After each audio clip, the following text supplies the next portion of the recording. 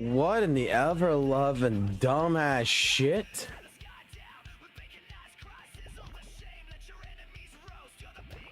Is the fuck is this?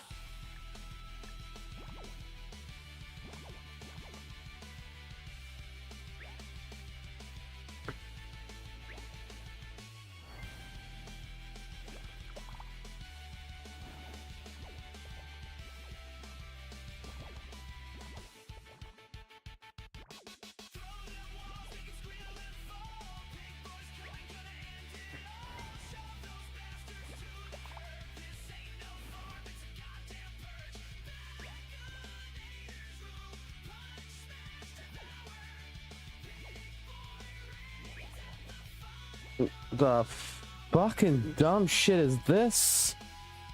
Tiny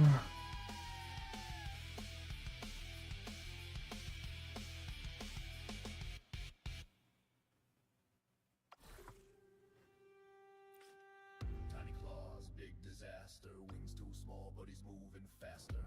Rolling chaos, tail like a bat, head first to the ground. Imagine that. He ain't flying, he ain't wise. No thoughts bouncing. What the fuck is this dumbass shit? The laws of physics without a care. Small dragon, retarded dragon, spinning, dodging, brain cells lagging. I just dumb, but look at him soar, but smashes his skull. Now you're airborne heart. What the fuck am I supposed to do here? Flying high from the idiot's dive. That floor was not ready to feel alive.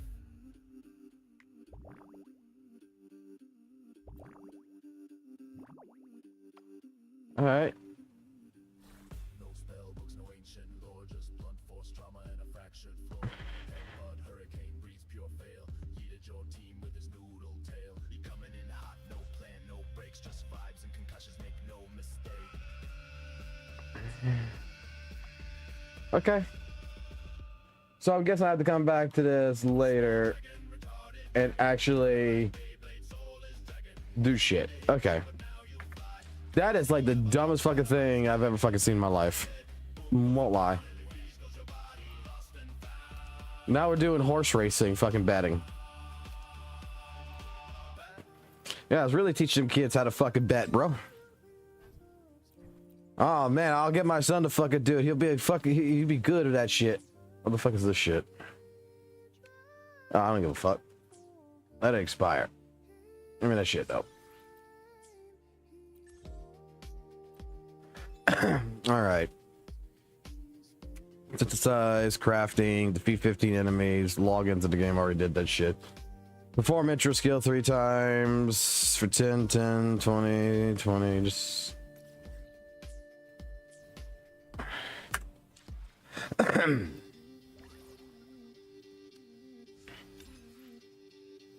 Just do that. That's one done. Obtain 1 echo, complete 1 side quest, defeat 1 overlord class enemy, blah blah blah. What's up, Daniel? What the fuck do I want to do? I guess we can go fucking crafting. That won't take fucking long. He's not majestic, but damn, he's effective.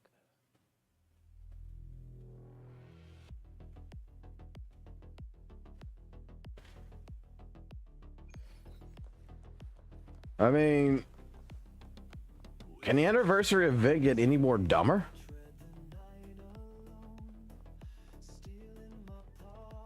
Oh, I'm sorry. That is just pure fucking. That is just Kuro being fucking stupid.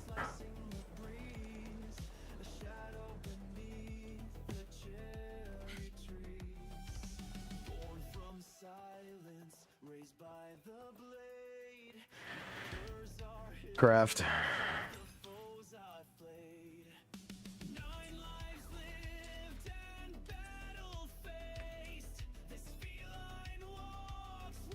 Do you have one?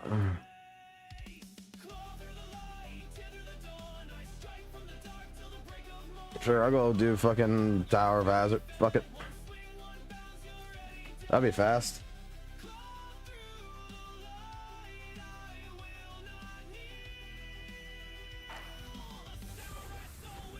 It's going all right. I'm just confused about this fucking racing fucking bullshit in this fucking goddamn game. It says I just need to complete one fucking fucking shit.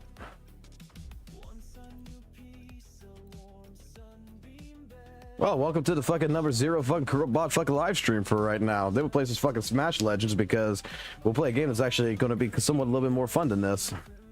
Not saying that this game isn't fun, because Danny came in and holy shit is Danny goddamn fucking great.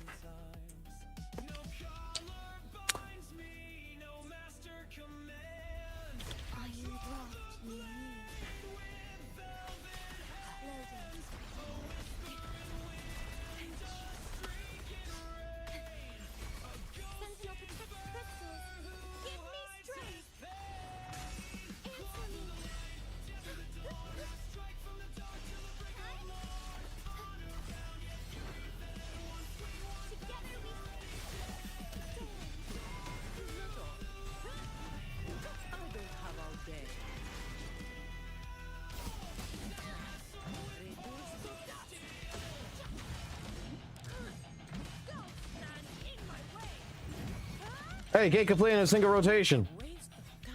Damn. You can't complete this in a single fucking rotation. It's impossible. Damn, power fucking money, bro.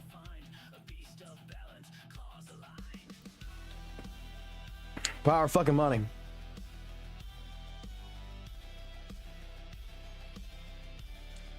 You can't fucking beat that entire rotation. You can't do that all in a single fucking rotation, my ass. Called the power of fucking goddamn money, motherfuckers. If you got money, you can do it all.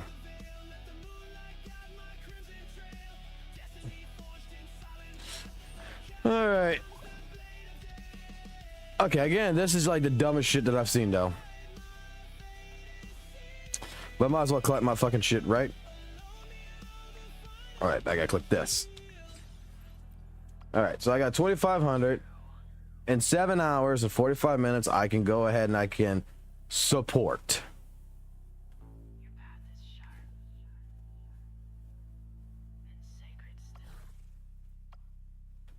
and sacred still. We put it all on Chang Li. We bet on that horse.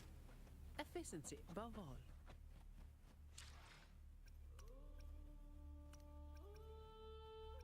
We will bet on that fucking horse, I tell you what.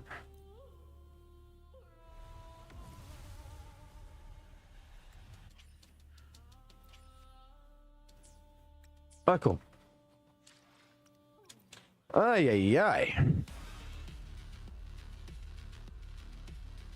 Fuck the respect. Who needs respect when you got money?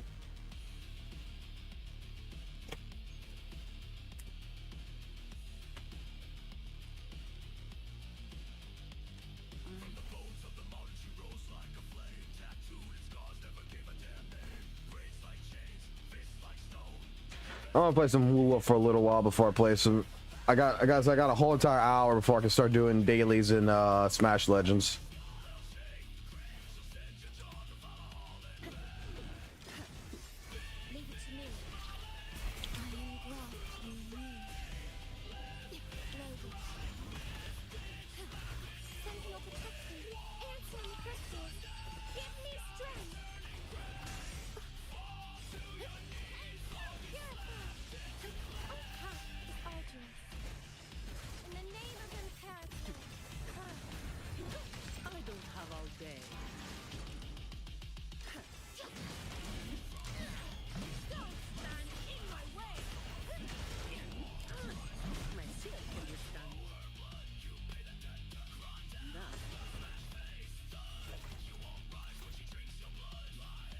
Power of fucking money.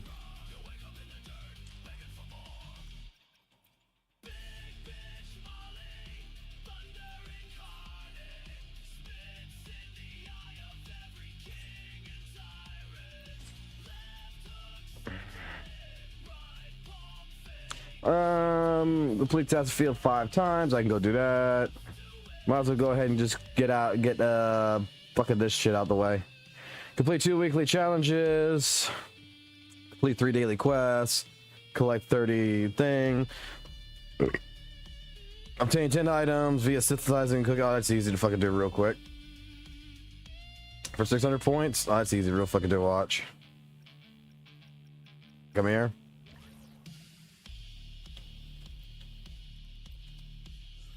Yeah, I'll give you 9.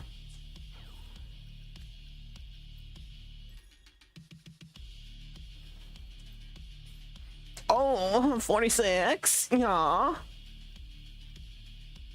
How about I try once human? Sounds familiar, but no. Pick, you know what?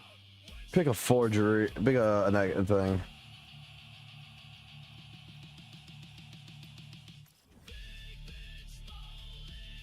We'll do this one.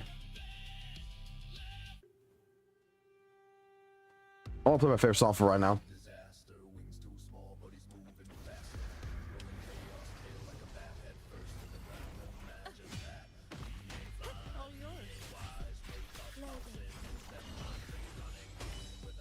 There is power creep. The thing is that the average person is not going to see that fucking power creep. Let's be completely fucking honest. You really need to actually put an effort to fucking learn the fucking game and play the game at a fucking high level in order to fucking pull. It's not that big of a fucking deal. Like, the issue here is that the argument, like fucking someone like saying Tonus or whatever brings, forgot. I can't use this team. They're fucking immune to all my damage because, of course, I'm spectral. They're spectral at the end. I forgot about that. So just play fucking this team. There we go. There we go. We'll go do this. Come back. Don't worry. We're coming back. So the shit with fucking Maggie and everything. Maggie's numbers aren't wrong per se. Okay. They really aren't fucking wrong. Okay. It's more or less the thing is that I think you might understand this, Rose. I was explaining this before last couple of times, and you haven't been around because hey, you haven't been around because I haven't been around. I just started streaming fucking WUWA, started again.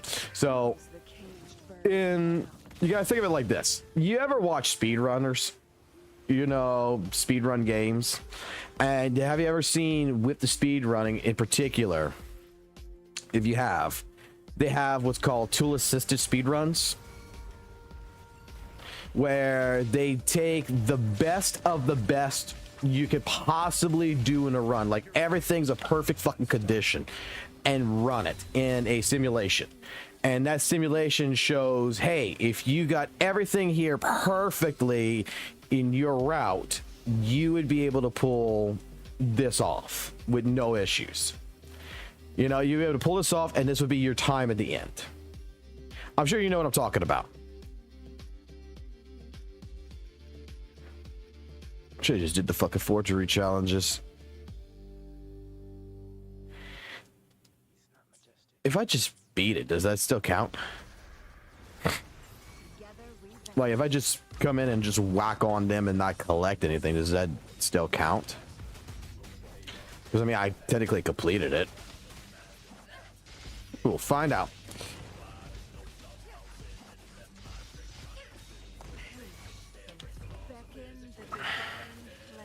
So in the terms of what the community, what St. Tonus and everybody's arguing about is that those per se, you know, that argument of, oh, you're not gonna be able to do this, this does not exist, you have to have everything perfect and everything. It's called theory crafting. What Maggie's doing is called theory crafting. So she's theory crafting that it under the absolute best fucking conditions, most perfect fucking conditions, which, let's be completely honest, shit happens. Bosses are RNG. Enemies might not end up where you want them to be at. All this kind of stuff ends up happening to where you're just not gonna be perfect. But let's just say the conditions were meant to be perfect. Then her numbers are basically saying, yes, there's a power creep, a major power creep with Zanny compared to everyone else. Is Zanny a power creep? I'm going to tell you right now, 100%. And anyone who wants to fucking argue it, we can fucking argue it. But yes, Zenny is a fucking power creep. Zenny has fucking bullshit to her that legitimately makes her a power creep. In the terms of a casual player,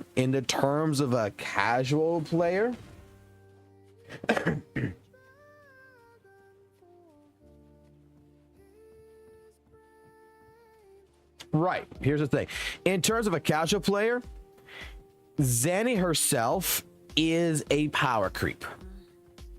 This is a bitch that can parry unparable moves. Okay, you know how when you were playing Wuthering Waves 1.0 and 2.0 here, you know, the only true power creep was Carlotta, because Carlotta can, you know, was really able to fucking freeze enemies into place and everything else. Zhang Yao is somewhat of a power creep because he's able to slow down time.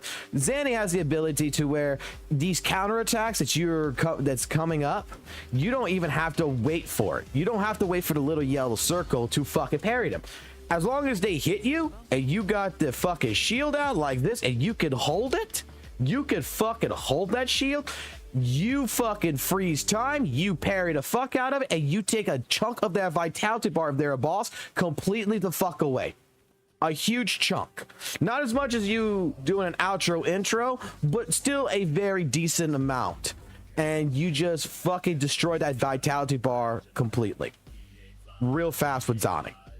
Zani, in terms of her mechanics, is a power creep, just like Camellia was a power creep to GN, just like Carlotta was a power creep to Camellia, and what is probably one of the best fucking gunslingers in the fucking entire fucking game. There's power creep. The casual player is going to notice the power creep if they really, really, really look for it. But otherwise, the actual true casual player is going to have their fingers stuck up their nose like this, and they're gonna rub it and be like, I like Jenny this, and not even give two flying fucks about that shit.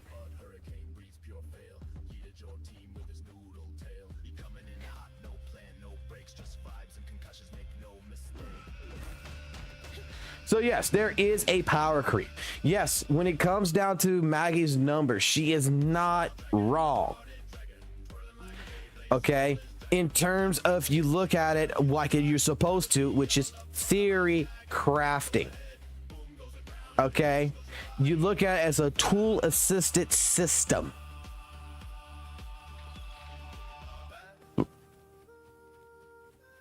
That says under the most optimal conditions of your rotation, if you're able to do this, you're able to make sure everything hits, everything lines up correctly. She is a 15% power creep. That's how it works.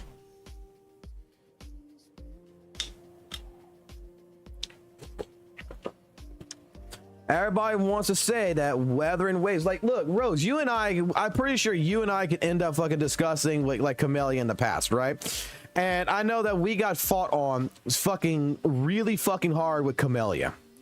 When I say Camellia was a power creep to GN and to even Jinshi. And I'm sure you understand exactly what the fuck I'm going to talk about because we've had this conversation.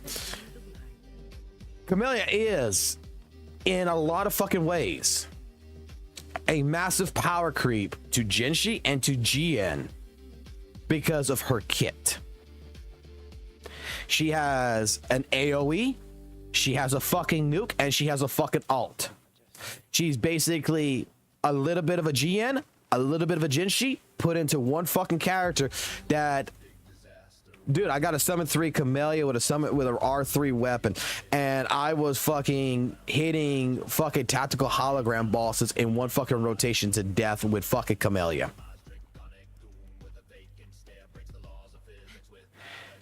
At the same point in time, the character itself is designed to be mashy fun. You know, it's designed to be absolutely, it's not like GN. Like, okay, this is what people forget, like, in a sense, or Jinshi. These characters, they take work to make, in a sense, really fucking good. Okay? It doesn't mean that they're bad fucking characters. It just means that the average player versus a person who likes GN, a person who likes Jinshi, okay, a person who likes whatever fucking character that came in the previous versions. It just means that that person who really likes a character really knows that character and that's been playing that character since day fucking one. And I'm not trying to call Noisy Boy or Arthur out on this, but I'm just saying, like, these two, everything to them is second-hand nature. The animation cancels, everything else. Everything, they got the fucking crit rate, everything else. They know how to optimize that damage for GN, in particularly, to the maximum output known to fucking man. Does the average casual fucking player, like, let's say myself, really fucking know how to do animation cancels for GN or bother to learn it? Fuck no. I never fucking did. I don't care. Do I maximize GN's fucking potential? Fuck no, I don't. Because you know what? I have a character like Camellia, which, to be completely fucking honest, does basically the same amount of damage with lesser inputs.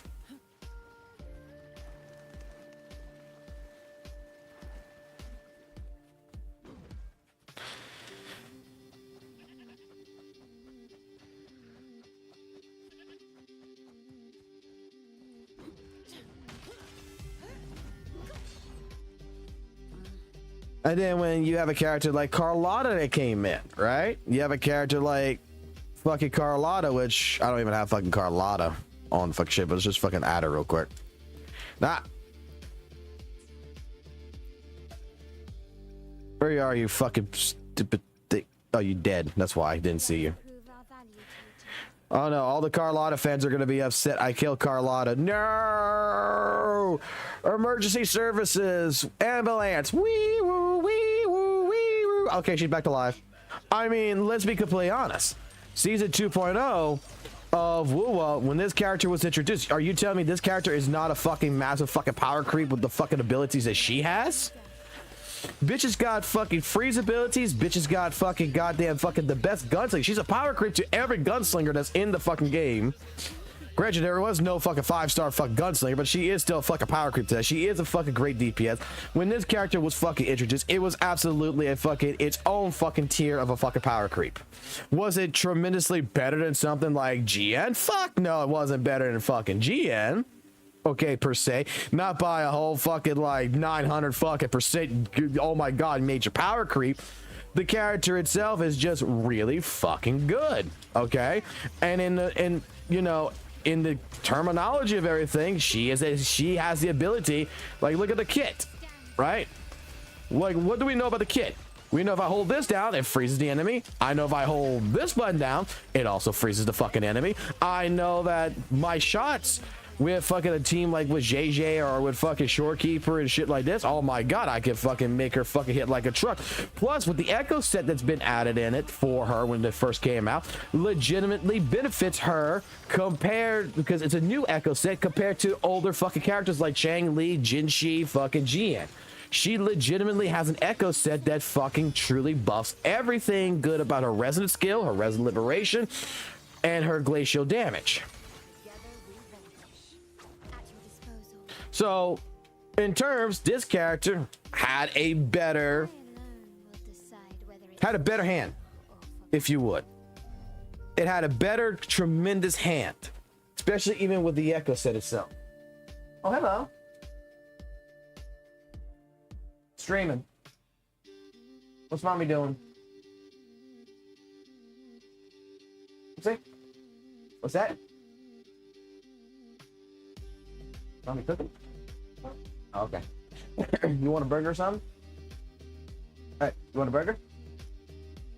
Tell mommy you want a burger, and tell mommy and daddy card. Okay?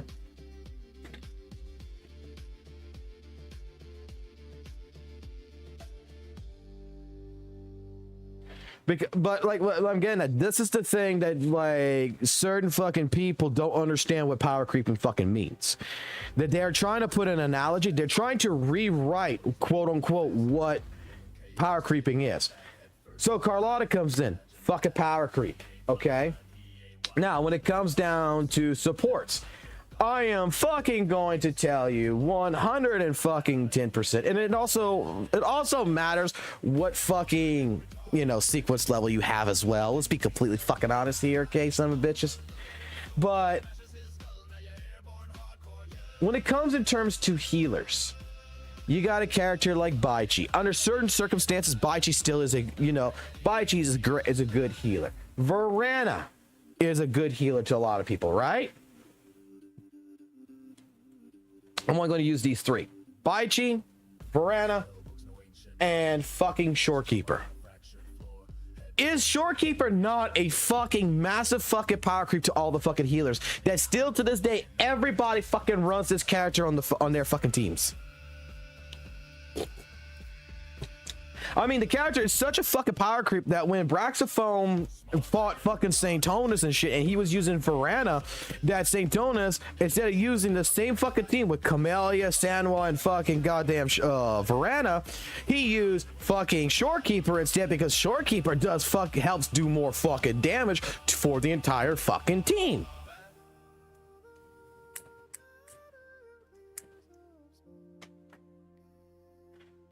Because it's a power creep. Until a new support comes in that can legitimately fucking outdo this shit, everybody still who's got Shorekeeper still runs fucking Shorekeeper. Because you tell me what bitch can boost your fucking attack, boost your crit damage, boost your fucking crit rate, and it, depending on the fucking summon level at the same point in time, can be a fucking tackler nuke bomb and fucking heal you.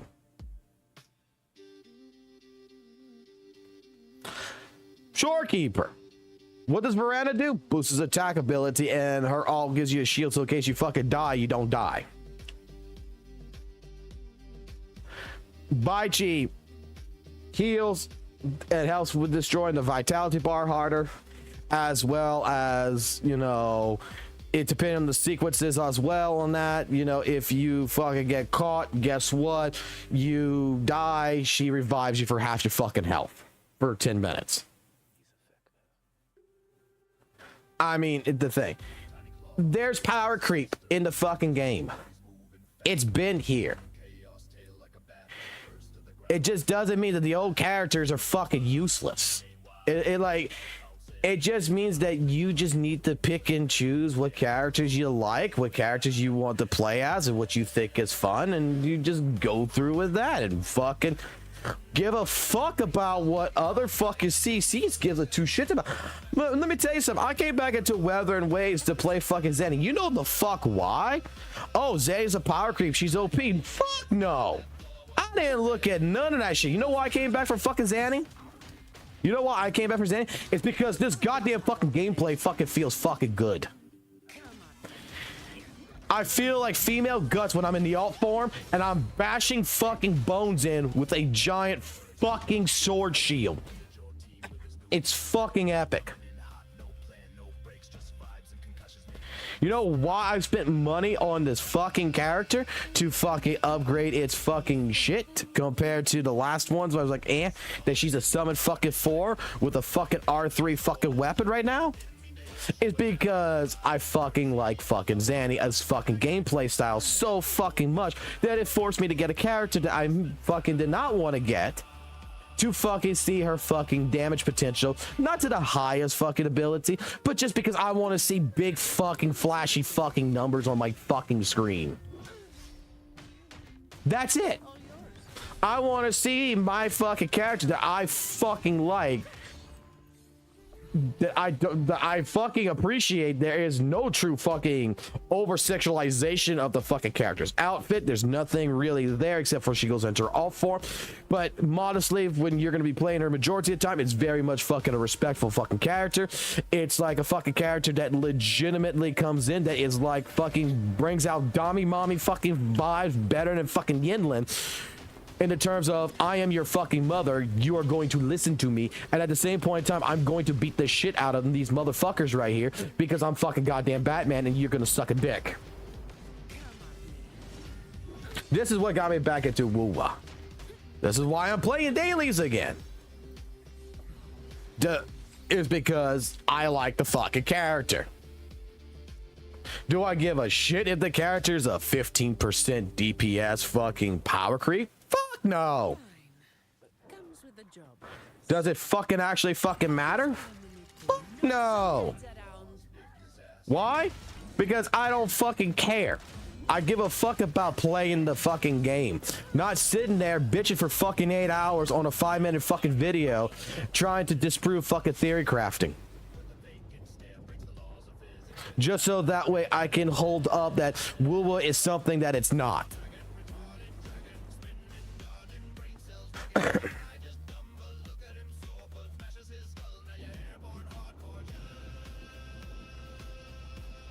I mean, Lupa's coming in, and let me tell you something. I fucking like Lupa. The reason why I like Lupa is because I'm a Guilty Gear fan.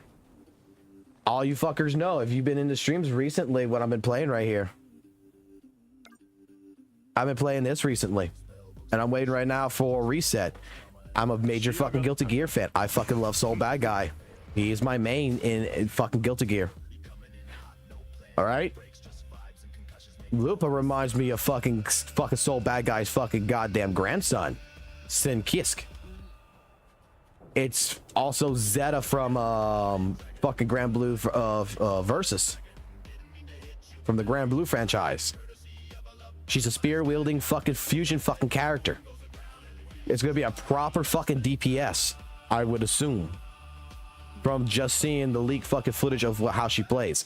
Do I give a fuck about fucking 8-foot Amazon tall fucking bullshit bitch that's gonna have to transform for Rover to get his fucking jocks off? No.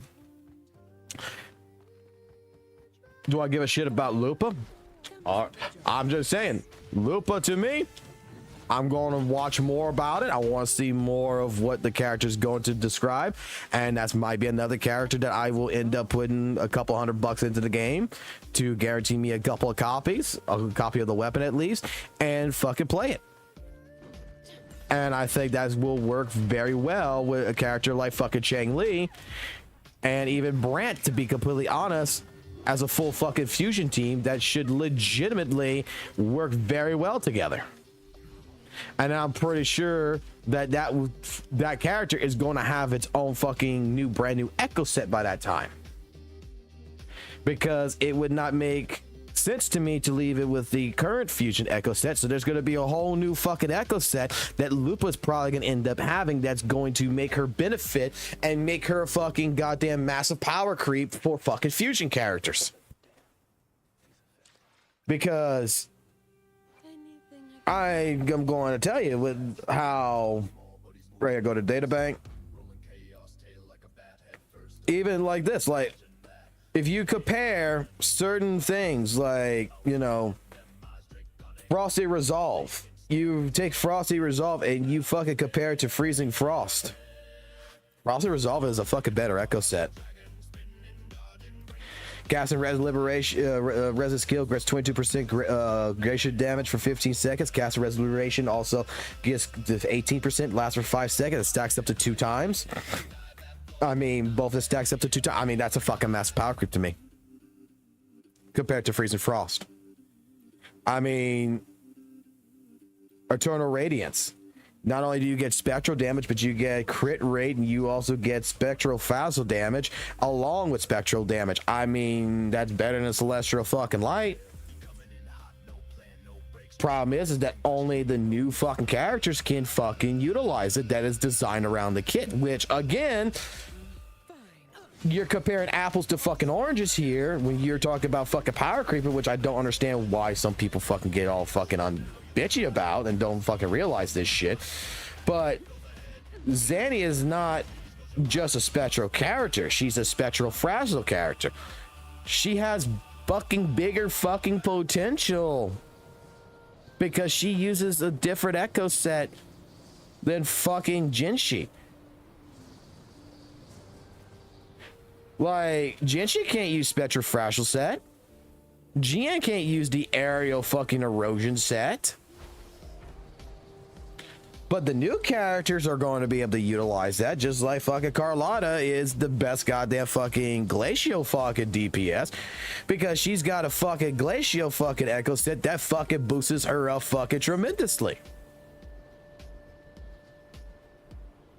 Welcome to fucking power creep 1 I mean, your fucking definition of fucking power creeping here in this fucking community is so fucking asininely fucking retarded. Because to be completely fucking fair, y'all fucking change the goddamn definition of it every fucking day.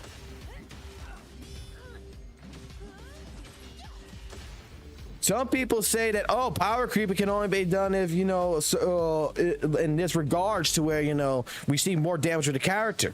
Okay, you start seeing that. No, that's not power creep. Power creeping now is based upon, you know, if the character can, you know, cannot complete content anymore, which I never will foresee that ever fucking happening in any fucking game, because Honkai Star Rail, fucking Genshin Impact, name your fucking gacha game, there's always going to be a person that's going to be able to complete the fucking content without the brand new fucking characters. It's been done. We've fucking seen all this shit 100%.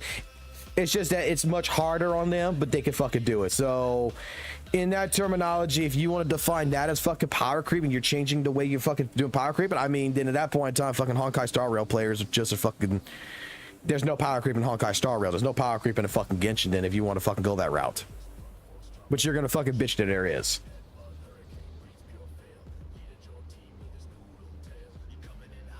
Because people keep changing the definition.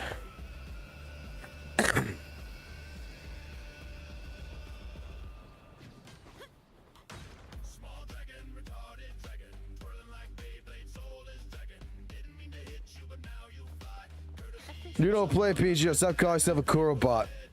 I mean, St. Thomas doesn't play fucking thing. He called himself a KuroBot long before that. I'm a KuroBot. Fuck off. I'm the OG's number 0 fucking KuroBot.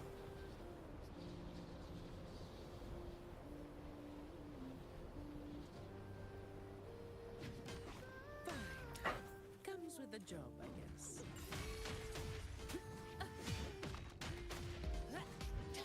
I'm a sellout, bro.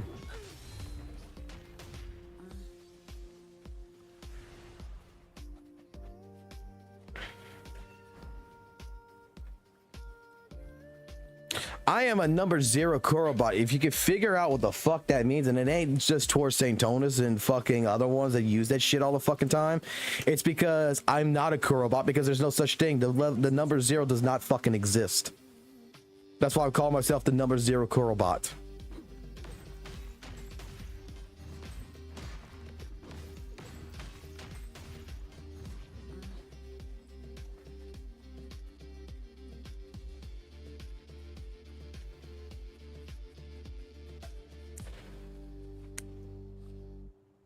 He's not majestic, but damn, he's effective.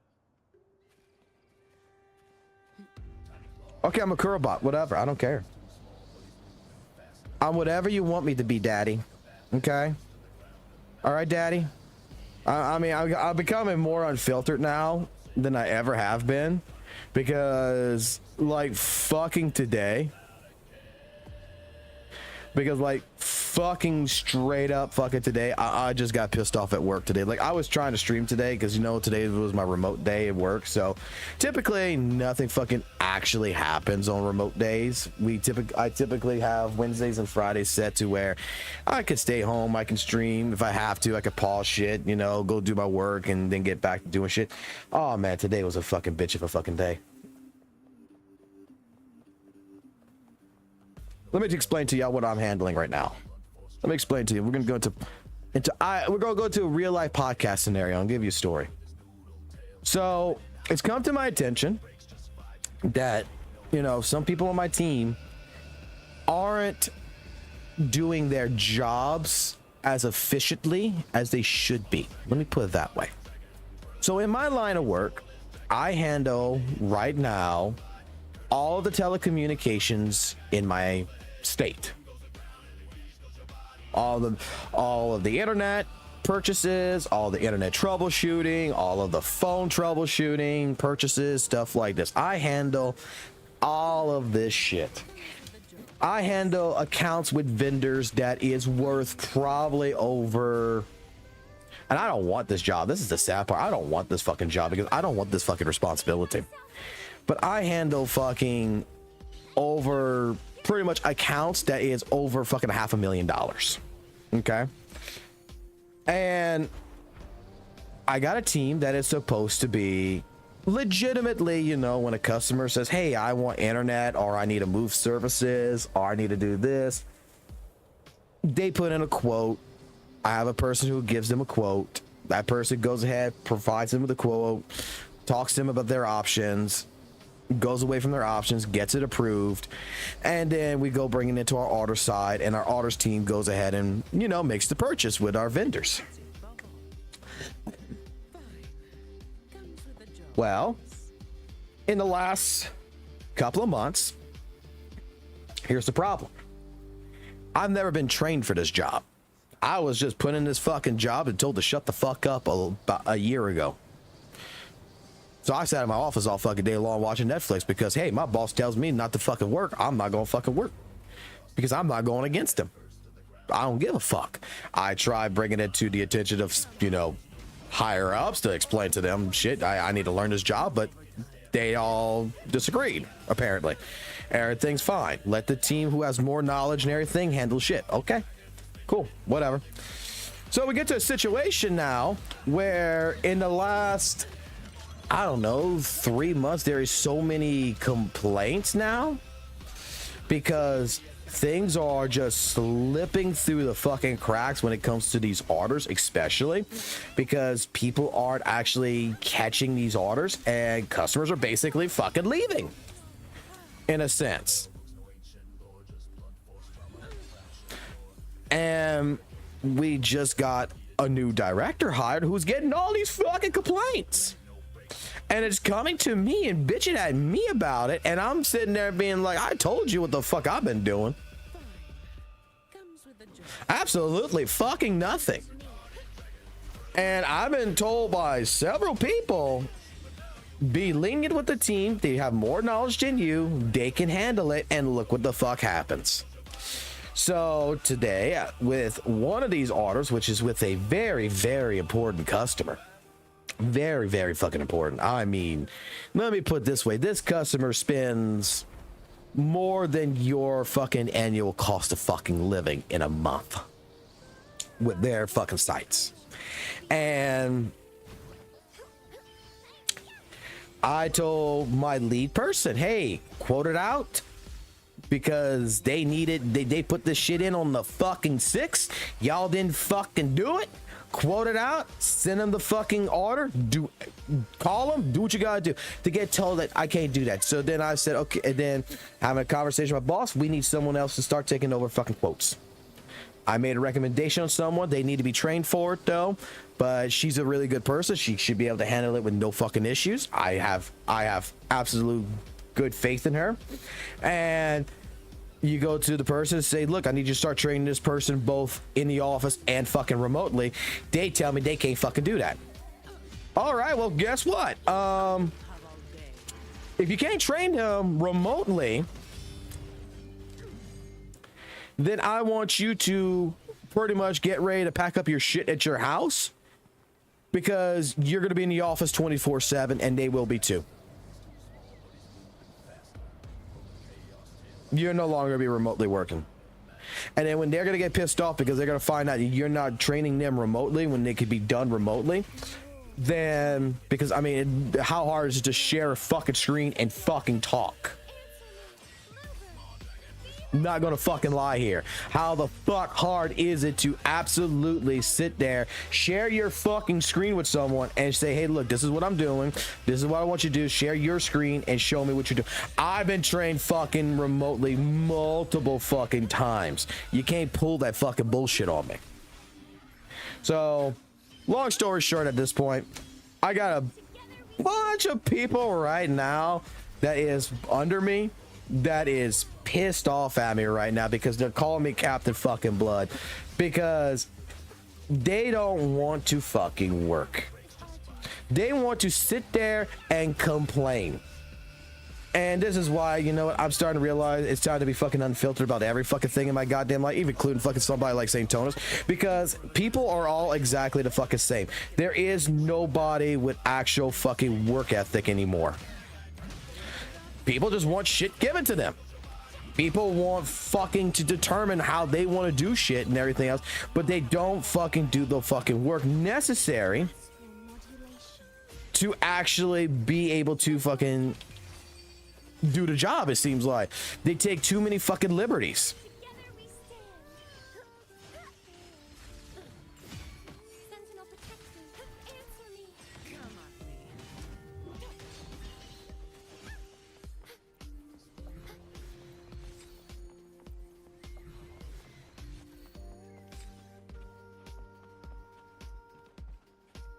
That's why, like, you know, you have someone like St. Tonus and such that goes ahead that says shit about gacha revenue that he's completely fucking wrong about.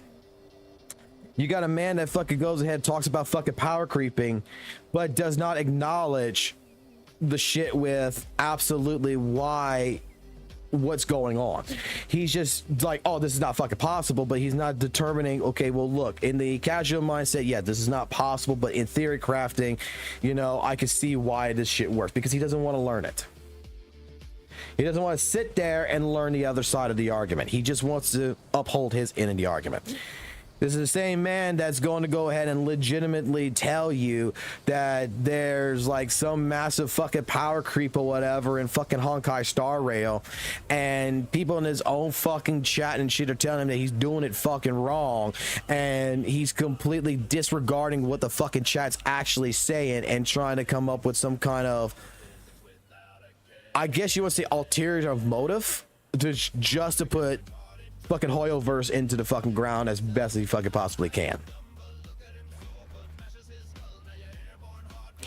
Whereas, like I've always stated, you could say 100% that fucking Honkai Star Rail, Genshin, even ZZZ or whatever, you could say Hoyoverse itself in general, the entire company, is a very predatorial fucking company when it comes down to fucking how they've handled their shit for the longest time.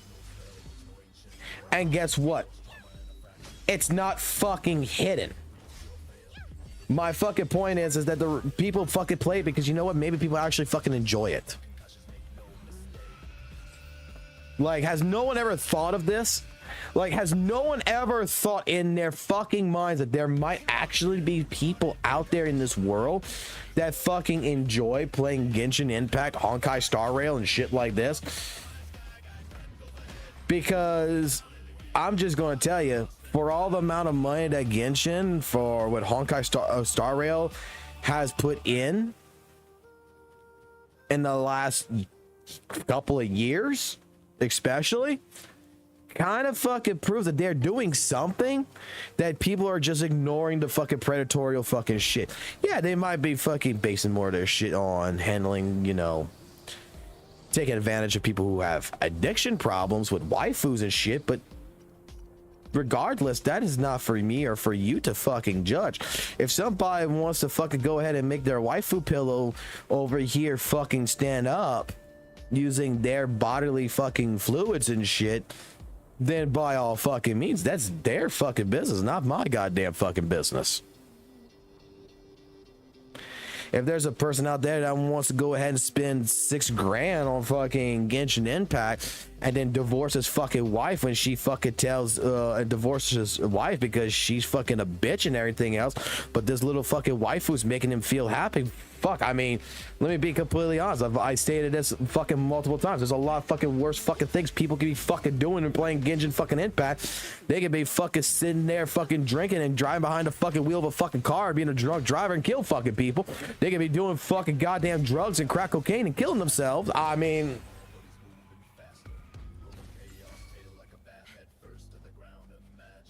God forbid, what does it mean to try to make someone's life choices hard, man? Like, it's okay to say I don't like the game and never fucking talk about it again. It's okay to say fucking this shit right here. Like, look, I'm gonna be honest with you. It's okay to say that this QB Derby fucking bullshit here is absolutely fucking retarded. Okay? It's okay to say that WUWA has bad updates. It's okay to say that these events suck. It ain't gonna hurt you, brah.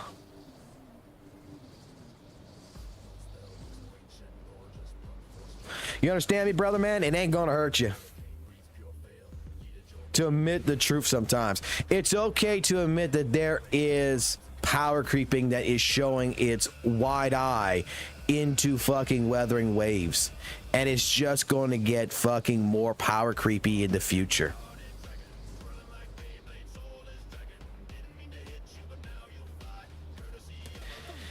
It's okay to cry, all right? I'm sorry, as grown-ass men, you know, it's okay to have emotions, and it's okay to go ahead and talk, you know, to people like they're human beings and not treat them like they're mental cases.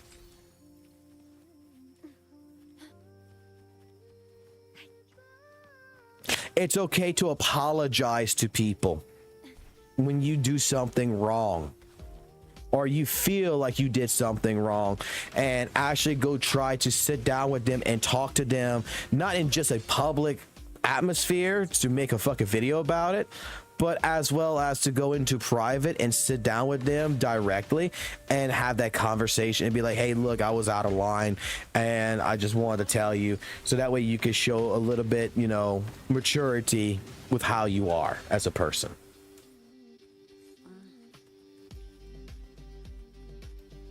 I mean, all these things are not hard.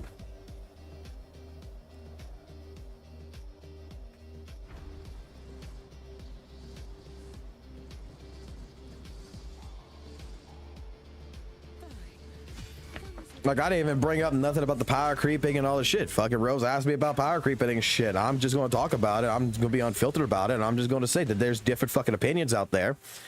But generally, the problem with power creeping and the general fucking problem, in complete honesty, about power creeping in WUWA is people are changing the absolute definition of this every fucking day. Because it seems like if someone disproves something, or someone, I guess at the same point in time, you know, show face to something else, we have to change the definition just to prove them fucking wrong. We can't just fucking say, hey, look, it is what it is, I was wrong, or this is my thought pattern. See, look, that's a parry. That's power creep, bro. I'm sorry, that's a power creep. Boom, that's a fucking power creep. Boom, they're all dead.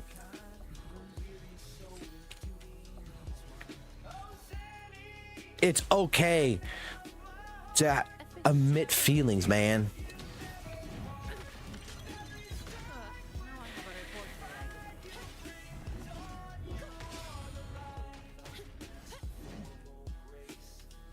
I mean, if you like sucking Kuro's fucking dick, I mean, you like sucking Kuro's dick, you like sucking Hoyo's fucking dick, you like sucking Hoyo's dick. Who gives a fuck what kind of dick you like to suck?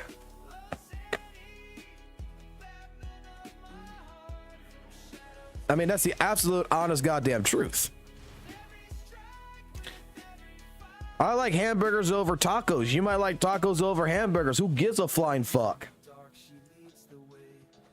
They're both fast food. They're both gonna make us fat. They're both gonna give us the same goddamn dopamine effect at the end of the fucking day. So what the fuck does it matter? Oh, just because my burger costs us fucking a couple of dollars more than your goddamn fucking taco? And your Taco Bell over there is cheap as shit? I mean, still, bro.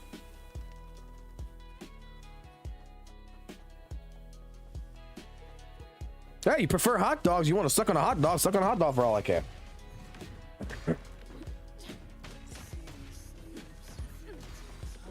Why am I not in the drama? I just see Just Play there just say that. Because no one's involved in the fucking drama. I've offered to get into the fucking drama. Shit, I'll be honest, I'm the first motherfucker that is willing to fucking go fight St. Tonus on every fucking thing he has stated in the last fucking year. Because there are some good fucking points that he's fucking made, and there are some shit fucking points that he's fucking made. I'm willing to fight anyone on shit. I'm willing to get into the fucking drama. I don't give a fuck. Like, I love it when fucking people are like, oh, you ruined your YouTube career. What fucking YouTube career? I never fucking had a goddamn YouTube career. I don't see myself as a content creator. For a little bit, I tried doing it, but I'm going to be completely honest with you. I got a fucking life. I got a fucking family. I got fucking other shit that's going down the fucking woodwork. Some days I just got to take fucking time off of fucking work to fucking work on actual fucking shit that makes me fucking money in my fucking pocket. Like, goddamn. The way I see these fucking live streams and everything is that we're a bunch of fucking people that we fucking like the same fucking shit. We fucking sit here, we play a fucking game. We call fucking WUWA. It can be fucking Smash Legends. It can be fucking goddamn fucking Call of Duty for all I give a fuck if I'm playing it. If we fucking like it, we sit here, we talk about it. Goddamn, we're fucking just two dudes in a sense in a fucking live stream discussing fucking bullshit about a fucking game, what we like, what we dislike, and having a conversation. A conversation. We're not sitting here trying to go ahead and make 15 fucking videos in a fucking day, and in a month you can find out that we're talking about Honkai Star Rail fucking power creeping at least fucking 3 times in the time span of a week. Just to farm bullshit.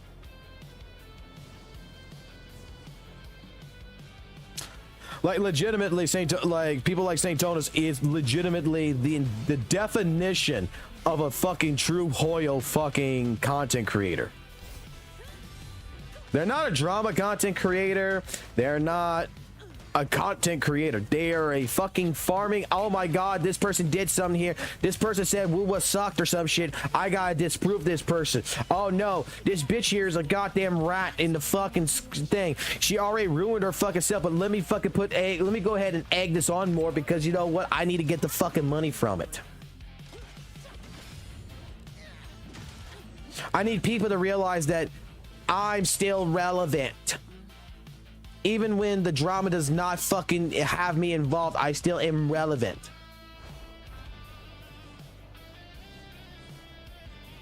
I mean, it's a child tipper tamper.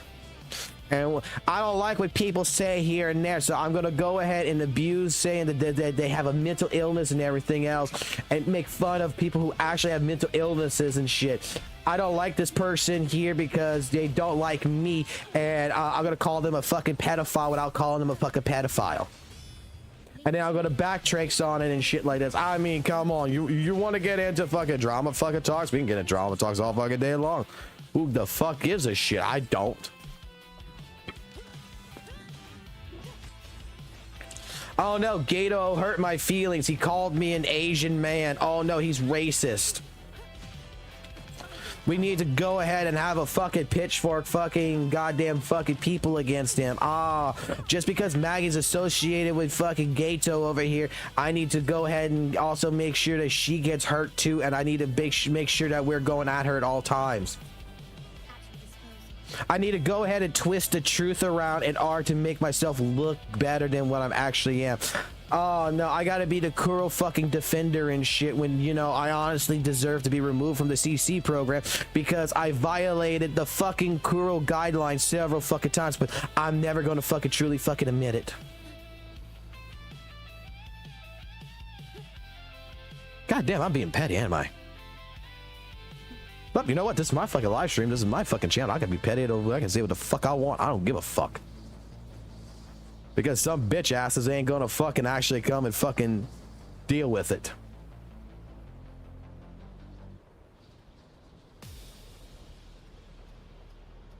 Fine. Comes with the job, I guess.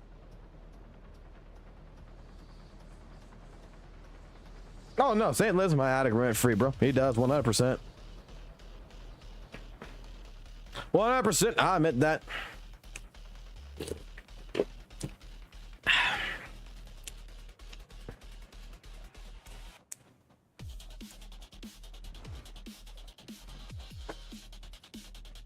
Because let's be completely honest here. He also lives rent free in your head as well. B. Because you know why? Every time we play the fucking game Wuthering Waves, It's the first thought that's going to come up in our minds. The first thought that comes into everybody's fucking mind is, oh God, especially the ones that don't like St. Tonus, is like, oh God, what the fuck is he going to say about this shit today? How's he going to defend this today?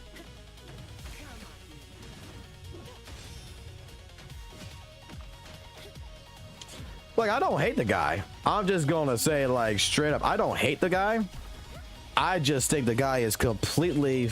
His streaming side in particular is absolutely one of the worst people that fucking provides a lot of different misinformation and lies by omission, because he knows more than what he's talking about. This is the thing that I will say that actually gets me with St. Tonus.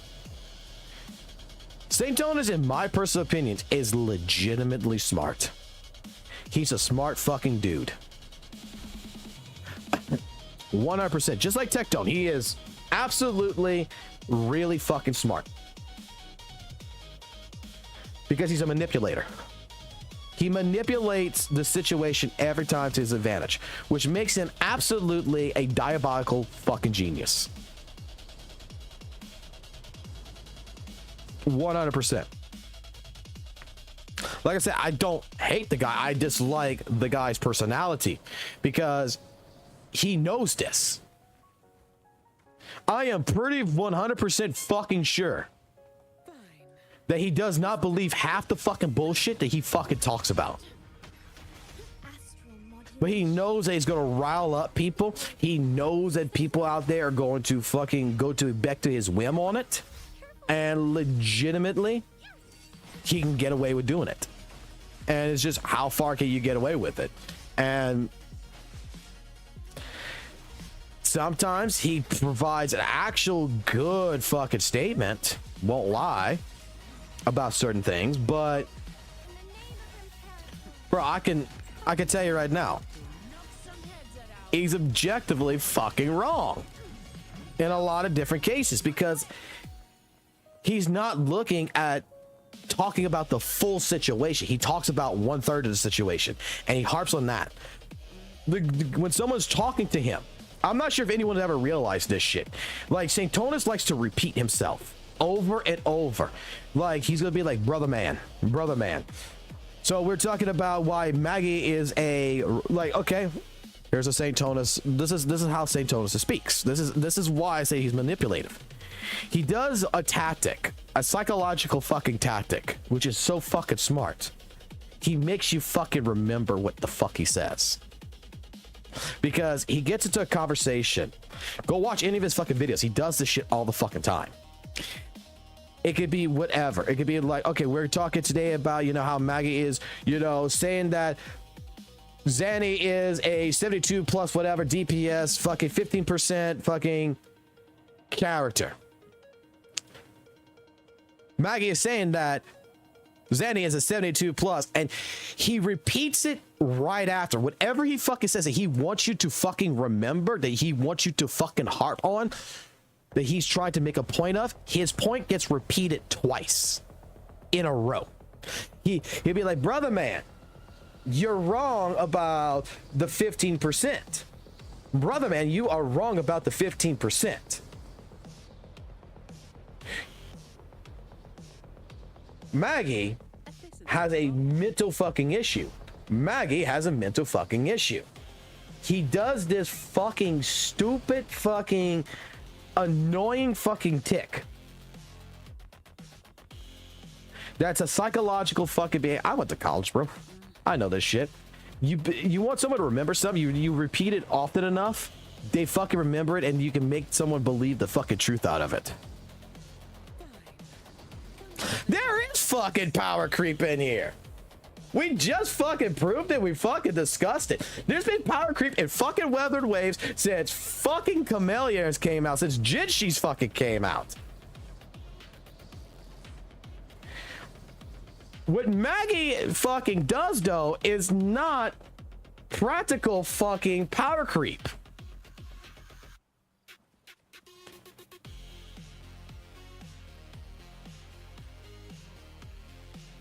Maggie theory crafts. What, again, what the numbers that Maggie's discussing is a simulation. It is taking into consideration the most perfect conditions and saying that if everything aligns, the moon, the sun, everything aligns into this, you're able to do this. No, there's no fucking here's the thing. Like, let me explain this, Griffith. Okay, by the way, you were wrong, Guts was right. Let me explain this. Power creep has been there. Does it fucking matter to the fucking casual player? Absolutely not. That fucking argument about fucking worried about fucking power creep, it doesn't matter. But if we're talking about this, if you are a person who's very heavily dedicated to Wuthering Waves, okay? Like, you're a person who's dedicated into fucking speedrunning. The best thing to explain what Maggie is and what St. Tonus is the speedrunning community. Maggie comes in and says, let me take this, and this from all of these runs. Let me take this data from this person, this data from that person, put it together into a fucking spreadsheet, and take the most optimal conditions. If you did all of the most optimal conditions from all of these runs, this is what you get. The numbers aren't lying. Okay? But here comes the thing. Just like a speed running with a tool assisted program. How many times you watch someone speed run Mega Man X, Mega Man X3, Sonic the Hedgehog, whatever, and they have a tool assisted program on YouTube that shows that if you did every fucking frame vantage perfect fucking this all perfectly, you can get a time of 59 minutes, whereas normal average for everybody is an hour and fucking 13 minutes or some shit, right? All it is that Maggie is showing is a tool assisted simulation that says if you are able to meet these conditions, which the average person most likely will never be able to fucking do, the ceiling, the potential of the character is a 15% higher power creep than the previous DPSs. That's what it is. Does it fucking matter to a person though? Does the tool assisted program matter to a 5-year-old playing Sonic the fucking Hedgehog that a couple of people are speedrunning? No. Know what they fucking give a fuck about? Knuckles! Sonic! Tails! I got a ring! That's what the fuck matters to the fucking casual fucking player. The casual player is they don't fucking give a fuck about the goddamn power creep. It ain't for them. The theory crafting around what the fuck the ceiling is does not revolve around a person who is going to sit there and play Wuthering Waves for 15 fucking minutes and go move on and do their fucking job. And then come back tomorrow and do their fucking dailies again. The person who sits there and does their dailies today, tomorrow, next day, that only sits there for 10 minutes, does the dailies and never touches Wuthering Waves until the next fucking day, power creep don't matter to them absolutely worth a fucking damn. They're not even involved in the fucking conversation. To the people who is trying to learn the system, who wants to actually do things that actually, for some fucking reason, thinks that Kuro Games and fucking WUWA is life, this matters to them because they want to know what the simulation says is possible. Zanny says something about 76k DPS. Someone fucking showcased that you could do 72. It's 4k damage less than what Maggie's fucking shit is. Guess what that fucking means? It means it's a possibility that you can pull that 76k. And then someone does it, there might be a possibility you could pull even higher than that. So someone who's very fucking dedicated and wants to see those fucking damage numbers, more power to them. Let them theory craft. Let them fucking put it into practice. Let them see what the fuck they can cook. Is Maggie wrong? No, she's fucking not wrong. But at the same fucking point in time, what she's doing is completely different than you, me, and everyone else that's sitting here that's fucking doing fucking bullshit in the game. Sanctonus is a person who is looking at the practicalities like no one's ever gonna fucking do that. No shit, Sherlock. Only a dedicated few fucking people who are fucking massively fucking weird, I'll say it, is going to go ahead and put that much effort into figuring out what the fuck the power creep of the fucking damage is over anyone else. Okay? And their numbers aren't lying. Their numbers is just taking into consideration if this is the most optimal conditions. If the boss is basically standing there and face rolling me and not hurting me, and I can pull off fucking 3 fucking Xanic combos, blah blah blah, this and all this. This is the perfect goddamn fucking situation. Yes, it's better than fucking Carlotta. If I take all the data from fucking Carlotta and shit and give her the most optimal fucking conditions and everything, it's a 15% power creep over fucking Carlotta. And like I stated, for the casual fucking player who wants to understand what fucking power creeping is, if you've got Camellia, if you've been playing this fucking game since, like me, since the fucking day that it came the fuck out, and you've gotten characters like fucking Jian, Jinshi, Changli, Yao, Camellia. If you've been getting these fucking characters, Shorekeeper, Varana, all this, there has been fucking power creep that has been sitting you in the fucking face since the fucking beginning. Because certain fucking characters' abilities can be considered a fucking power creep. Camellia is a GN and a Jinshi put the fuck together. It's a power creep. She's got a fucking Beyblade fucking attack that fucking GN basically can only do in his vault fucking form. And she's got a fucking nuke like fucking Jinshi, and she can fucking destroy shit. You have fucking other fucking people out there, other characters out there that, you know, like Carlotta, when she fucking appears, she fucking freezes the enemy in a fucking spot, man. She's a bully. She's a fucking power creep to even fucking Camellia. Because the way she fucking plays.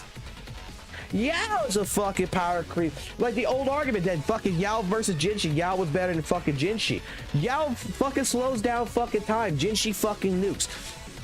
Depending on the actual progression of, and depending on the sequences, depending on different things. Yes, fucking characters get power creep fucking characters based on their fucking abilities, based on the way that they fucking play.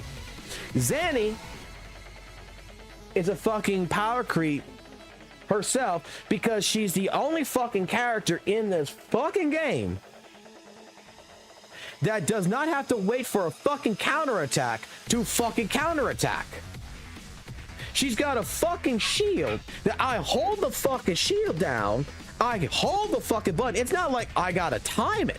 I just gotta be, oh, they're attacking me, hold fucking shield, boom, I freeze time for a second, I hit them, I destroy a good chunk of their vitality fucking bar. Just like if I would be swapping between fucking characters who have full Conchero energy, that would be destroying their vitality fucking bar. But I could do this fucking freely, and I get fucking spectral fragile damage at the same fucking point in time, and I built up a fucking meter when I'm doing this shit.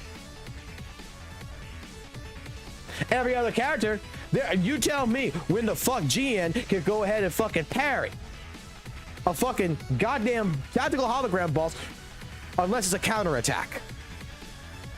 Unless there's a golden circle, he's not parrying it. Zanny, we don't need to worry about the golden circle. We just got hit in the shield. Boom, we parried that fucking shit. It's a fucking power creep. Is it a fucking large power creep? You know, is a fucking casual player gonna fucking notice this shit? No, you know what they're gonna fucking notice? Oh, Zanny got big boobies. Oh, Zanny got big boobies. I like Zanny. Oh, she gives me mommy vibes. I want Zanny to sit on my dick. That's what the fuck they notice.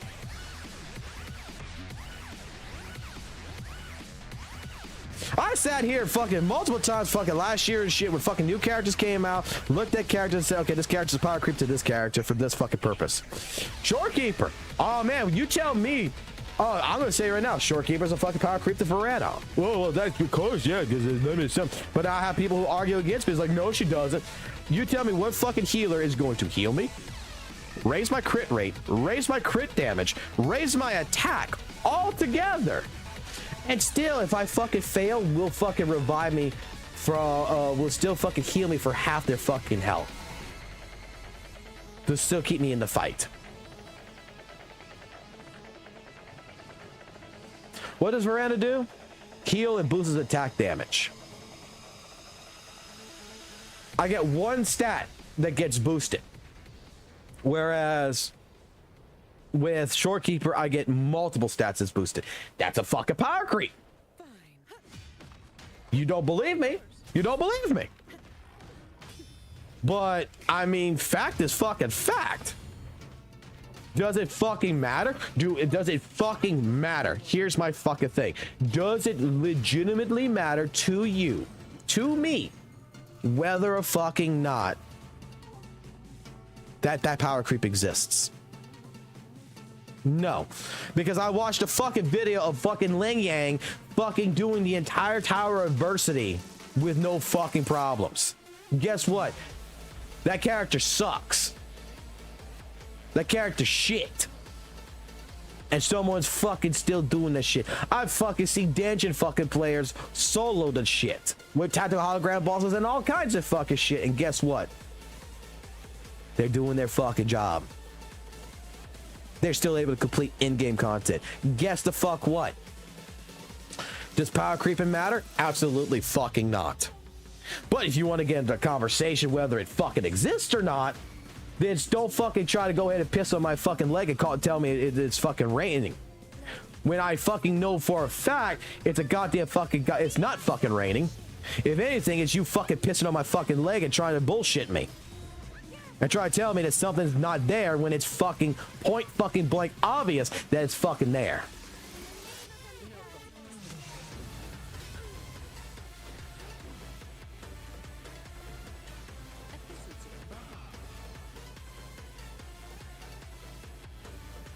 Because, and I'm gonna say it to the effect of you, author, and to you, Noisy, because I know y'all GN players, okay? Y'all GN players are gonna stick together. You GN players are gonna hold your fucking dicks high, and you're gonna fucking do whatever it fucking takes to say that no, GN's never gonna be power crept, okay? For you guys, GN will never be power crept because you know why? You guys, unlike the casual fucking person, I said this before, know that fucking character like the back of your hand. You know the proper way of animation canceling. You know the proper way of handling to optimize every single aspect of that fucking damage.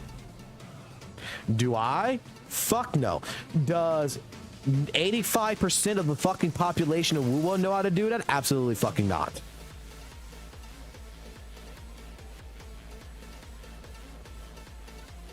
Absolutely fucking not. So if you take the average person who plays the characters and you really look at it and everything,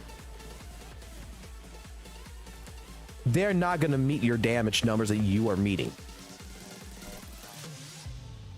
And they don't care. So in average, the power creeping does fucking exist. And if you put the same time and effort into another fucking character, like fucking any other character, you would probably see the fucking power creep over fucking GN.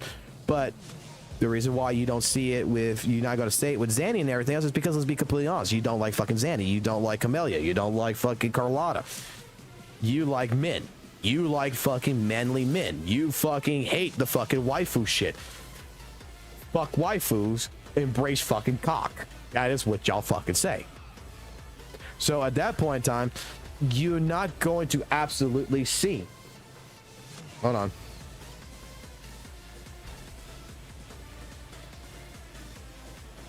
Sorry, the wife came in and heard me say embrace cock. So she's like, what the fuck am I doing? I'm doing a sexual live podcast right now, okay? Always talking at the wrong moment. Okay, have fun. Yeah, okay, bye-bye. So, again, when it comes down to it, if you don't have that knowledge from your point of view to compare it against, you're watching someone else play and you not doing it, it's also not a benefit to the fucking situation.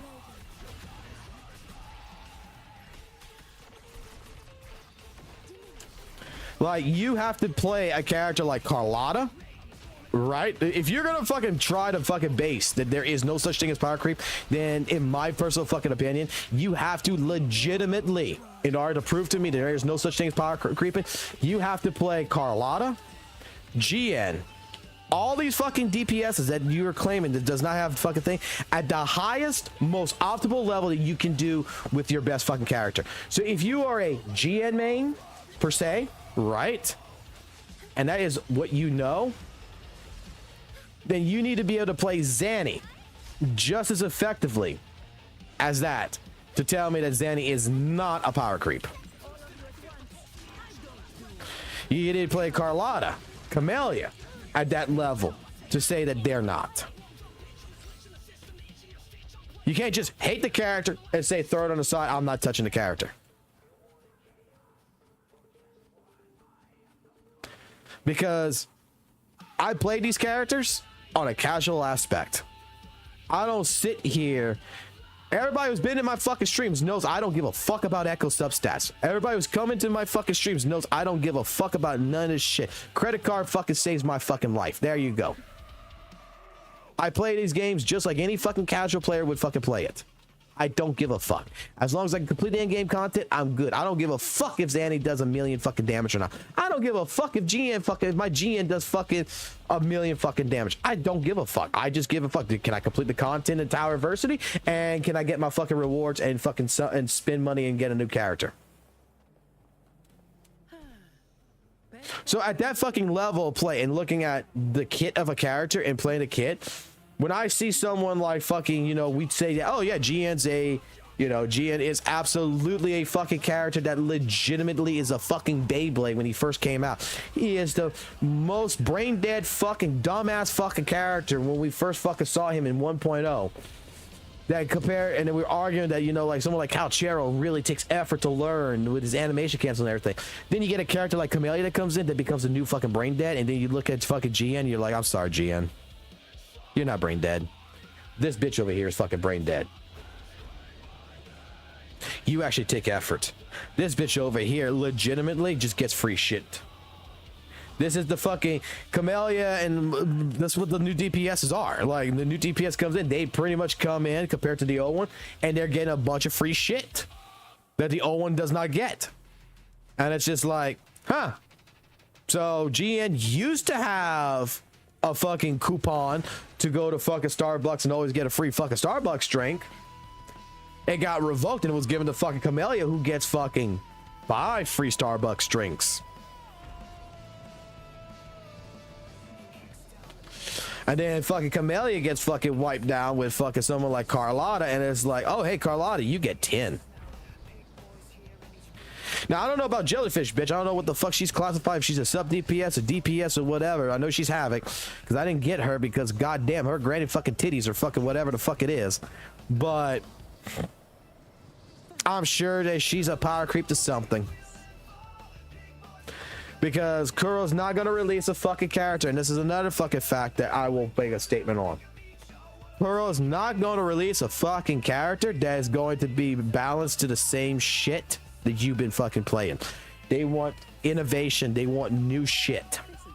They want people, customers, to be intertwined, and they want customers to be, you know, investing in better fucking characters. If every fucking character in this game was exactly the fucking same, and the power creeping, the tiered listing, and everything else was the same, nobody would fucking play this game. Nobody was. What was the fucking point of spending money on a brand new fucking character if that character does not have a gimmick to it that makes it a fucking power creep to the rest of the fucking cast? What is not the reason for you to spend money to summon Sixen? Kuro's is got to market that fucking character so good for you to make it to where you are going to say, fuck it, here's my fucking credit card, summon Six to bitch.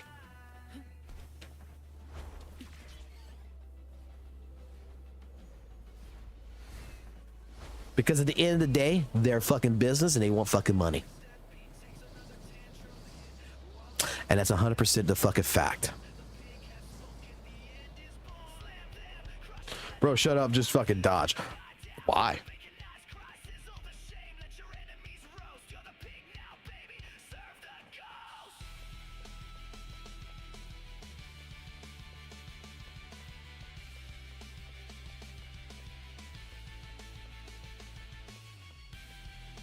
No, and 100% fucking Zanny is more brain dead and more fucking easier. And that's how power creep is going to work. I'm sorry to fucking tell you this. That's how power creep is going to actually fucking work.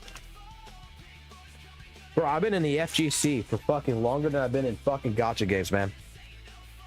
I've seen fucking power creep with fucking balanced characters. Okay? I've seen fucking power creep. Power creep, we never really determined power creeping or tier listing, you know, just solely based on the fucking character's damage. Okay? That's 100% fact. You don't just sit there and go like, oh, well, Akuma is really great. He's hard to master. He's hard to learn, but he's definitely a tier 0. No. New character comes in, Soraka comes in or some shit, right? And Soraka can do the same amount of fucking damage in 3 fucking hits compared to fucking Akuma, who's got to do like fucking this entire fucking cobblestone string to do the same amount of damage. Guess who's fucking the power creep? Fucking Sakura. And it pisses a lot of people off. That's why you see a lot of tournaments. Dragon Ball Fighters. You know who was a power creep in Dragon Ball Fighters in DLC? Bardock.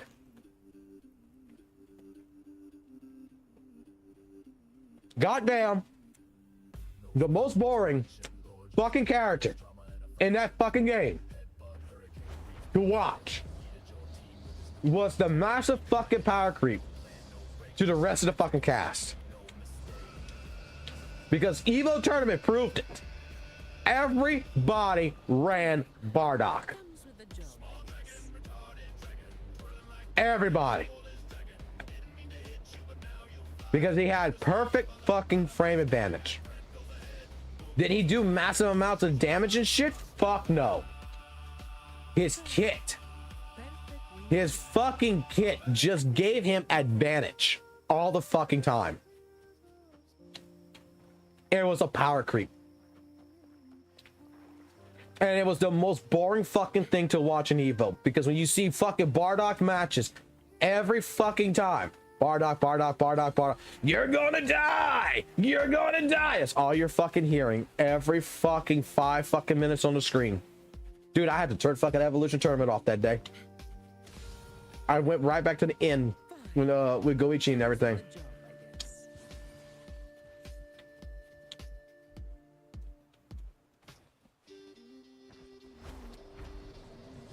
Yeah, Jerky is a power to him.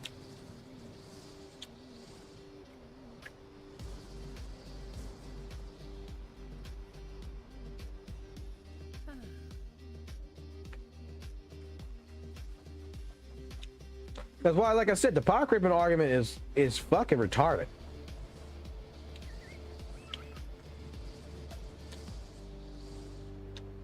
It really fucking is. I want to eat my burger. I'm just gonna sit somewhere. Let y'all look at Zanny's ass. You know what? No. No.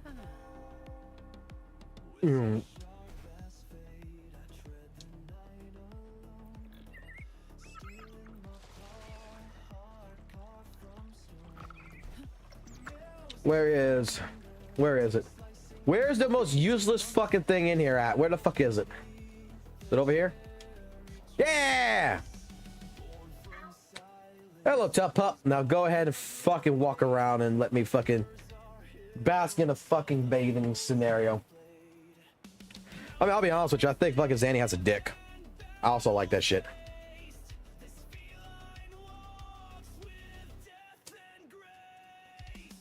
Yeah, well, BB's also a power creep. It is. There's power creeps in categories, sub DPS, healers, DPS. There's power creeps to everything.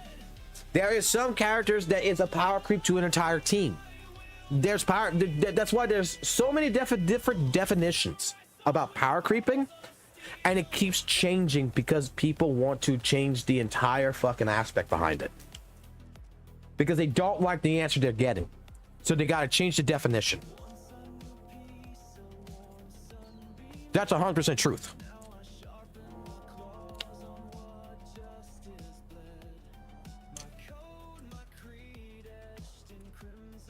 To me, what power creeping is in this game, 100%, it's how easy is the character.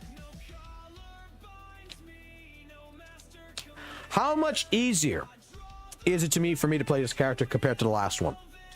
If the character is easier to play than the last character, then guess what? It's a power creep to me. It means less for me to fucking learn. More just watching big numbers on screen.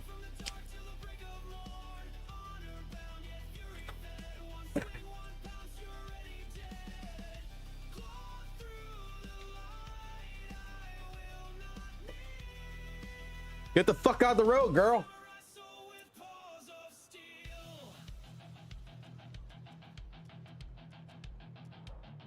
A lot of these fucking characters are fucking brain dead.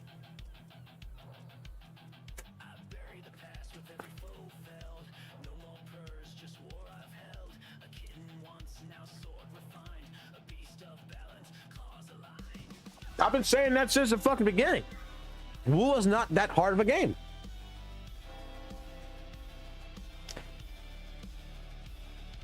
Being attracted to manly women is a feminine trait. Hey, I don't give a fuck if I'm if that's the case, then I got a feminine side because I'm attracted to fucking manly women. Hey, okay, I'm good with that. I have talked about this. I have made videos. I may consider doing it again. I may do it. But the thing that gets to me is that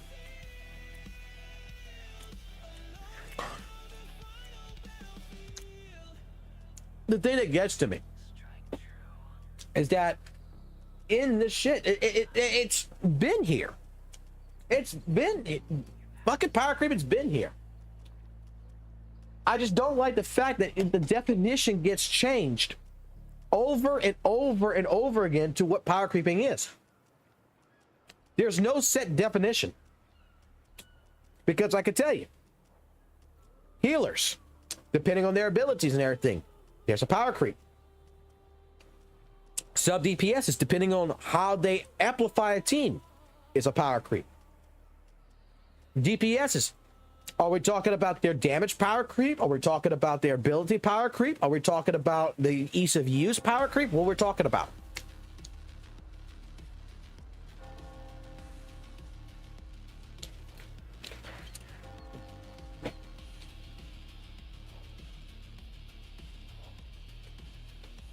No, they're not gonna shut their mouth. I'm blacklisted from the other CCs. This is like this. Let me put it like this to you, Griffith. You're new here, Griffith. You're new. I haven't seen your name before. Let me put it like this to you. You watch St. Thomas?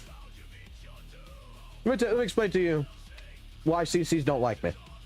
In all honesty. Besides I copyright strike the other guys with bullshit, which was none of their fucking concern or their business. That was between me and that guy, and we resolved our issue as adults. At least I thought we did. But you watch St. Thomas, right? Okay.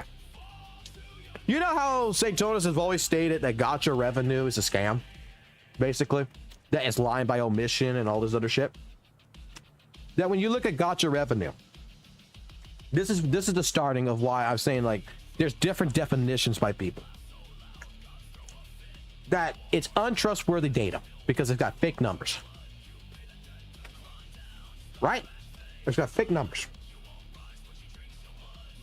Let me explain something to you. Where does gacha revenue get its data from? First and foremost, its main data. It gets its main data from a website called Sensor Tower. It's a third-party analytic company that basically gets two reports from Android, which is Google Play Store, from Google directly from themselves, and from Apple.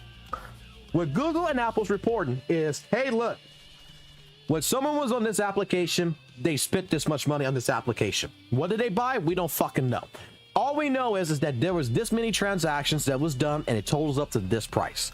So in the case of Wuthering Waves, they don't know if you were spending money on characters. They don't know if you were spending money any which way, shape, form. All they know is that in total, through their ship, this application, Wuthering Waves, on iOS made $1 million, and on Android made $1 million.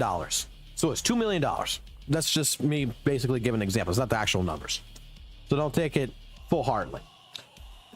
Here we got Genshin Impact, that we see that with all transactions being done in here, that on Android it was 2 million, and on iOS it was 2 million, 3 million, whatever. We're just going to say 2 million for both. That makes Genshin Impact $4 million, and that makes Wuthering Waves $2 million.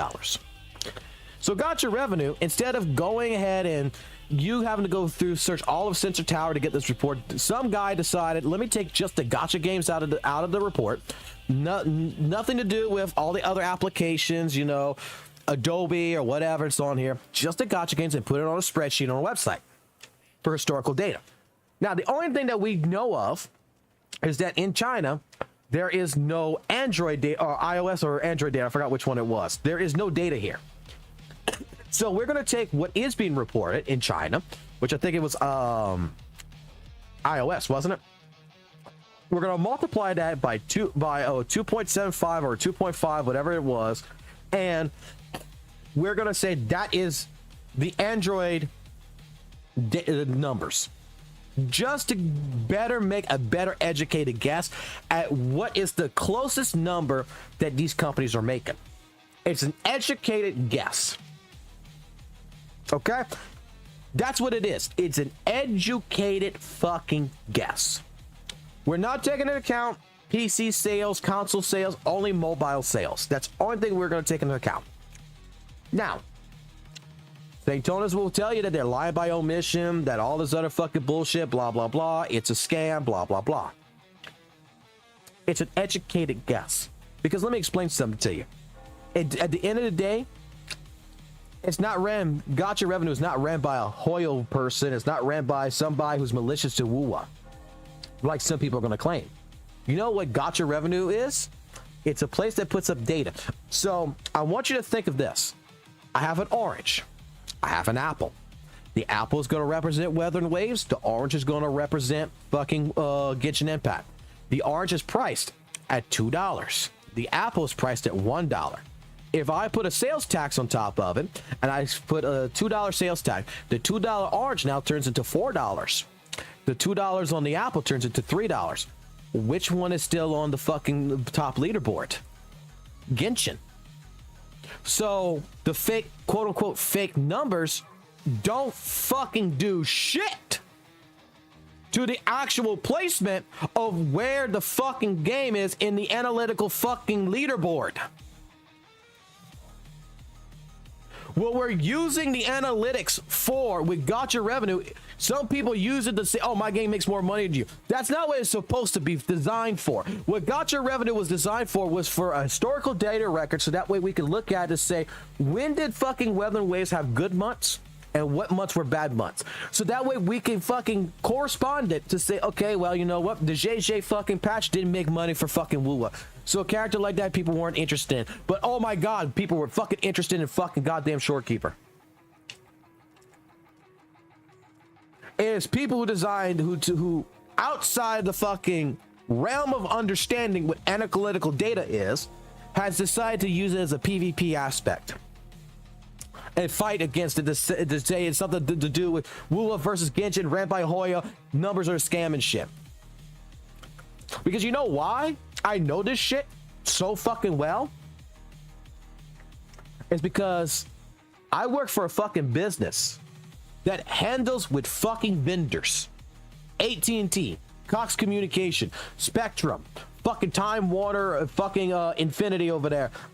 I deal with fucking internet and telephone fucking providers, which are vendors, and I gotta get quotes all the fucking time on estimates.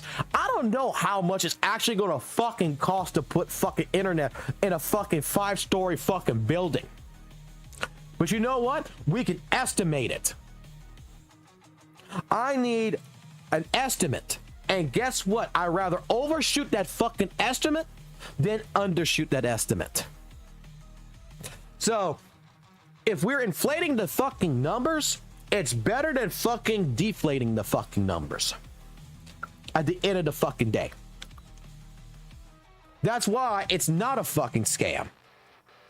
It's fucking data.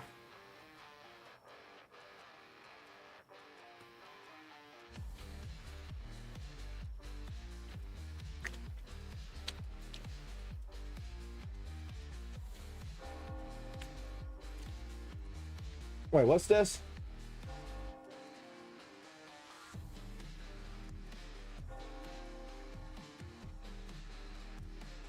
Oh, someone wants me to check out that work. Okay.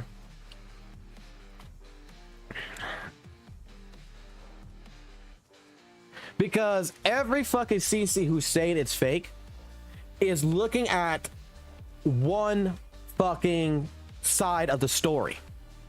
They're not looking at both. And they're disregarding the other side. It's just like, okay, here's another one. I'm going to get St. Tonus really fucking hard on this shit.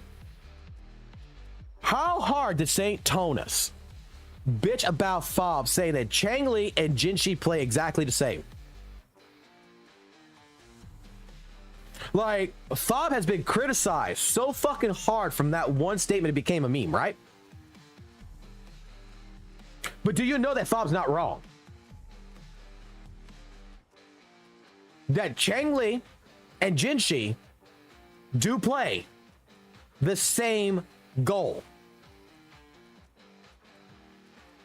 It's not about the fucking, oh, I'm pressing buttons here. What is the goal in your rotation to accomplish with Jinshi? First and foremost, where is her massive damage spike coming from?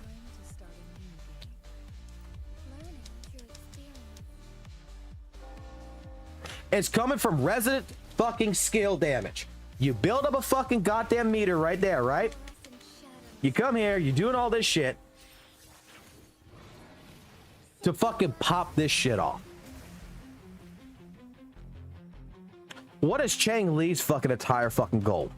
Where's her damage coming at? The same fucking spot. They're both resident fucking skill characters.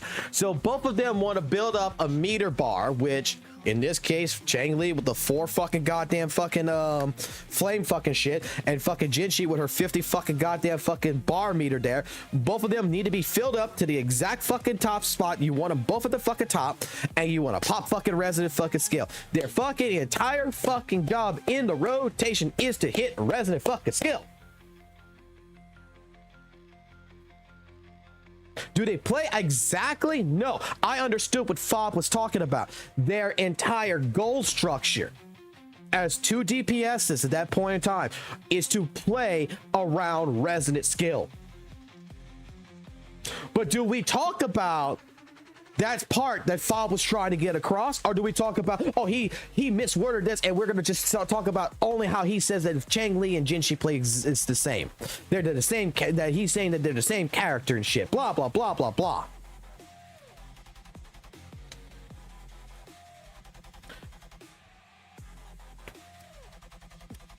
We've heard St. Tonus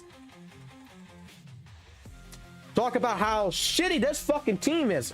How this team right here is like dragging your fucking nuts across glass. That this is one of the worst fucking teams that he's ever fucking played back in the day. Maybe his opinion's changed since then. I don't know. But why? When this team's actually very decent. It's not that fucking bad.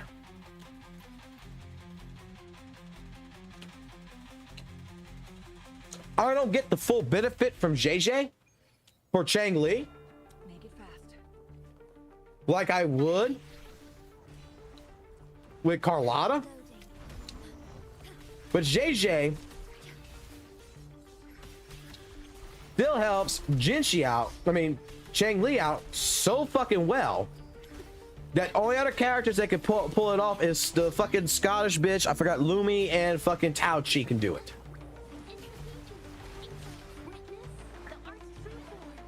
Because in this course of action, what is JJ's job for me? Her job for me to have happen here is for her to pop up to make my resonant skill damage fucking hit hard. And this is supposed to be one of the worst fucking teams. This is one of the fucking first fucking teams that I have played for the fucking longest time that I can tell you is the easiest fucking clearing team that I've ever had. That until Brent showed up, who is actually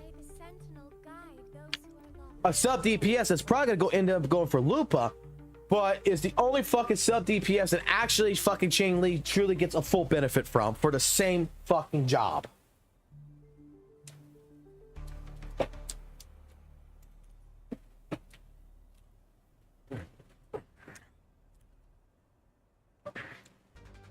Like I said, the thing is that we're not looking at the entire story.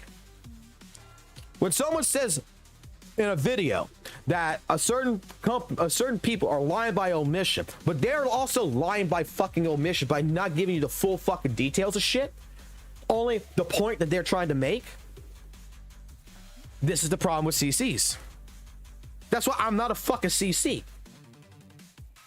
I'm a guy who plays the fucking game, that sits here, that talks to other fucking people who play the fucking game, and we make our own fucking determinations. And you know what? I'm still fucking friends with people like fucking Noisy Boy, because yeah, even though we fucking disagree with fucking each other about fucking GM, even if I disagree with fucking V about fucking Brant, guess what?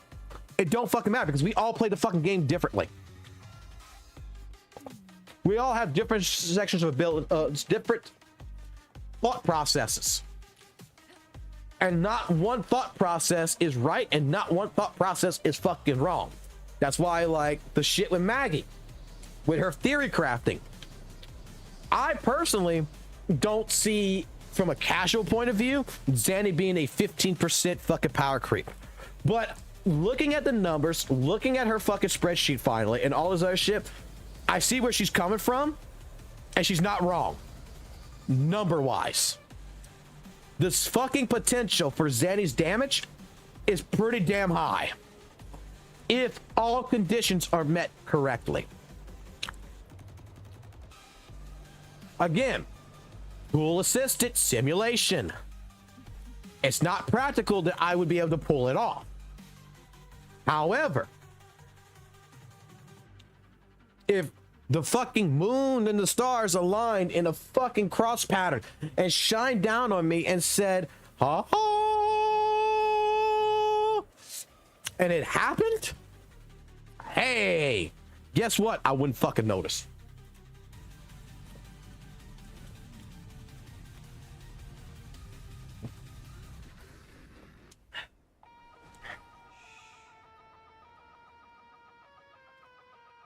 That's the absolute fucking truth.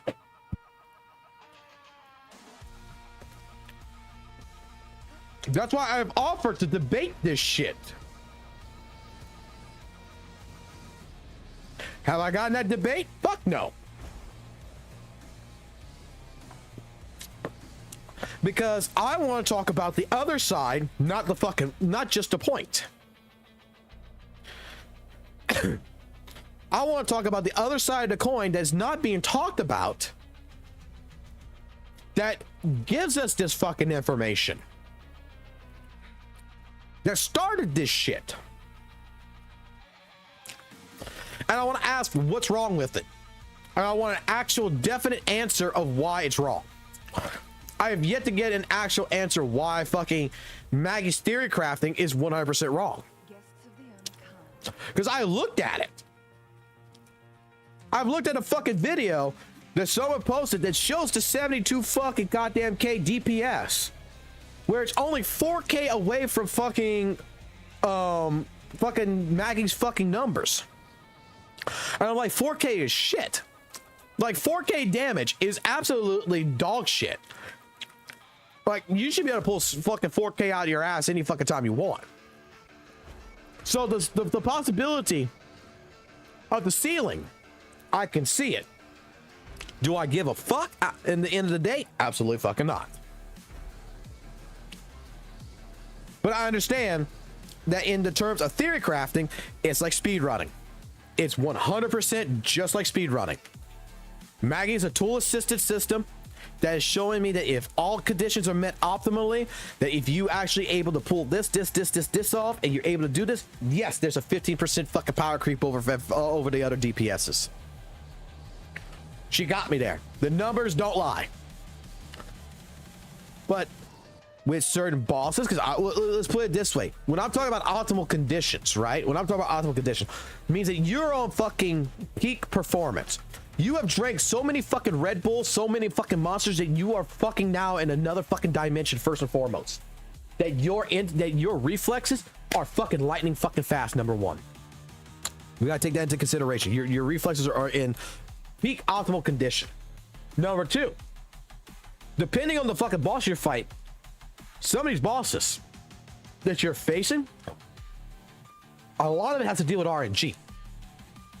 Because I'm not sure how many of y'all played tactical hologram bosses as brand fucking new or whatever to Wuthering Waves, but you go fight some of these tactical hologram bosses, like let's say Tempest. How many times have you almost killed the motherfucker and he's killed your fucking speed run because the moment you hit your alt, like let's say you're playing GN, Shorekeeper, and Chang Li, and you hit your alt with GN, and then you know if this alt hits the fucking Tempest, he's fucking dead, and you got sub fucking 13 seconds.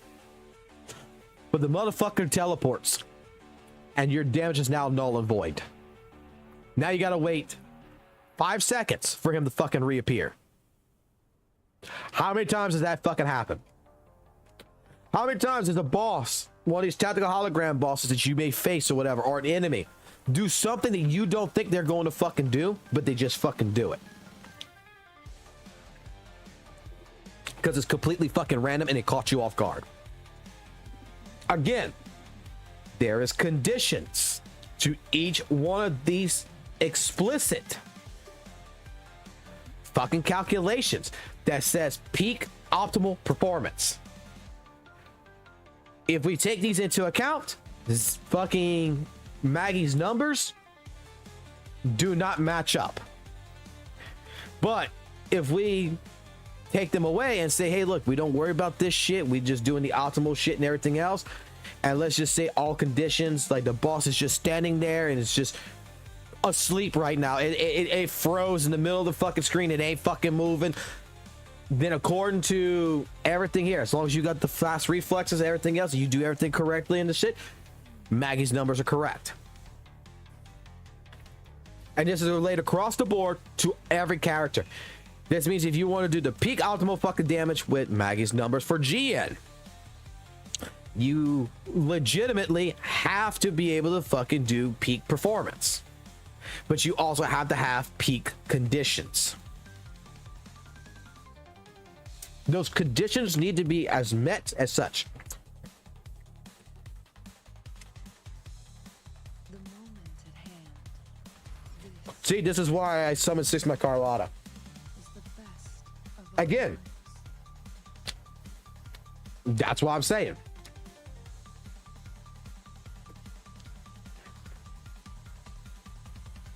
That's why I said there's another side to the fucking story that's not being talked about in this case scenario, like for St. Tonis with Maggie, right? It's not being talked about. Because why? St. Tonis is blinded by fucking anger because of the shit that, according to him, that Maggie did to him.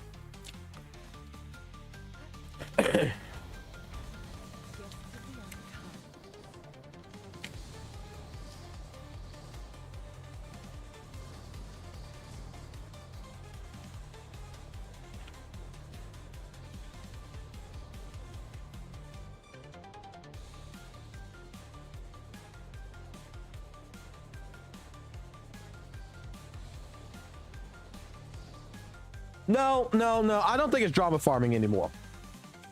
Because, dude, he still talks about Maggot too, right? And I'm not gonna lie, I don't think it's anger anymore.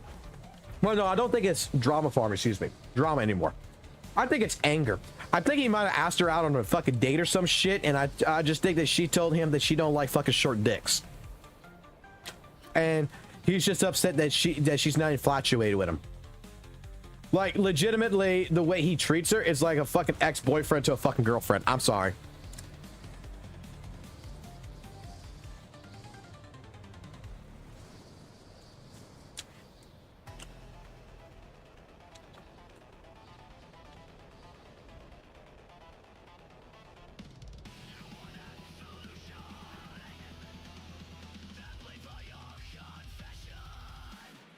All right, good night to you too, Griffith. Try not to go kill your buddies again, please.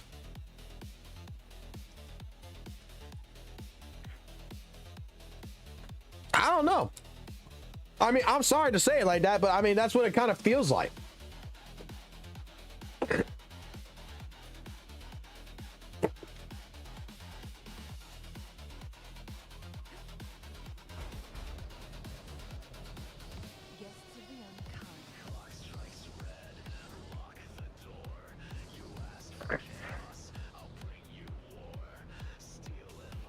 Like, in my personal opinion, what Maggie did, that she got out of the content creator program, all this shit, that's on her.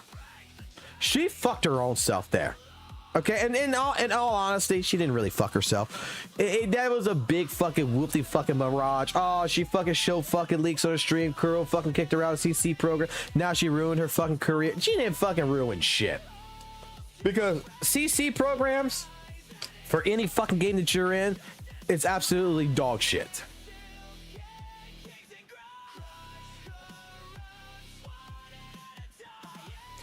They don't help you in the end of the fucking day.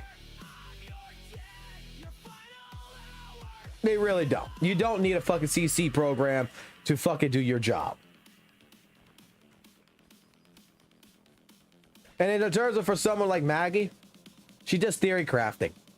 The fucking character could be out for fucking 2 fucking weeks. She still can make a fucking video. She'll still fucking make shit.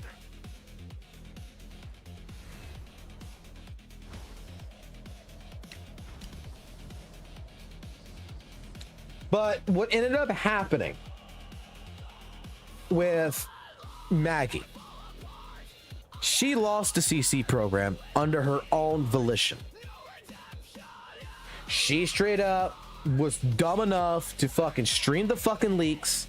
She didn't make a video, but she streamed it. Even if it was just fucking audio, and basically admitted when she had signed an NDA. So yeah, Kuro kicked her out. That's her own, she made her own fucking bed there. It's just that someone's trying to bury her in that fucking bed harder because why? She made a couple of DMs where she says, I hate St. Tonas, and it was captured and it was put out into the fucking public. It was screen captured. Whoop they fucking do.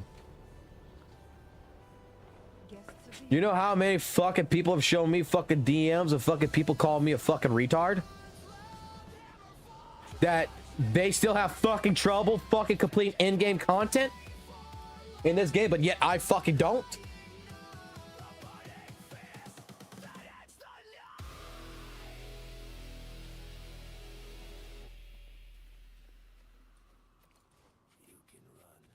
You want to talk drama? We can talk drama. I mean, god damn, I've fucking seen that shit 100 fucking times.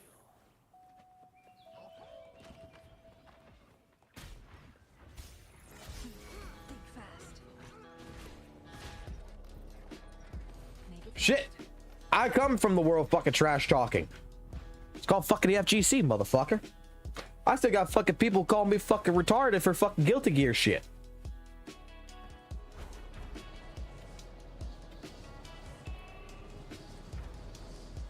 It's never ending. Haters are going to hate. Who gives a fuck? Oh, wow. I got so many haters. My career is fucking ruining Wuthering Waves. Ah.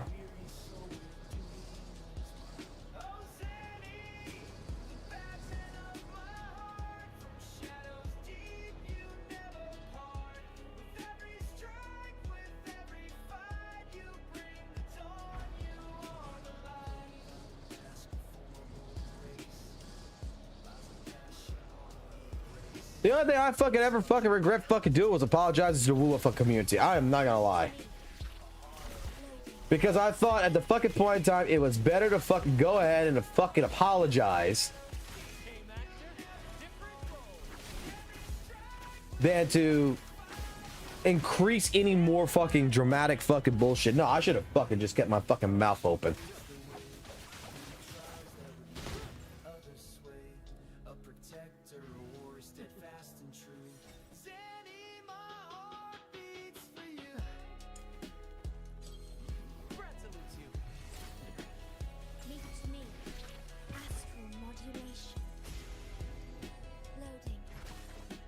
Look, I'm gonna say like the anniversary, okay? Wuthering Waves' anniversary is shitty.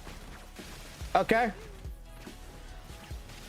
But we have to take into consideration something that a lot of people don't fucking take into consideration. How much shit has fucking Kuro given to people in the last fucking year?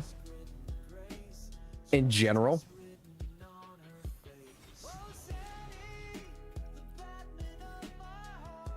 Like, in just general thinking, since fucking Wuthering Waves is fucking released till today, how many things did Kuro fucking legitimately give to us from a free 5-star and on up? That at most with this fucking event shit for the first year anniversary, I'm not gonna lie, this is stupid as shit. Okay? But you're getting something out of it. It's a little bit of a fucking time waster. There's nothing drastically fucking great about it. But I'm getting like right here. Do the derby shit, you get 1,000 fucking asteroids and shit like this or whatever. This right here, you get 300 plus the fucking shells. Whatever.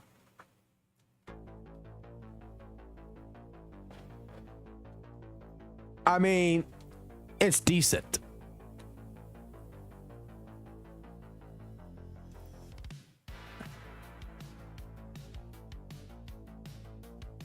Like, I will say it, it's shitty, but it's decent. It's just like me with this fucking game right here.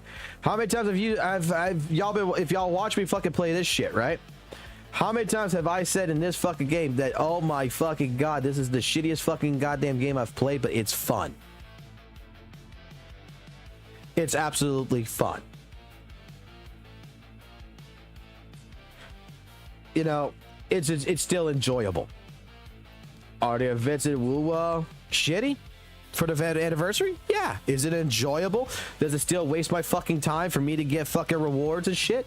Yeah. It's not something I'll go ahead and call my mom up about and be like, oh my god, I fucking anniversary, yeah. At best, it sucks, but it's not horrible. I mean, it could have been worse. Fucking Kuro could have just said, fuck you. You ain't getting nothing out of it. Here's just fucking 1 year anniversary. Now buy our fucking characters Annie and get the fuck out of here.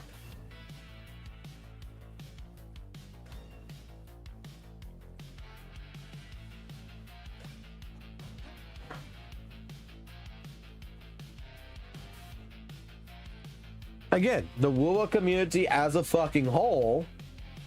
And I made a video about this shit. If you guys watched my shit in the fucking past, you should be able to find the fucking video where it's called Kuro's Generosity. What's going to happen the day fucking Kuro lowers the fucking standard of their fucking gifts or says the word no?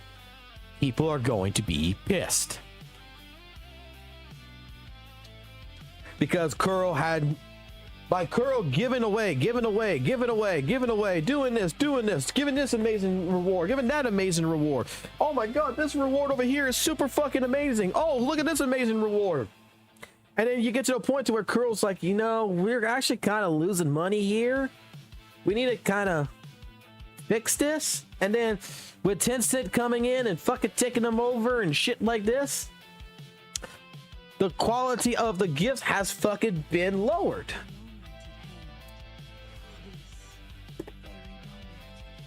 So the moment that shit happens, again, people are going to bitch. because it's not what they're accustomed to.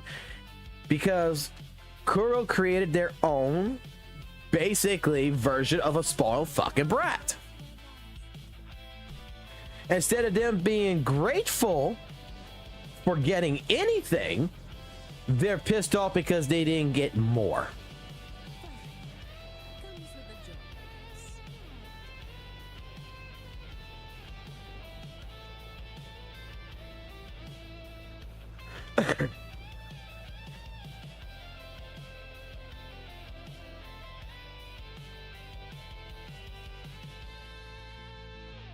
So now you just created, again, the spoiled brat fucking routine.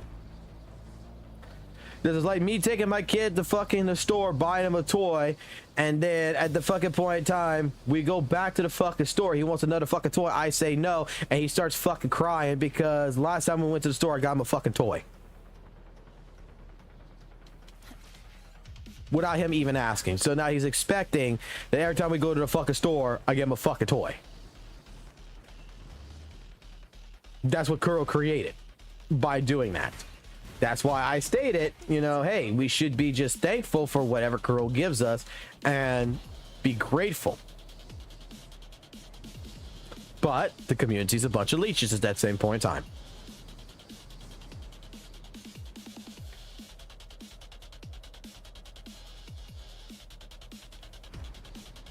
And that's how it should be. You should be playing for the fucking game, not for the reward.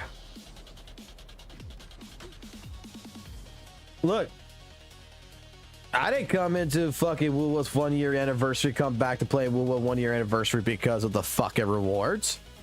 I came back to fucking WUWA 1 year anniversary because they fucking put a fucking character in here that I fucking like.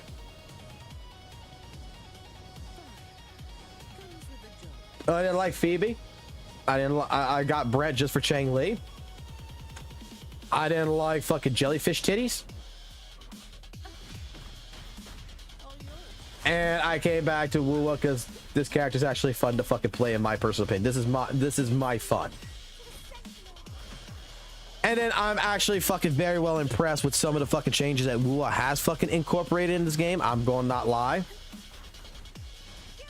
That I completely haven't seen, which was like the modification for echoes and shit.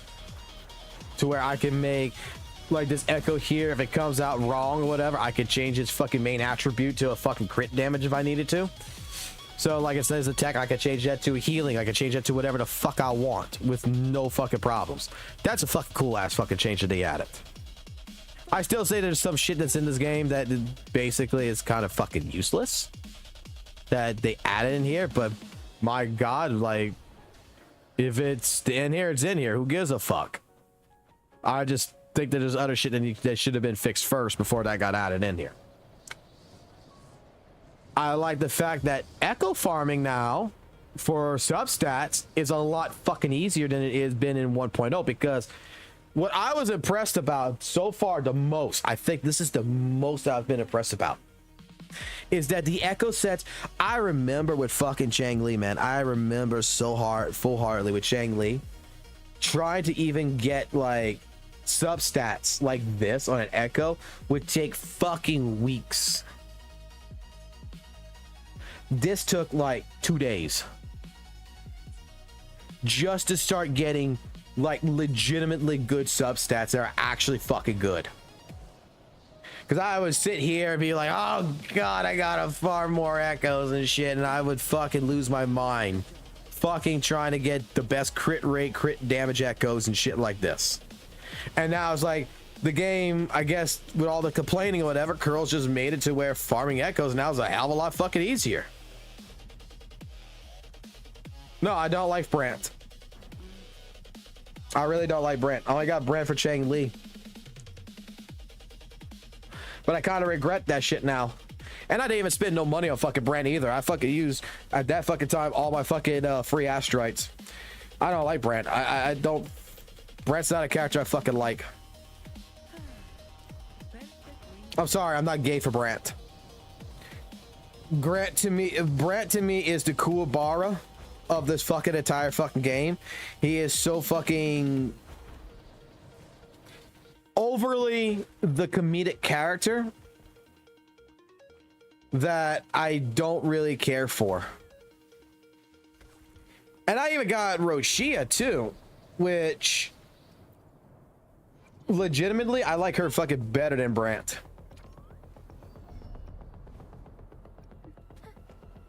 In fact, I pulled her also without having to spend no money in the fucking game. And the only reason I got her was for Camellia. Because I wanted to amplify that fucking nuke damage.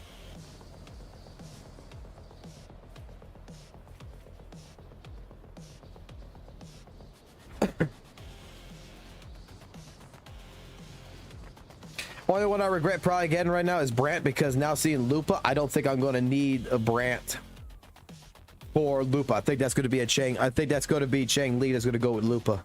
Because if Lupa becomes a main DPS, and I'm pretty sure, well, we're going to have to see. Is she going to be Resident Skill or is she going to be Resident Liberation? Because Chang Li does Resident Liberation, if I'm not mistaken. I could be wrong.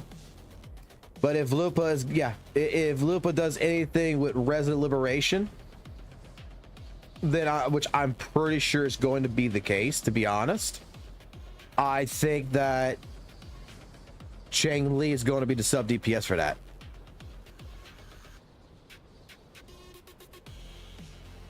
Oh, don't say that too loud, Coco.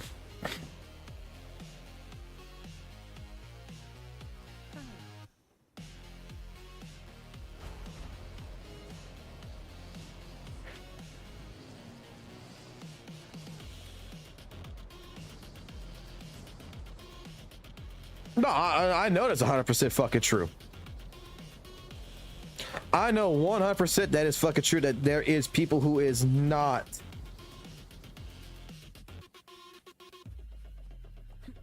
grateful to fucking Kuro because of the rewards. Well, I ain't taking no offense to anything. You can say whatever the fuck you want. I don't care.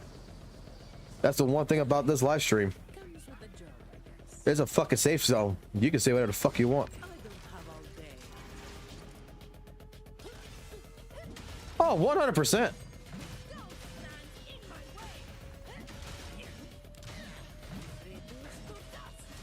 Dude, we had that fucking argument on the fucking live stream to where one guy, I forgot what it was. I forgot who he was, but we actually were in the fucking live stream and everything and arguing about this on fucking Discord and shit. Where he's like, oh, I don't want to spend money in WUWA and shit. It's like, don't spend money, but I don't have good characters if I don't spend money. And I don't like that. It was like, well, spend money. And he didn't want to fucking do it. I was like, dude, let me explain something to you. Because he did not like the fucking pay to win person. That's how he put it. He did not like pay to fucking win. That he was 100% against pay to win. But I'm like, dude, if people don't pay to win in this fucking game, people like me who's spending money in this fucking game don't spend the fucking money in this game, you know what ends up fucking happening? Kuro goes, Wuthering Waves goes EOS, motherfucker. Or they have to put fucking ads in the fucking game in order to fucking try to make money on the game. But if tomorrow every single person stops spending money in Wuthering Waves and is stayed like that for a month, you really think that fucking Wuthering Waves would stay like this? No, it would go EOS. That the F2P person who hates the person who spends money in the fucking game does not realize that that fucking person who's spending money in the fucking game that they hate so fucking much is allowing them to be F2P in the fucking game.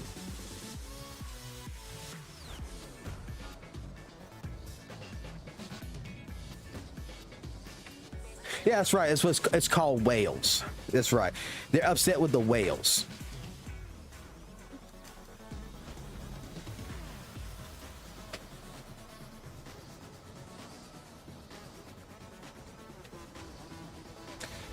Like, you can say whatever you want to say about me when it comes down to fucking Wuthering Waves. You can say that I don't know shit about Wuthering Waves. You can go ahead, you can tell me that I'm a shitty fucking Wuthering Waves CC.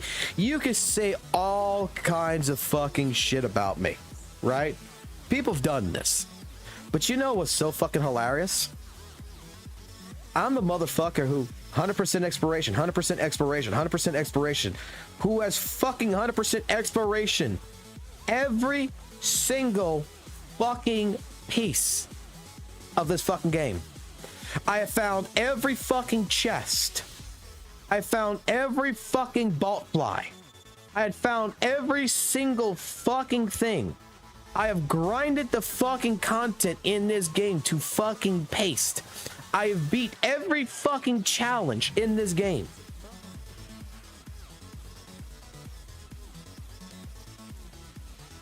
I have legitimately played this shit.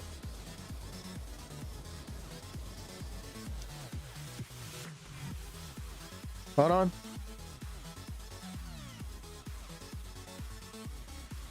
Oh, it's my kid. He's in my room playing on a Switch. Okay. I was like, I'm hearing talking like outside my room. I'm like, what the fuck? I thought I'm hearing talking outside. No, it's his Switch. He's underneath the blanket playing his game. Okay.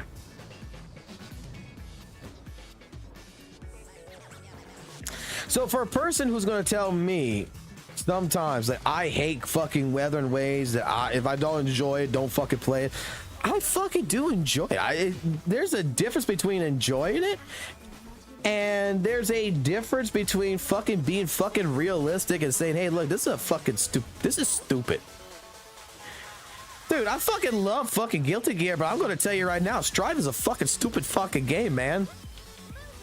I fucking love fucking God of War series, but I'm going to tell you right now, the fucking new God of War is not the fucking God of War that I fucking like. I'm going to tell you, I fucking love Last of Us, but I'm going to tell you right now, Last of Us Part 2, while it was still, somewhat of a good game, it was still a fucking shitty fucking game. That I fucking hate Abby, and I hate the fucking direction they took that game. The gameplay was fun. I can criticize it.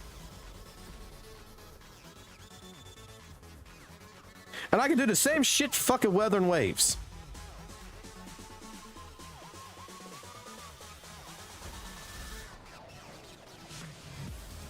I'm not going to be a person who's going to sit here, not fund Kuro games if I enjoy something, because I spend money in it. I fucking enjoy that I will spend fucking money in the game.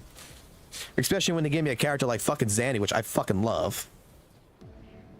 I'm a content creator that, in that terminology, that if you want to use that terminology, that sits here, that fucking plays the game, does the shit that they do in the game, and still fucking likes us a lot of it. Even if I hate fucking 2.0 fucking Wuthering Waves, does not mean that I'm going to hate fucking 3.0. You know what I hated about fucking WUWA 2.0, and that's 100% honest, is I don't like the fucking poetry musical shit. That's it. It did not give me a Persona 5 vibe or anything like that. It did not give me a fucking vibe no more than this is just high school fucking musical. Fucking WUWA 1.0 gave me this like dark isekai, not berserk like, but like, a friendly, safe for work version of berserk style storyline for WUWA fucking 1.0. And then WUWA 2.0 gives me more of this happy-go-lucky, overall aspect of, okay, this is more like a high school musical. This is more like a carnival, Mardi Gras. I'm not into that shit. The gameplay's still fucking good, but the story kind of fucking sucks for me.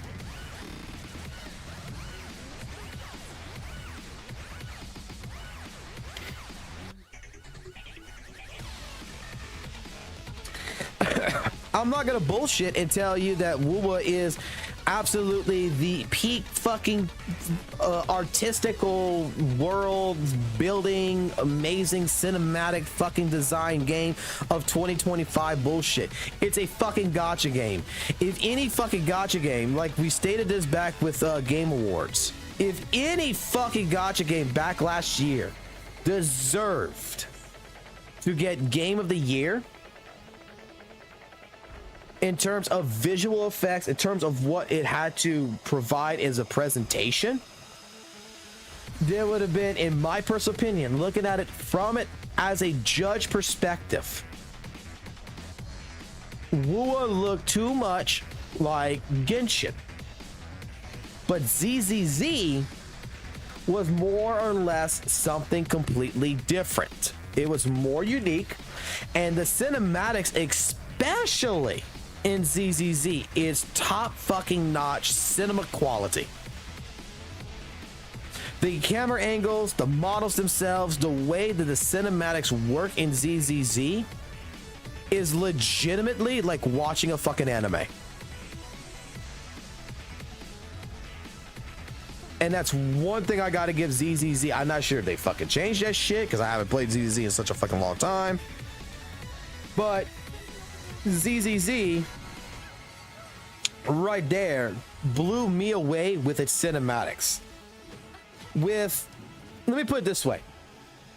Black Shores, everybody was so fucking hyped up and they were talking about how cinematically appealing and everything else Shorekeeper was. Don't get me wrong.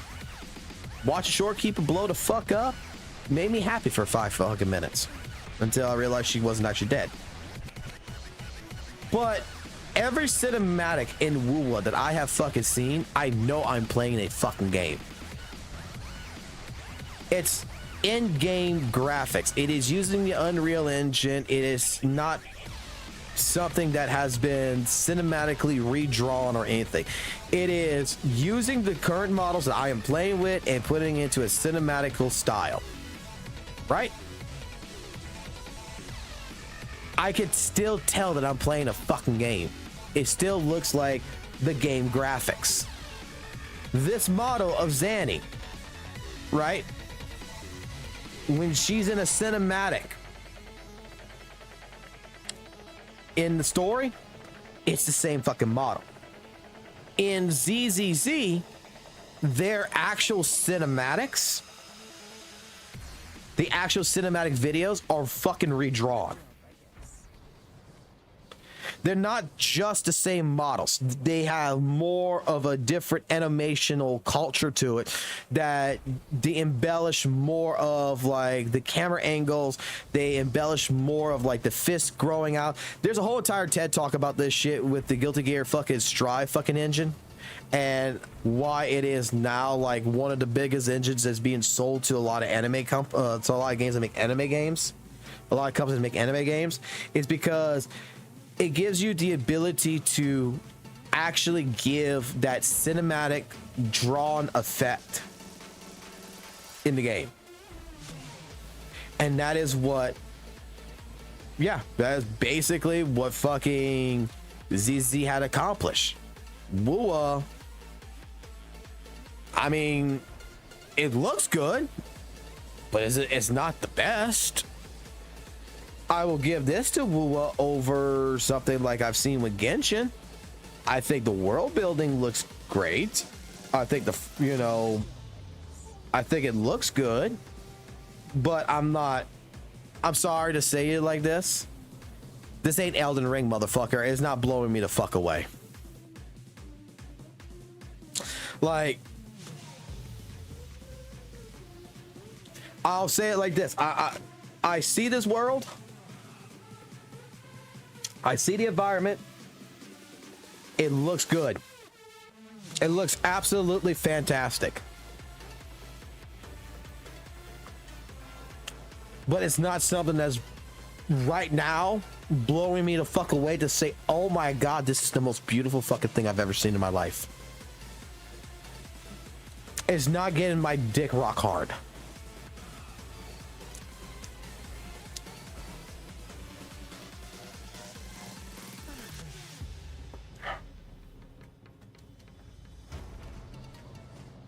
You understand my point there?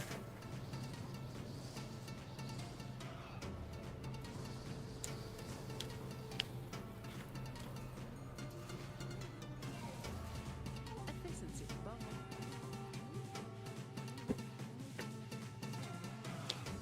I mean, it looks great. And look, I got a new PC and everything, right? Not many people will be able to do this. I can run it at 120 fucking frames per second, VSync on, high, Ultra high, high. The only thing I took off was motion blur because I don't give a fuck about motion blur. But everything's on the highest fucking settings. I even took DLSS off.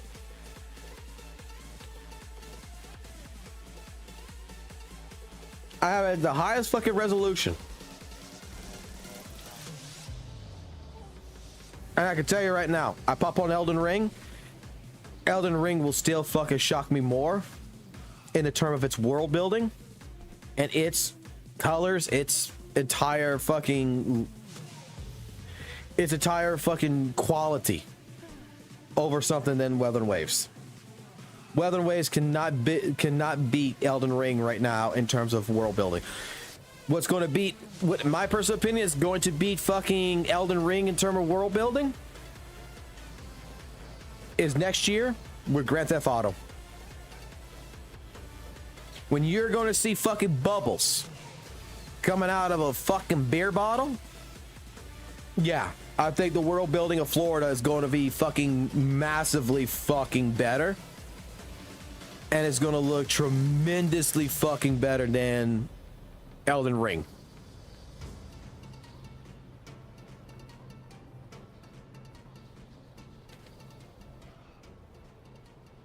Yeah, I mean, the game looks great. I'm not even going to say this. It's something this might piss someone else off. I don't know shit about Honkai Star Rail, but I've played Genshin Impact. I'm going to go look at the fucking place. I still think Genshin Impact has a good world structure, and I think that even Genshin Impact has more of a better, I gotta put this, more of a better effect than WUWA.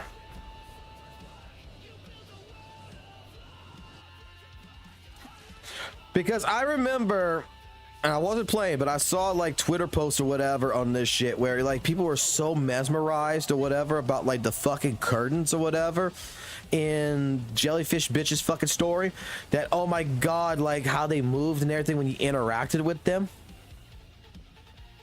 But the environment in Genshin, the last time I played Genshin, is still there. The fucking grass catches on fucking fire.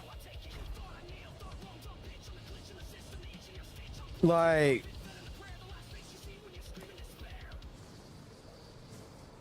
there's different little effects in Genshin that's still there, that while the world feels bare and dead, the world itself feels like it's more interactable.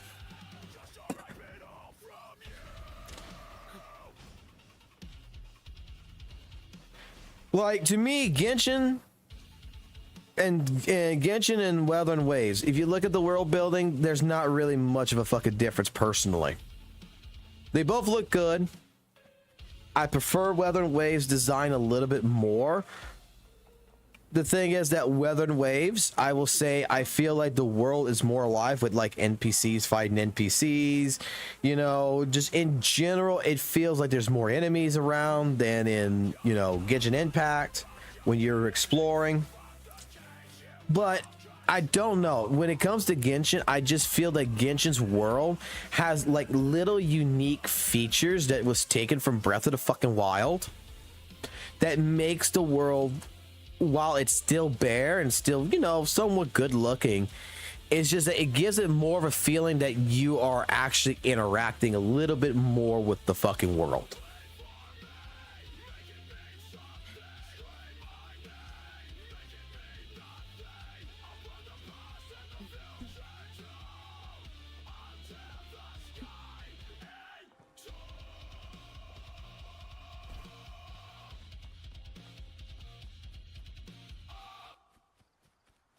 Like, I mean, like, yeah, like you got burn effects and everything. I'm just saying, like, you know, the grass burns, and then when the grass is done burning, you have a brown spot there from where it was burning.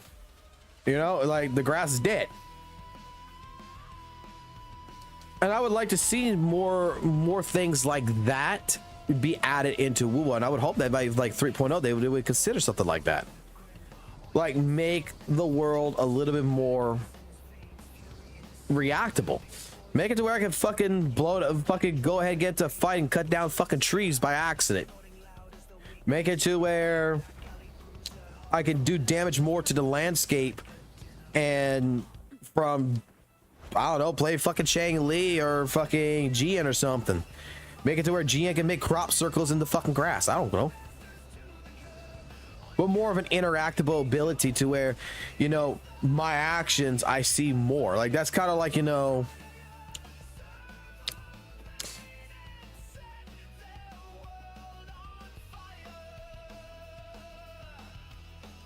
I think it can be done.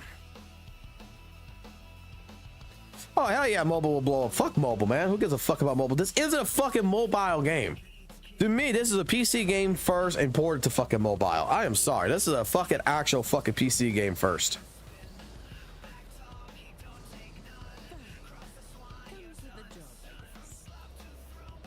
This game was not designed with the idea of optimizing for fucking mobile. I'm 100% sure about that. I think they fucking knew exactly what the fuck they were doing. We're gonna fucking build a game. We're gonna make this game on PC and then, fuck it. Let's put it on fucking mobile. And we'll call it a mobile game.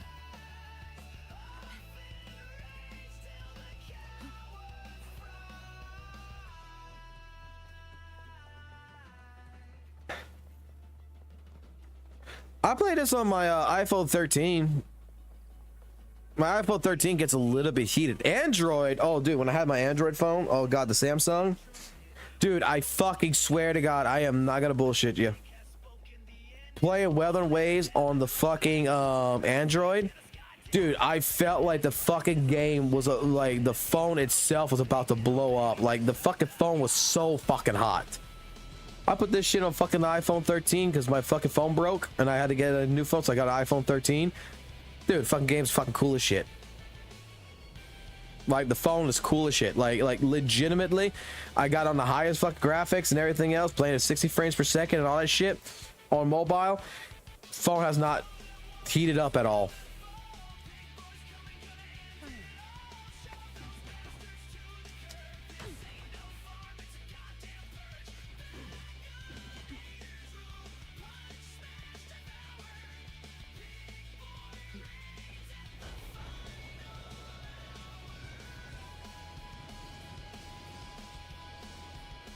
Now, I'll say it like this. I still don't like fucking playing on a fucking mobile phone.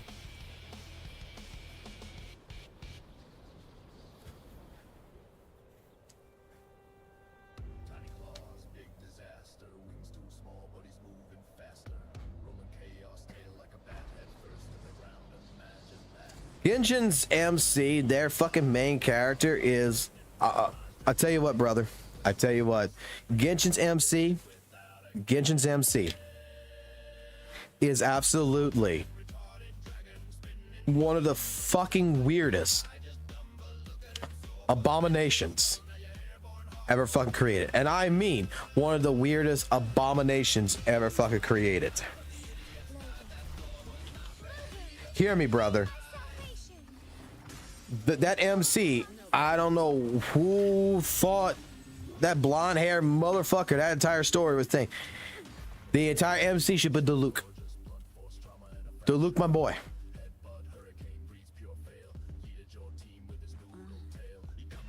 I'm sure when the game first came out, and I mean, I'm sure when the game first came out, that when the game first came out, it was good, but it did not hold up with that MC. That's like, you know, playing fucking Pokemon and being like Ash Ketchum or whatever. And being like, oh, Ash Ketchum, a great protagonist. But then you realize it's fucking 13 years later and fucking Ash Ketchum still hasn't fucking grown the fuck up. And you're wondering when the fuck is his balls gonna drop. Because your balls have dropped. And you're like, damn, Ash is still 10 years old in this fucking world.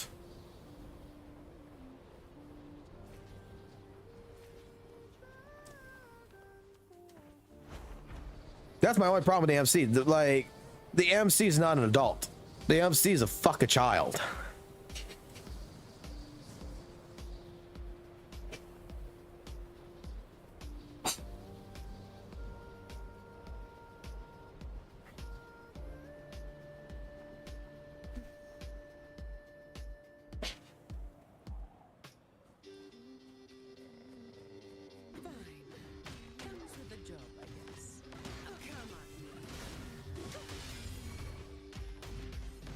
Now this Silver Palace game, I watched some more demos and shit of it.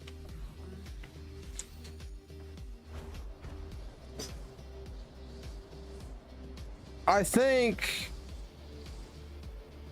I want to see what they're going to do with it, because I'm not sold 100% on it, but the quality of that game looks absolutely fucking great. And it introduces something that I wish WUWA would fucking have, and that's called a fucking mount. I think that's the one thing that I would love to fucking have. I think that WUWA, I've been saying that I wanted this in WUWA for the longest time, like in 1.0, and I'm hoping maybe in 3.0 they'll actually do this. But I would say, like, you know how you can transform into front of rider and you go on a motorbike? I don't understand why they don't have some kind of a mount system in here.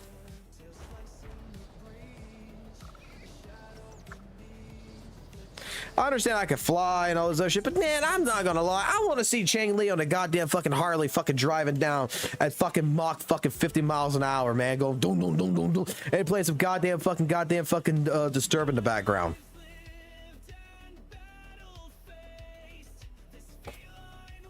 When the fuck am I gonna get a mount?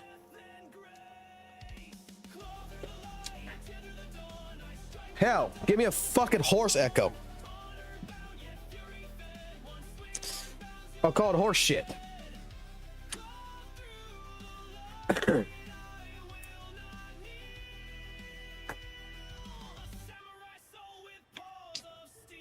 yeah, we've had our fucking conversation tonight about fucking drama, all this other shit. Like I said, I mean, you guys take it however you fucking want to take whatever I'm saying. Like,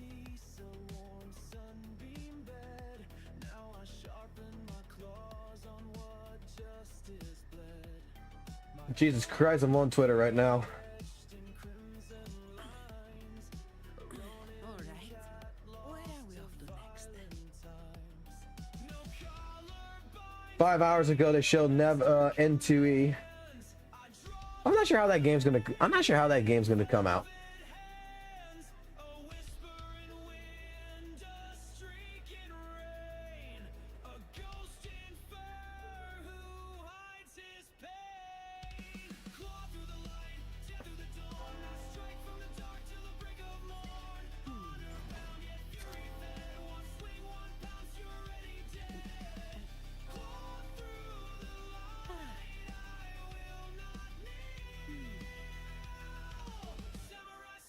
Oh damn! Tribe 9 official is going EOS.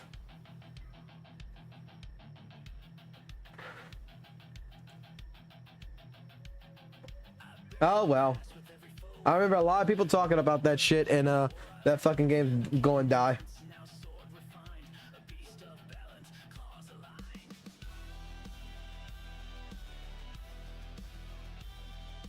That is fucking hilarious.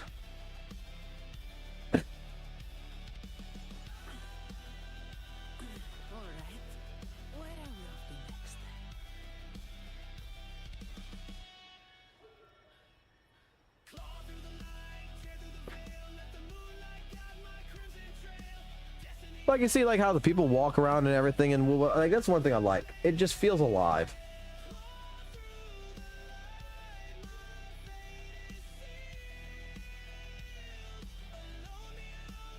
Oh yeah, I need to go do this shit, don't I?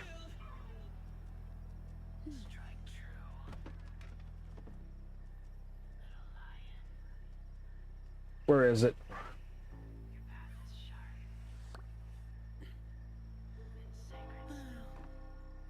Time to get back to work. The time yet?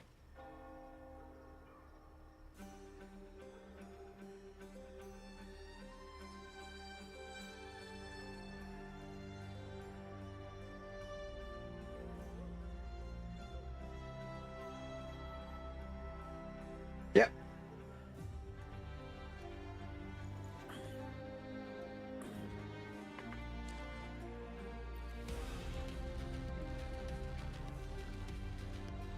Should be coming in the mailbox, right? Not yet. Come on. Come on, mailbox. Just for case anyone doesn't know what the fuck I'm talking about. apparently there's this little vent right here where you can get 50 ass strikes out of. You gotta just come over here and clock out. You gotta clock Zanny out. So before I forgot, I did that.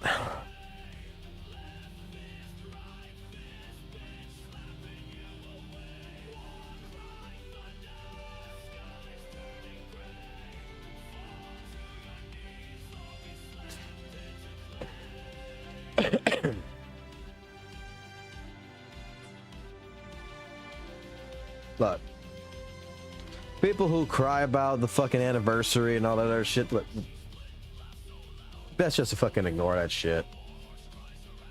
People are ungrateful as it is. Even the CCs are fucking ungrateful. And I'm not gonna lie, some of the fucking CCs deserve to be kicked out of Kuro's fucking content creator program 100%. Because they're violating rules all the fucking time, and they're not helping to benefit the image of fucking Kuro games. They're fucking, if anything, they're fucking ruining the image of fucking Kuro games. Well, Rose, I'll say it like this: you enjoyed the cube event? I really didn't. If anything, the cube event actually kind of fucking creeped me out a little bit in some cases, because those little marshmallow motherfuckers are the fucking things that fucking made them nightmares. Number one. But number two, I mean, it was just, to me, it was a boring battle system. It was just battle after battle, gotta grind this up, gotta do this, gotta lift up these fucking cubes that I don't give a fuck about, all this other shit that I just fucking did it just to get the asteroids. Otherwise, I didn't find nothing like too amazing about it. Was it bad? No. Was it my cup of tea? Fucking not really.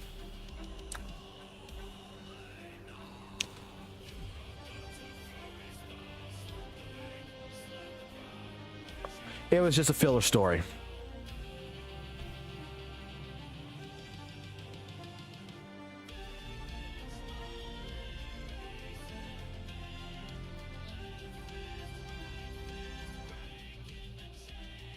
Like I said, is the fucking anniversary event bad? No. Is it decent? Yes. It did its, basically it's doing its purpose. Like I stated, Kuro Games has given a lot over the last fucking year. Fucking people who are fucking bitching about the anniversary. I'm just gonna say, Kuro created those people. Because there is going to be ungrateful people out there who's going to bitch that, oh, well, you know, this anniversary sucks, blah, blah, blah. Let them. The thing is that Kuro created that shit, because like I stated before, Kuro gave so much fucking free shit. Everybody was like, oh my god, this is amazing. Genshin would never. And the moment that they started basically bringing in the fucking rains was the moment that, like a spoiled little brat, a lot of fucking people are bitched about the anniversary because it's not what they're accustomed to from Kuro. Like, don't judge the quality of the fucking game based on the fucking events or anything. Judge the quality of the game for what you actually play. Who gives a fuck if you get fucking like a free 5-star fucking character reward? If anything, be grateful, be like, oh my god, like when everybody got Yao shit, oh my god, yes, thank you. And don't expect it every fucking month. That's it.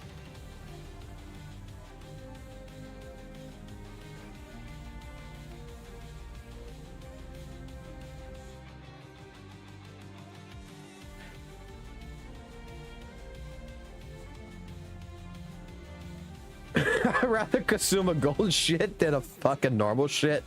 Really? I wouldn't want to consume either one. Like, I'm not gonna lie, the story of fucking WUWA is what it is.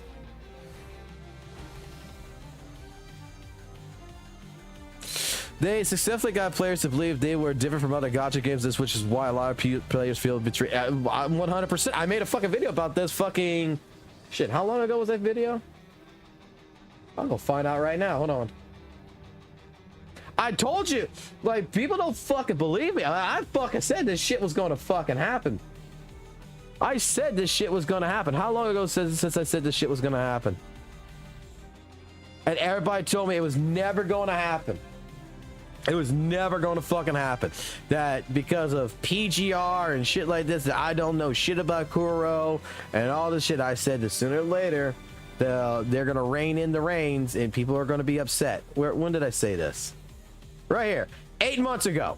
8 fucking months ago, I fucking made this video. Kuro's generosity to the community. And I made the fucking statement in here that I stated right in the beginning or whatever. Where it's like, hey, look, the moment that this is going to end up stopping is the moment people would get pissed. That we should not, by any fucking means, that was 8 months ago I said that shit. That sooner or later, Kuro is going to have to rein in the reins sooner or later. 8 months ago, I said that shit.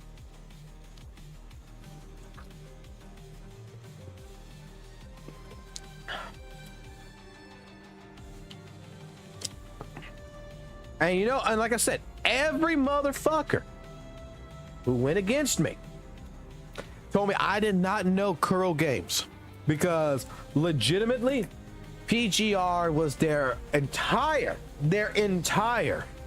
argument to me. That PGR, the rewards that PGR gives is absolutely fucking amazing. Blah, blah, blah, blah, blah. That Wuthering Waves, we're going to have all kinds of fucking rewards because Kuro loves their players. And the moment that they did something, like this anniversary thing, oh my God, people were fucking so pissy. And me, I'm perfectly fucking fine with it. I think it's acceptable. I think Kuro has given me so much shit over a fucking course of a year with so many freebies that this decent little event that I'm not really getting a 5-star character. I got a 5-star weapon. I didn't get a 5-star character. All this other shit. I mean, I think it's fine. I think it's more than fine. And there's people out there who's just pissy that it's not more. Like,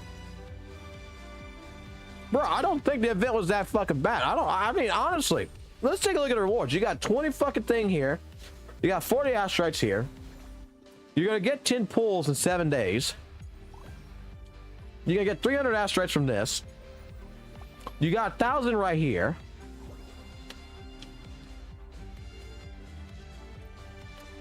How many pulls you got in this shit? Because pulls matter. That's all you're using asteroids for. I got 2, 3, 5, 6, 7, 8, 9, 10. You got 10 fucking free pulls here.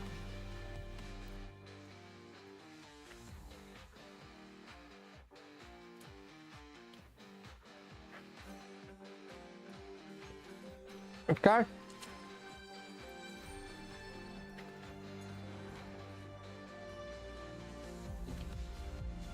You got 1, 2, 3, 4, 5. You got 10 pulls here. So we already got 20 some pulls. You got 260 fucking asteroids from this. Your normal login, you got an extra 5 fucking pulls there. If you do this shit, you get 480 fucking pulls. Then, not only that, during the course of the year, fucking goddamn WUWA gave you fucking Wuthering Waves, which gives you a bunch of fucking asteroids out of it as well. Okay. Instead of just giving you Tower Adversity, gave you another fucking game mode. Plus, they gave you this shit here too, which gives you right here another fucking 160 for 1 free pull.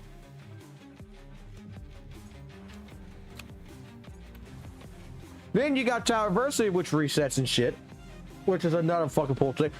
By the time this anniversary is gonna be done, dude, like, you're gonna get a bunch of fucking free pulls out of this shit. Like, I think it's more than fucking enough. I think it's more than fucking enough.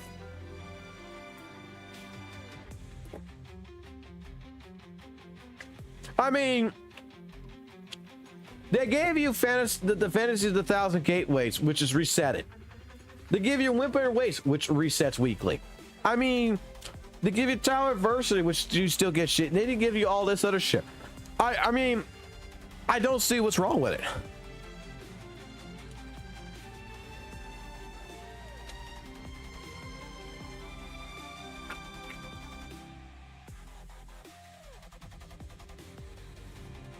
I think the events themselves, like, I think the event itself, like this, I don't like this. I don't like the chibi shit. I don't like the little cubey fucking motherfucker. I don't like Roblox, okay? I really don't like Roblox. I think the event itself is junk. Okay? But for what it gives,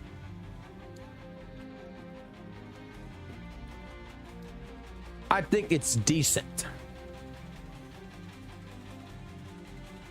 I think it's more than fucking decent. I don't think it's the best.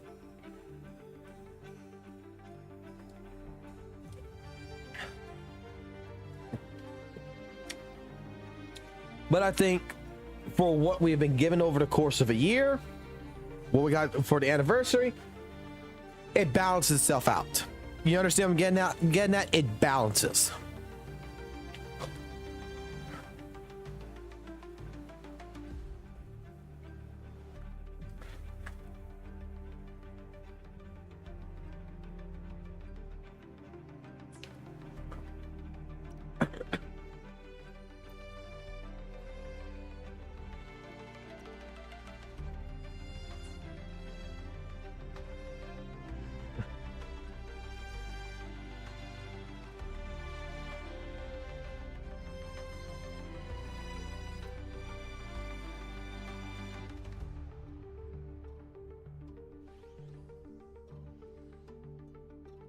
An anniversary patch should not be a balance act that's bad.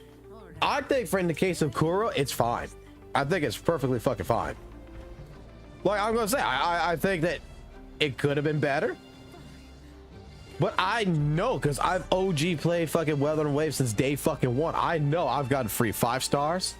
I know I've got a bunch of fucking free pulls from fucking Kuro. I know Kuro has given us additional fucking shit for me. Like they gave us the entire fucking massive event for fucking Shorekeeper, where I got a bunch of fucking free resources and asteroids out of it.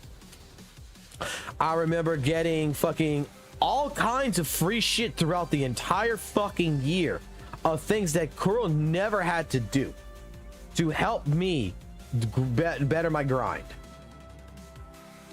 Fucking they gave me over fucking 5 million fucking shell credits.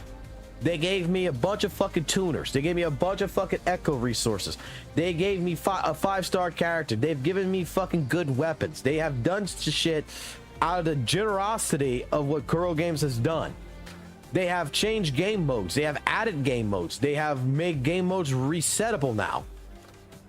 That is on a weekly basis, to where by the time I will get, compared to what it used to fucking be and what it is now, is 2 different things. To which this little event is very well decent. It's not the best, but for the rewards it gives, I think the rewards it gives is perfectly fine. I just think that it should have been much more intricate, much more interesting to want to fucking play, rather than thing. And then here's the thing too, the anniversary is still not done yet. Kuro might have something sneaky up their fucking butt up there, and they might fucking pop something else that we don't even know of. It's not set in stone. They might have something that's a special surprise that we're gonna find out in the second half of the fucking anniversary here.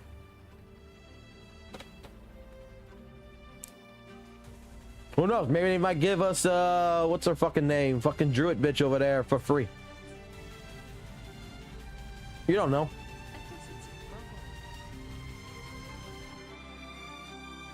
But for everything that's happened to WUWA in the course of a year, they've given a lot. Again, this is the same kind of story as the child and the parent going to the store.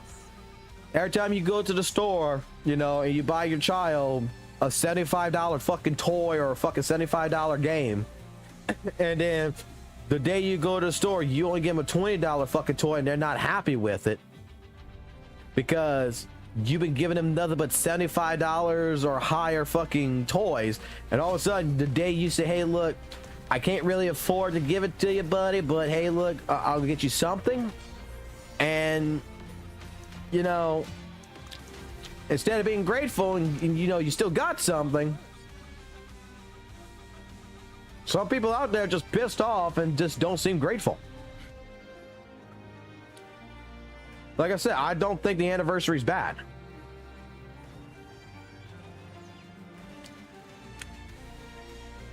I think if Wuthering Waves would be in the same state as it was back in 1.0 with this anniversary, then yeah, it would be a really bad fucking anniversary. Like if we never got any of the fucking new resets and we never got none of the other stuff that they've given us in the past that made shit hard on the grind and shit for people and all this other stuff that Kuro, if Kuro never did none of that and gave us the anniversary like this, I would be like, man, this is fucking lacking the shit. But I know what Kuro's given, and I'm fine with it.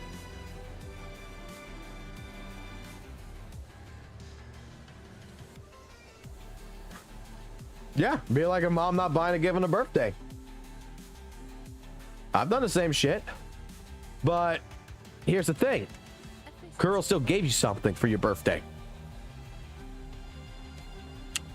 Like, this is not like mom, this is not like Kuro didn't give you something. Kuro just says, hey look, we're giving you something that's a little bit, because all year round you were having your fucking birthday and I can't afford your fucking full birthday this year, so here is, you know, this. You're not happy with it, it's not a fucking Nintendo Switch fucking 2. Your mom gave you a fucking goddamn Game Boy and not a Nintendo Switch 2.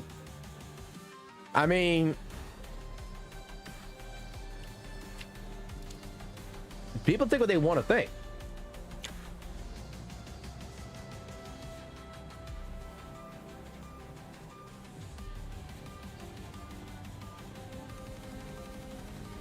But this is why I said my argument is that Kuro for the last year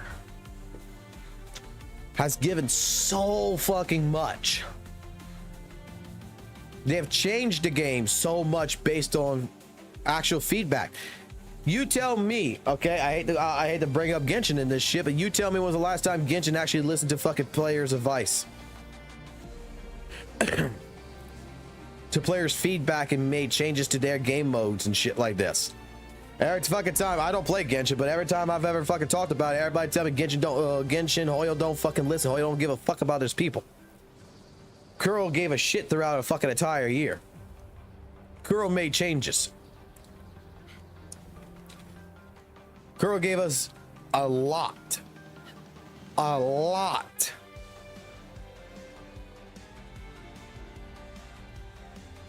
That I think that pretty much what we got out of this in the anniversary, it's not the best. I'm going to say it's not the best gift, but it's good enough. That if I take into consideration everything that the company has done for me in the last year,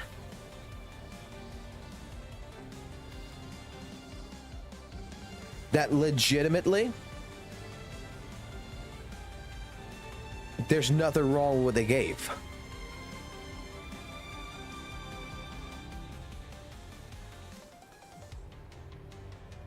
They already listed on one thing, which was fix the fucking poop jacket.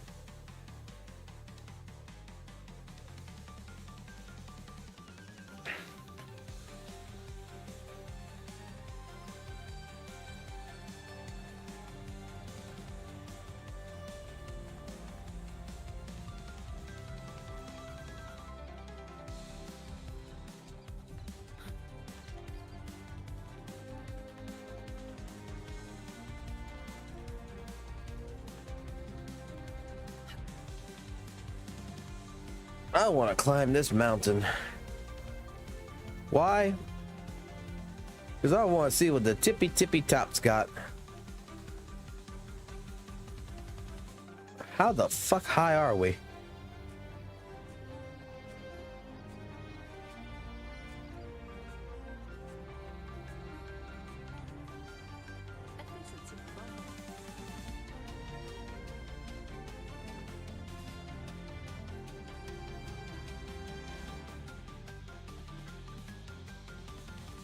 I already did the challenge. I forgot about it. This is where the challenge was at.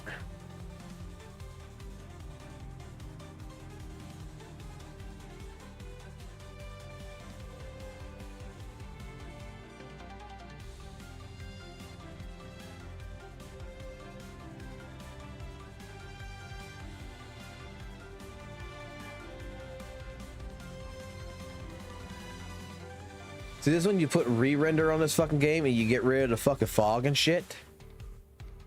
And you can actually see how the map really looks.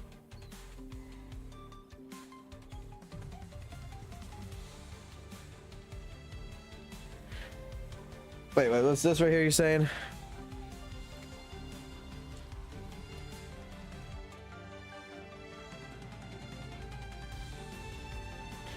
They have fixed the vault. Genshin has a main stat and a sub selector, and it's guaranteed to roll the selected sub stat twice. It's just that content creators will never cover it. Yeah, because content creators are fucking goddamn fucking useless pieces of shit.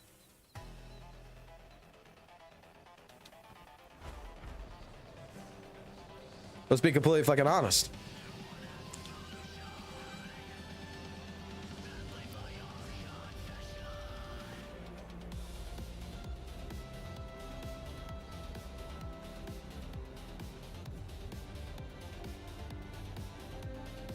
I am going to trust myself. And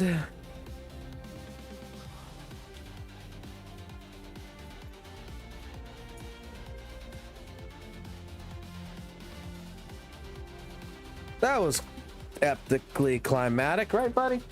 That's kind of bullshitty.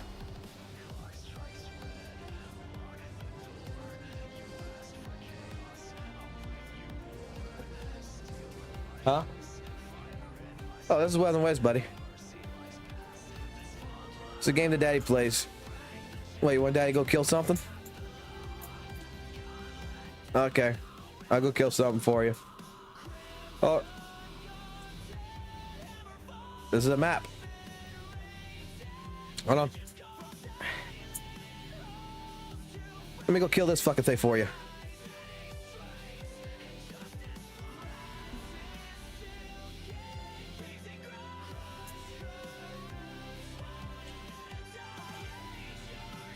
Oh, hold on. I just realized the fucking music of the fucking web page is playing as well as this shit. Let me put this on.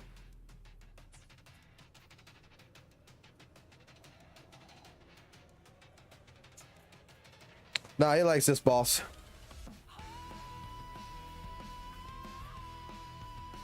He really likes me fighting this boss. I don't know why.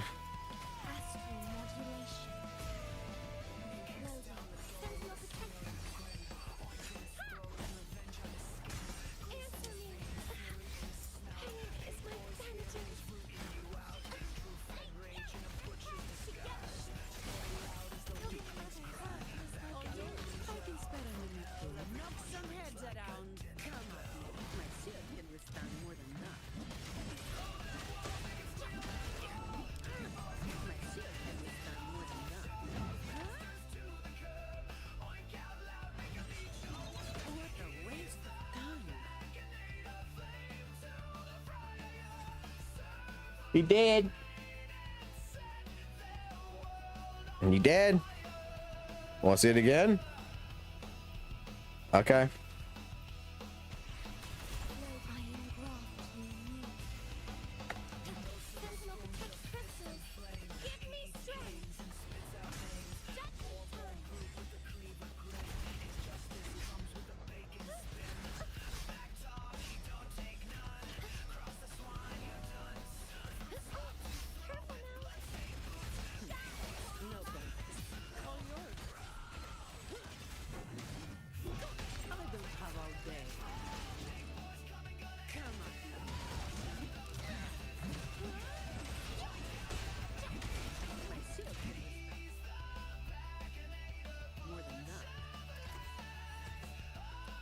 Dead again.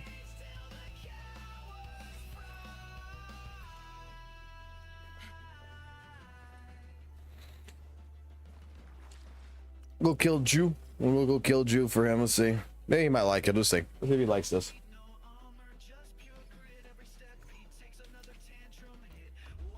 What is Jew gonna be a tactical hologram boss?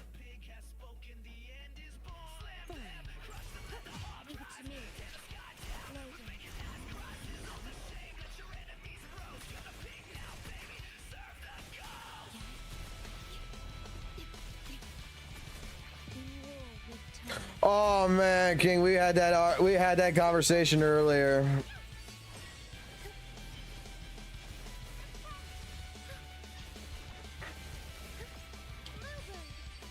Give me a second. I'll get to that debate one more fucking time.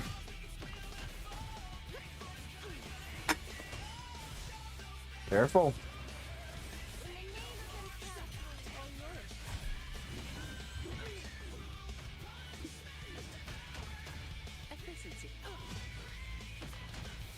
I'll get back into it. I'll try to make it a short version of it, but I'm gonna just basically say Saint Tonas and Maggie are full. Basically, I understand Maggie's point of view, and I understand fucking Saint Tonas' point of view on this shit, because that's where the fucking argument is actually coming from.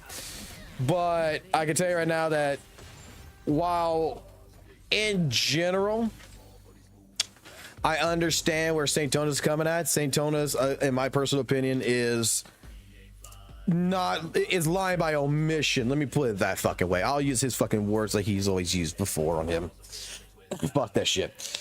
Maggie, I'm gonna also say is a little bit bullshitty too, but power creeping has been in Wuthering Waves since fucking day one. Jinchi's been a power creep, Yao's been a power creep, Kameli's been a power creep.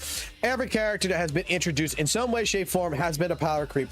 But the problem with power creeping is that it's your term of definition that matters quite a bit, and this is the problem with a lot of CCs in general.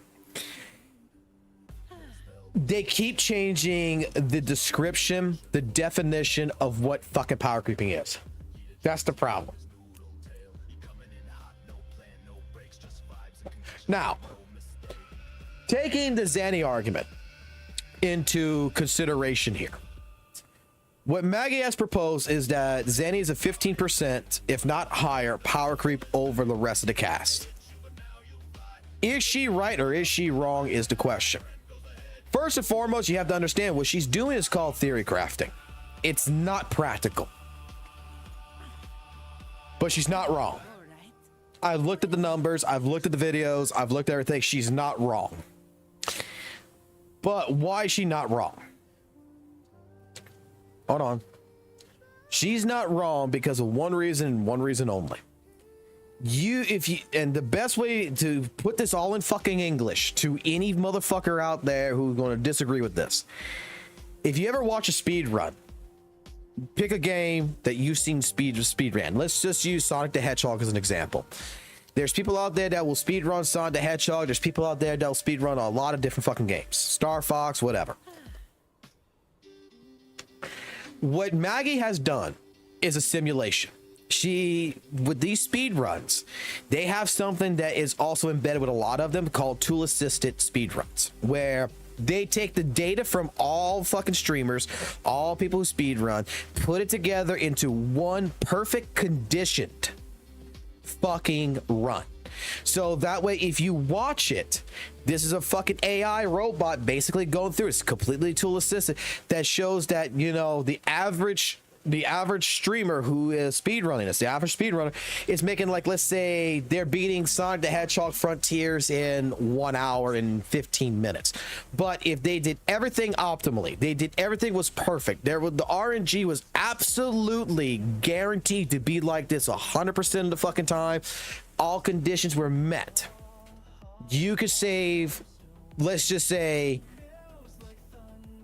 a couple of minutes, whatever. You can save a good bit of time, and the actual speed run to try to go for the ceiling would be approximately 45 minutes to beat Sonic Frontiers, compared to the hour and 15 minutes that people are normally averaging beating it at, showing that there is potential time saving. Now, taking what I just said there about fucking speed running and incorporating it into this argument Wuthering Waves with Zanny, what Maggie has basically done is taken fucking data, has taken out and just said, look, under the correct, perfect, most absolute best conditions, we're seeing a 76k fucking DPS rotation, blah, blah, blah, all this shit. Is it practical? If the fucking moon, the sun, and everything else aligned and everything was like this, yes, it would be practical. All it's showing is that there is growth on the character. I think I seen someone do a video to where her 76k or whatever, they did 72. And it's 4k away from what she's fucking done. Showing that it is in the realm of possibility. That's what the power creeping is.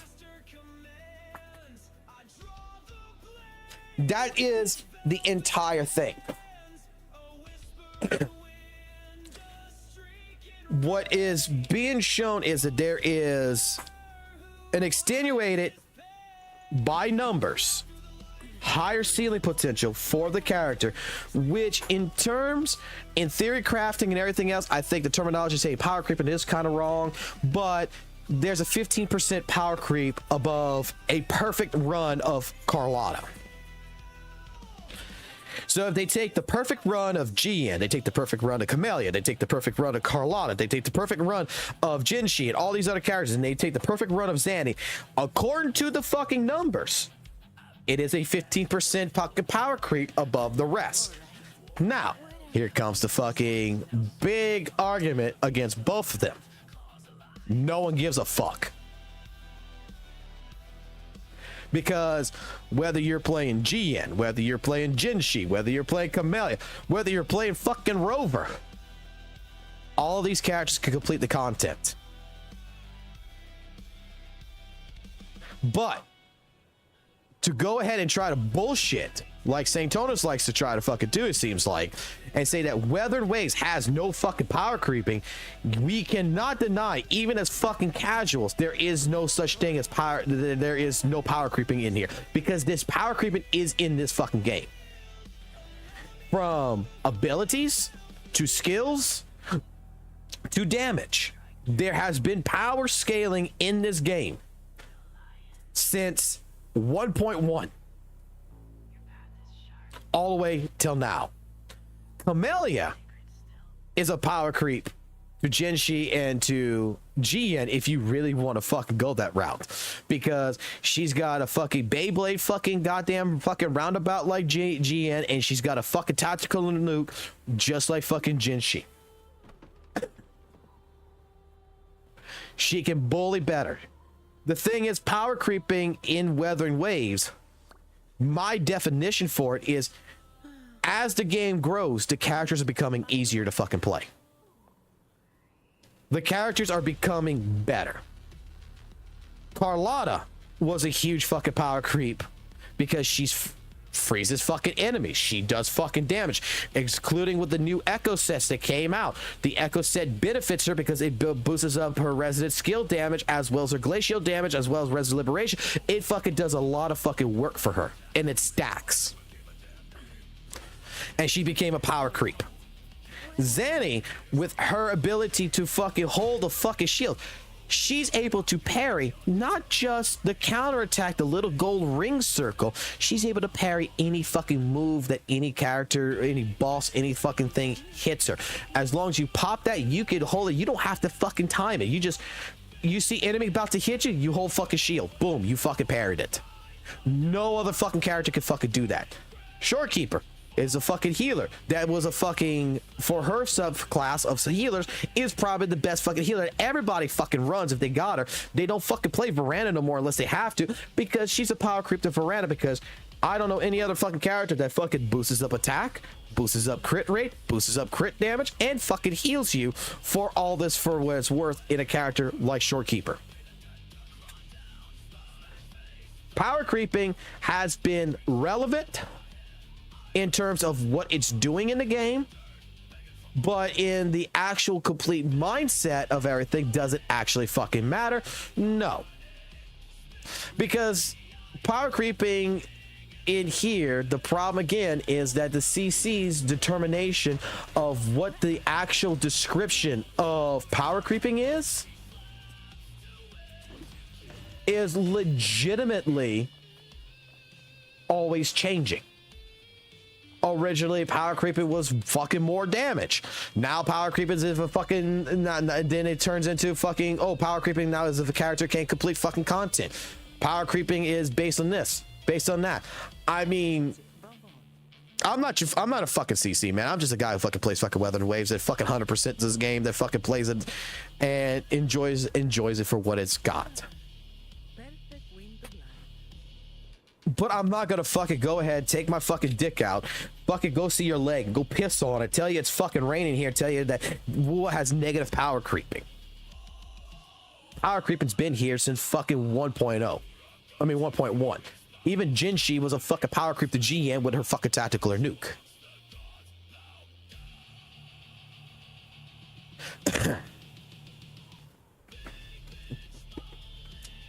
The thing is like, okay, let's go with HSR. I know a friend who plays HSR really fucking well. I don't know shit about HSR. I trust my friend 110% with HSR because the motherfucker's played it for fucking goddamn fucking 4 or 5 years or whatever, however long it's came out. He's played it since day fucking 1.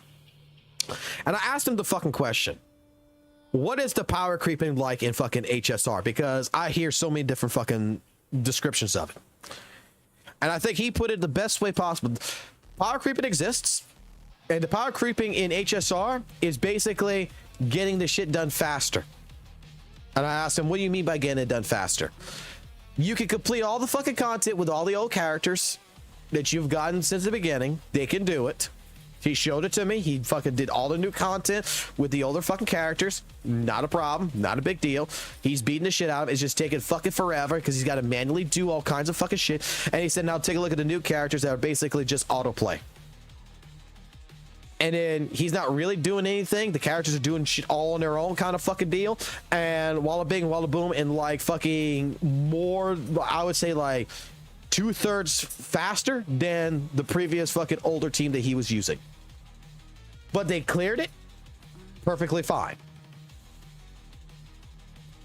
That power creeping in HSR to him, and I will agree with him on this from what I've seen, is just all characters can do the new content with no problems. It's just that it takes longer than it would be just to fucking use the new unit, and the new unit would just fucking destroy it in fucking a heartbeat.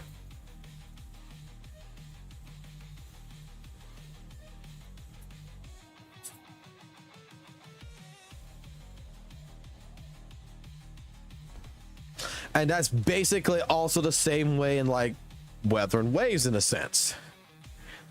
Wuthering Waves, my take on it is that power creeping is based on the versatility of the character.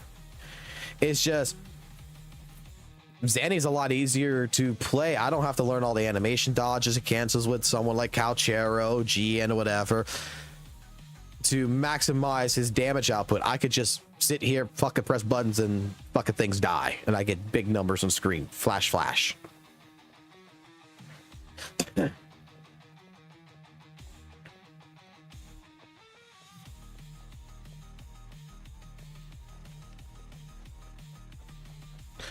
I mean,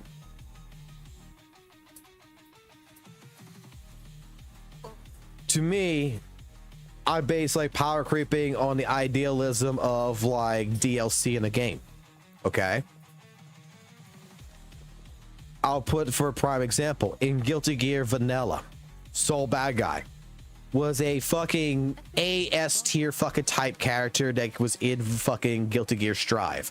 Character pretty much had fucking shit on him that legitimately would just blow motherfuckers up and do extraordinary damage. But in order to do this, I would have to do basically forward slash heavy slash down quarter circle heavy slash into Bandit Revolver, Roman cancel back, do a half quarter circle back, get on the ground, And then from here, I could do Tyrant Rave and smash them into the window, and I could do more than half their health, pretty much leaving it to where I could just pretty much do a Fafnir and kill them off. Okay? Now, I know that sounds all fucking complex and everything else too if you're not into fighting games, well, I just stayed there. But basically, that's a long chain command, which you just heard. Now, I play someone like fucking Slayer. And I saw this for myself, who was a DLC character that came into the game in season 4 here. I do basically // quarter circle, heavy slash. It does a command grab into a fucking alt and fucking does the same amount of fucking damage. So I had to do this long extenuating fucking 5-hit fucking piece combo to do this much fucking damage, which back in vanilla was considered like the easiest fucking shit to fucking pull off. And now with guaranteed damaging in Strive, I do quarter circle, heavy slash after doing 2 slashes. I mean, I do // quarter circle, heavy slash, and I grab them and I do the same amount of damage. Why the fuck would I play fucking sole bad guy in a fucking tournament when this fucking character over here is guaranteed to do it in a fucking easier way? You get my point? That's power creeping.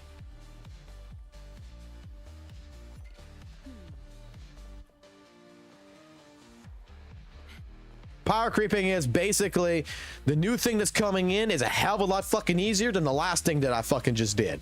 And guess what? It's stronger because of that reason. That's how I determine power creeping.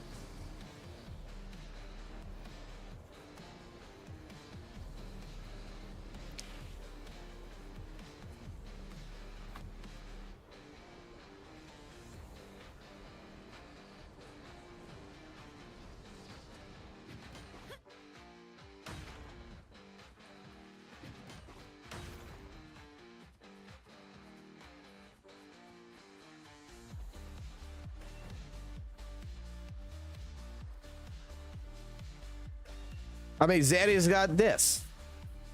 I'm not saying that the old characters are fucking useless. Maggie's not saying the old characters are fucking useless.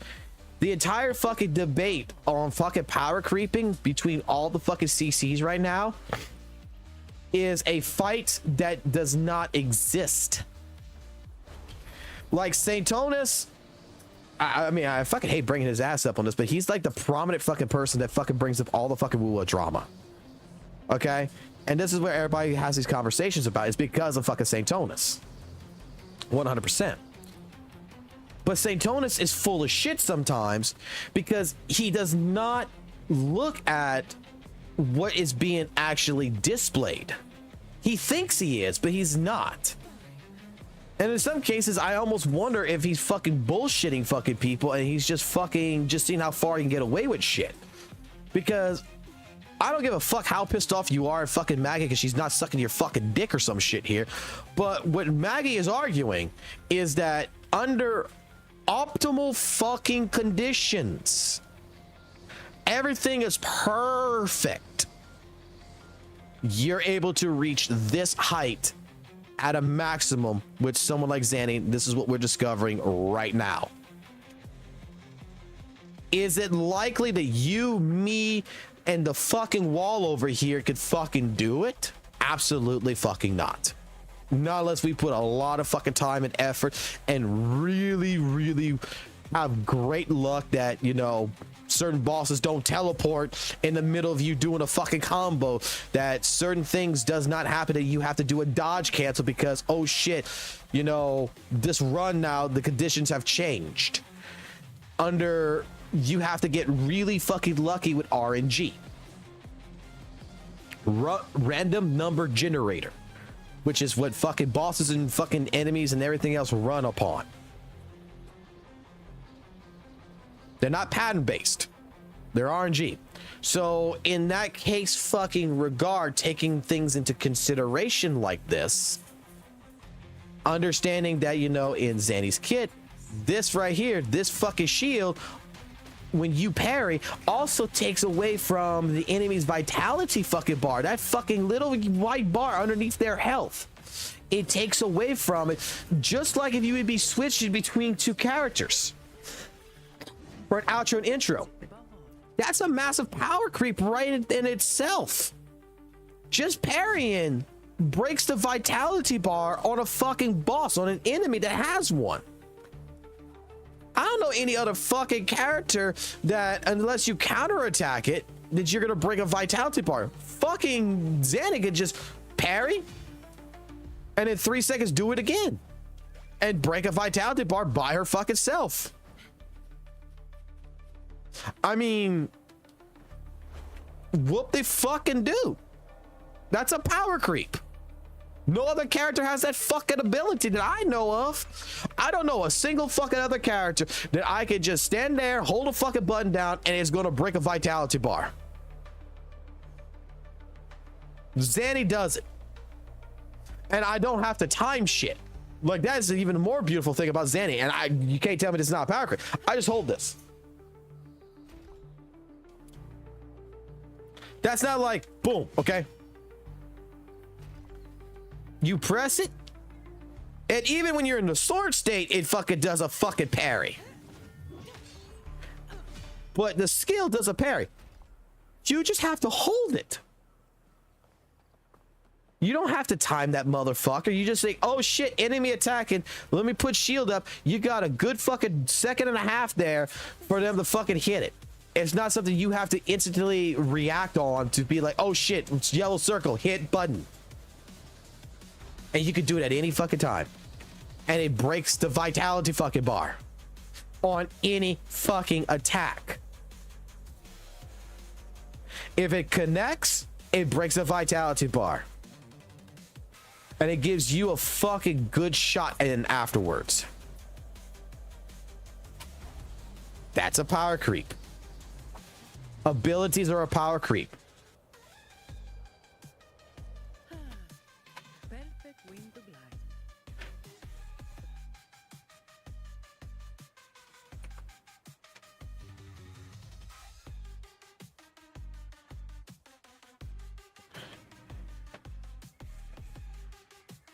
Let's see, Maggie didn't give a disclaimer and oil shields just eat it up like thing and spreading false equivalent thing. That's a lie. Disclaimer was on the spreadsheet in red text. If you don't see it, you mean the update and know the original. Before it was called out, I didn't though. No, the original, no, it was there, trust me. It's only been added to, when it called out. Maggie couldn't even refute it and claimed I mean, look, let me put it this way, okay? I don't know shit about whether she put it up there or not or whatever, okay? It's still just completely theory crafting. That's all she fucking ever fucking done. Like, I'm not gonna fucking lie. Like, she is not like, from everything, I don't even like, look, I can't even watch Maggie's content. I'm gonna be honest, the voice really fucking trips me up. That lisp or whatever you want to call it, I'm gonna say it like this, but every time I've ever watched fucking Maggie fucking talk about WUWA and play fucking WUWA and shit and do her fucking theory crafting, it's always been theory crafting. I don't think if she put a disclaimer, she put a disclaimer. She did, she didn't. I don't think she probably did, okay? Because in her mind, what is she known for in her community? Theory crafting. What do people outside think she's talking about? Practicality. So the disclaimer came in late for those who don't know that she does theory crafting. Again, all I see Maggie, and I've always seen Maggie about like this, is that Maggie is a fucking tool-assisted fucking simulation. Her job and the reason why her numbers and the work that she does, I think is good. I mean, personally, I think some of the shit she's done is kind of shitty, but that's on her. She needs to go through her own redemption arc and that possibility. There's no need to fucking prosecute her anymore on that shit. But from her general work that she has done, she's a tool-assisted system. She is straight up a simulation. all I've ever seen Maggie do is say, here is the data that we've gotten from this. This is what people's provided to me. This is what I've provided.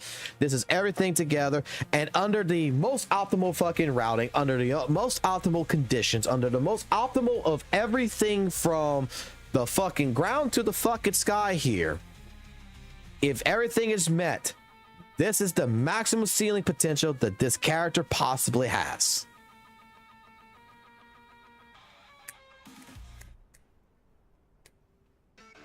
But what does that mean?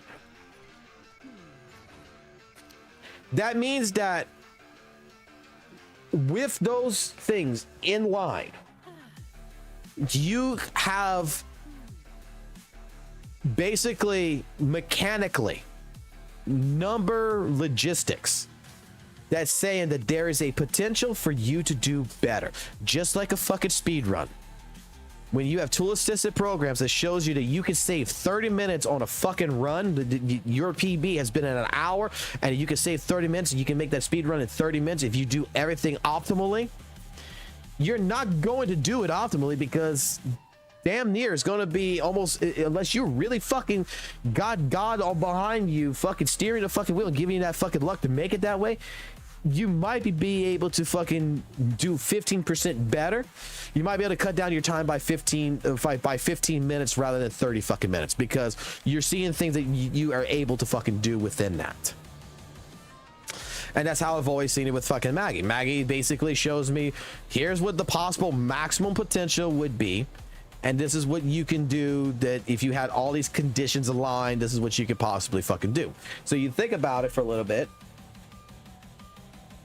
You look at it, and then you use that to try to improve your rotations, your damage, whatever, to ultimately give you a better edge. You're not trying to reach what she's telling you. If you can, that'd be great. But you're trying to still use what she's giving you to showcase that, hey, look, you could do better of a job most likely if you're suffering. That's it. That's it. That is what fucking Maggie has fucking showcased, and I don't understand how it's so fucking hard to fucking comprehend. What a waste of time. I mean, am I fucking wrong? And if I'm wrong, please explain to me how I'm fucking wrong. But I mean, if someone shows you that, hey, mechanically speaking, numbers, you are able to see a ceiling that is 15% fucking better or 30% better than what you're currently fucking doing, that if you, would you not be a little bit interested in fucking being like, hey, well, I might not be able to get there, but I can improve this, and as long as I see a 5% fucking better potential, I'm good with it.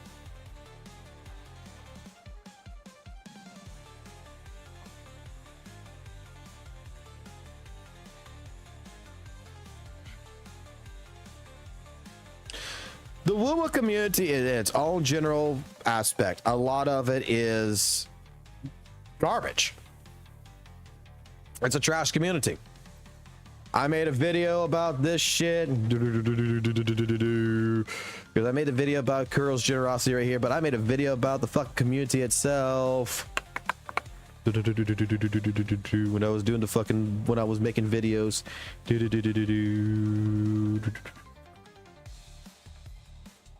Oh man, I don't think it was this far. Yeah, the fucking WUWA drama like 9 months ago. We talked about that kind of stupid shit. But there was a video in particular that I made right here 8 months ago. Yeah, it's only got 279 fucking views.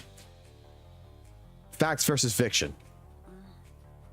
Where basically I said that the fucking drama that is being created in Wuthering Waves against like other fucking content like fucking ZZZ and all this other shit and everything else is going in, that the WUWA community itself is turning into the Genshin fucking community, and it's going to fucking be like this unless fucking the content creators readjust what they were fucking doing at the fucking time to better optimize a more fundamental picture about WUWA. But otherwise, it was going to turn into the Genshin community. Now, I did something a long fucking time ago, which proved another fucking point about another fan base. Because there is one fucking fan base that I will say is fucking chill as fuck. ZZZ. I made a video that says, is ZZZ harder than WUWA? And I played fucking ZZZ and I said, oh man, it's fucking harder and shit. This was a social fucking experiment because a friend of mine then fucking told me something. I said, I don't believe you. In this fucking video, I pretty much basically said, oh, ZZZ is harder than fucking WUWA. Then I got so much hate for this. Then I made another video. I said, dude, when I made a previous fucking video a long fucking time ago, a month ago, where like why I prefer WUWA over ZZZ, I never had a single ZZZ person come here and hate me. The moment I said ZZZ was harder than fucking WUWA, I had so many people come from fucking WUWA tell me I was fucking shit and they hated me.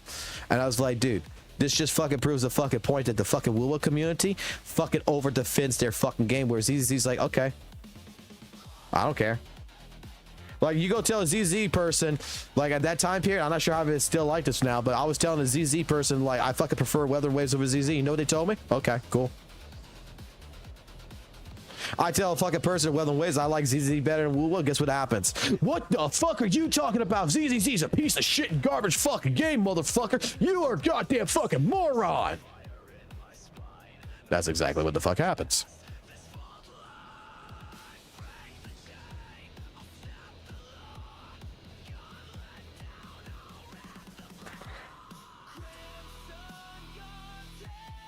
And you know what my argument was?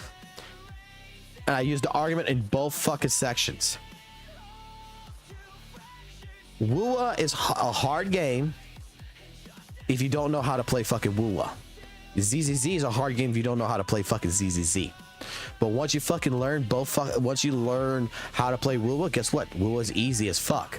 Once you learn how to play ZZZ, ZZ is easy as fuck. That was the fucking argument that I was fucking making.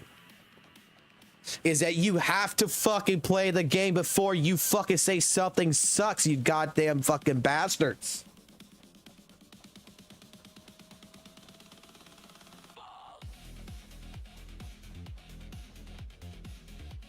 No, Saint can't read.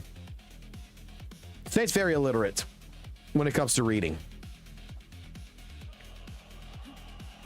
Like, if something tells you something, you need to read the shit. Like, dude, I've made that fucking mistake where I skip fucking instructions, you know, even in WUWA over some shit, and it's like, what the fuck am I not being able to do this? And I go back and I go read. I was like, oh, I should have read that.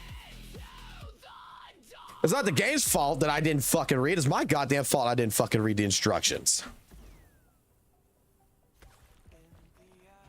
That's what fucking Saint does. He fucking makes misinformation about so much fucking bullshit. But he's not, okay. Let me correct that. Let me correct that. Because I'm not wrong, but I'm wrong. Saint does not misinform. This is the thing. I will use his words one more fucking time against him. Objectively speaking, and I mean objectively speaking, he lies by fucking omission. That's what he's good at. He's good at manipulating because he lies by fucking omission. He tells you this shit's fucking hard as fuck, all this other shit, you can't do this shit, whatever, but he doesn't fucking read the instructions. He doesn't tell you that he didn't read the instructions. He's not wrong. It was hard as fuck for him. It really is. But he's not going to tell you he didn't fucking read the instructions. So, is that not lying by omission? Just like when he fucking made the fucking statements about fucking gacha revenue, which I still hold against him to this fucking day. Gacha revenue, he made the statement that they were lying by omission when he was fucking lying by omission. Because for a smart motherfucker like he is, and I'm gonna give him that credit, he's smart as a motherfucker. His take was absolutely trash. Because I know he knew better. I 100% know he knew better. And all the shit that he was trying to align, that he was trying to fucking think, that I made that video fucking against it. Whereas, like, how they're lying by omission when they post this shit up on fucking Reddit, they put the fucking AFQ up on fucking Reddit. How the fuck are they lying by omission when the guy himself has a fucking AFQ fucking page? And you're trying to claim that fucking 1-2 clicks is lying by fucking omission.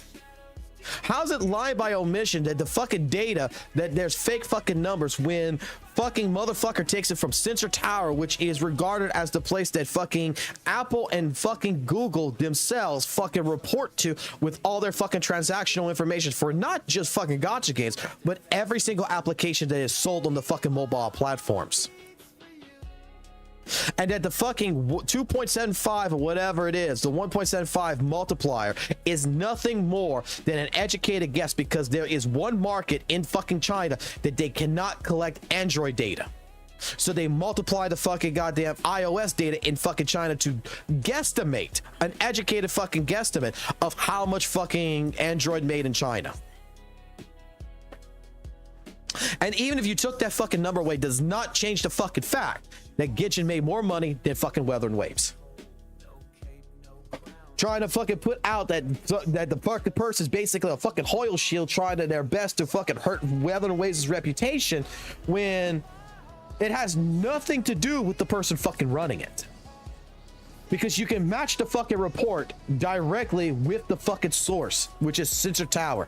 And like I stated before, if you're gonna be bitching at fucking gacharevenue.com about this shit, then you need to be bitching about Sensor Tower in themselves, which is a fucking corporation which is trusted by multiple fucking multi-billion-dollar fucking companies that reliably use their analytic data.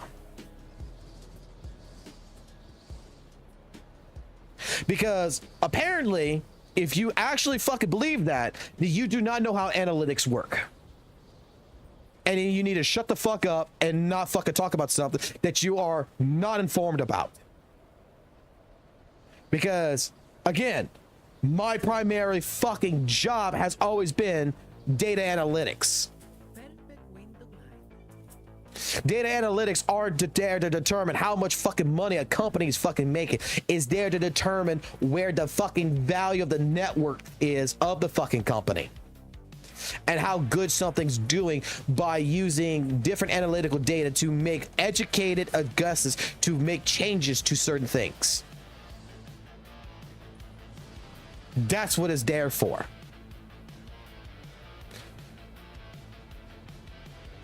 We have a whole entire different fucking department that does the fucking numbers down to the fucking penny, and that's called the accounting department. The analytic department is designed is for one purpose and one fucking purpose only. Okay, so a recent update that we put out did not make this fucking apparently a good impact, because based on, you know, these estimated numbers and everything else on the sales and everything else that we got from these reports, we can actually primarily determine that JJ is the fucking worst fucking patch that we've had. So we need to make sure that we're really pushing out a marketing campaign for the next one. And we push out a little bit of a marketing campaign for Shorekeeper. Shorekeeper's update comes out, and it's fucking 10 times better than it was with fucking JJ. Guess what that just proved? That proved that we did a better fucking job using analytical data. And the only reason why person like Gacha Revenue, like they were created, was for the historical value, so that way, you know, we could determine, like, okay, what was the ups and what was the you know, the ups and downs of the game. That's it. That's what it's designed for. It wasn't designed to PvP. It wasn't designed to fucking make Wuthering Waves look like shit. It was designed to go ahead to better determine the ups and downs historically, so that way a year from now we had historical fucking data that's now no longer there because of a certain Satonus, so we could see that, hey, Wuthering Waves did fucking better in 8 months to a year than it was on its launch date, in determining by the transactional fees on mobile data. It's not fake data. It is and it isn't. It's a best guesstimate. And even if you took the fucking fake data out of the fucking equation, like I just said before, Genshin's an orange, Wuthering Waves is an apple. The orange is worth fucking $2. The apple's worth $1 fucking. That's how much that both of them actually fucking made. But if I put a multiplier on top of it, and let's just say that multiplier says that, you know, I add $2 onto both of them, the apple turned to $3. The $2 fucking orange over here now went to fucking goddamn fucking $4. It doesn't change the fucking placement of where Wuthering Waves was doing good or not. It just says that Genshin's still fucking better. We're just putting data to make it, you know, somewhat more accurate. That's it. That's why, like I said, you want to get down to the nitty gritty about fucking CCs and about their fucking opinions and shit. A lot of them talk out their fucking ass.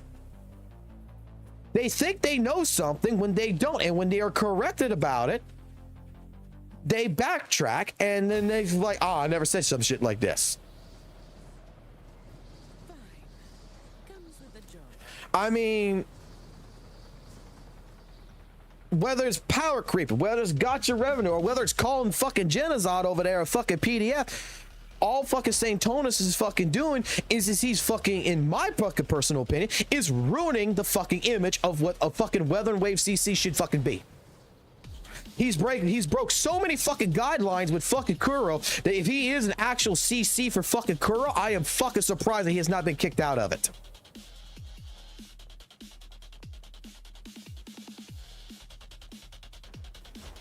I'm surprised that Maggie got kicked out of it more sooner than someone like Satonus.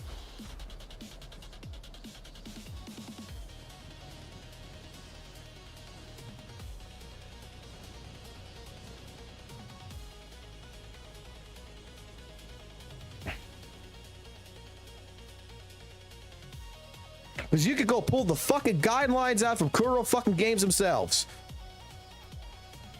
And Satonus has broken multiple fucking rules in that guideline.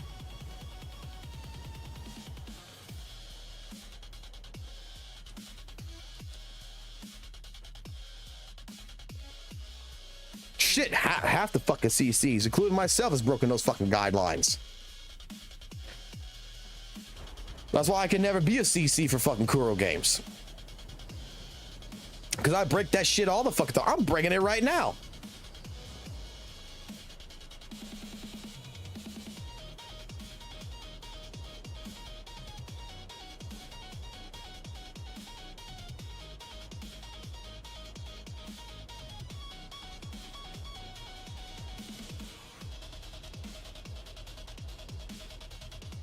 Well, if he got kicked out, that's fucking great.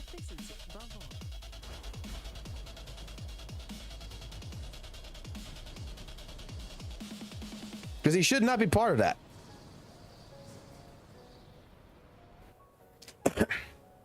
Let me put it this way. There is a lot of good Wuthering Wave CCs. I know, like, I'm going to fucking personally fucking say this. One fucking Wuthering Wave CC, which is actually somewhat fucking big, in my personal opinion, that I know a lot of people don't like, is Ethan.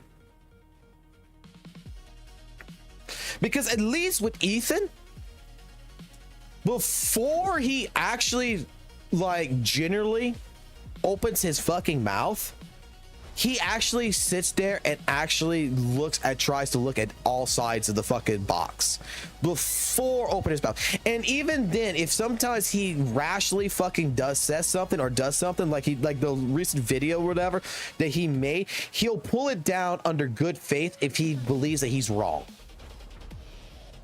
that he takes fucking responsibility. like the fucking shit about the mass reporting about the Wuthering Waves from a Genshin content creator, some shit that he made a video on. He pulled it. He made a post about it and everything about, hey, look, I'm pulling this out and everything because apparently people are telling me that I am misinformed. So under good faith, I'm pulling it and I need to do more research.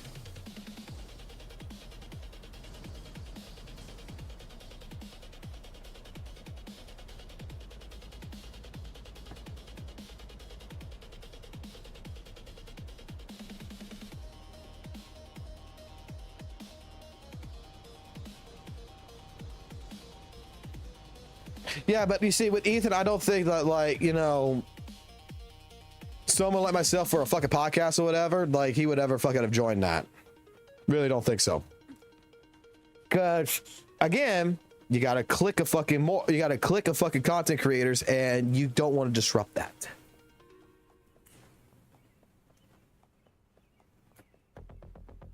Because if it's benefiting you, you don't want to piss off your money chain, if you would say.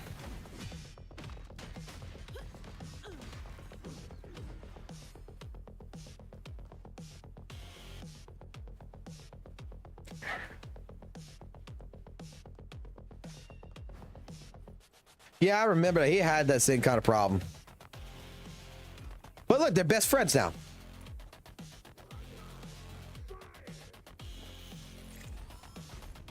See, I would love to talk to, like, out of everyone, that's the one person I would love to actually talk to is Ethan. I won't lie.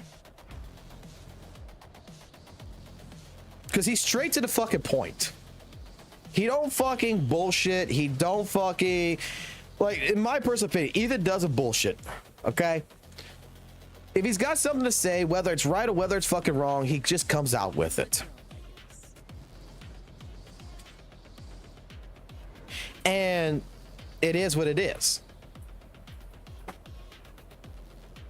That would be that's the one reason why I would love to talk to someone like him.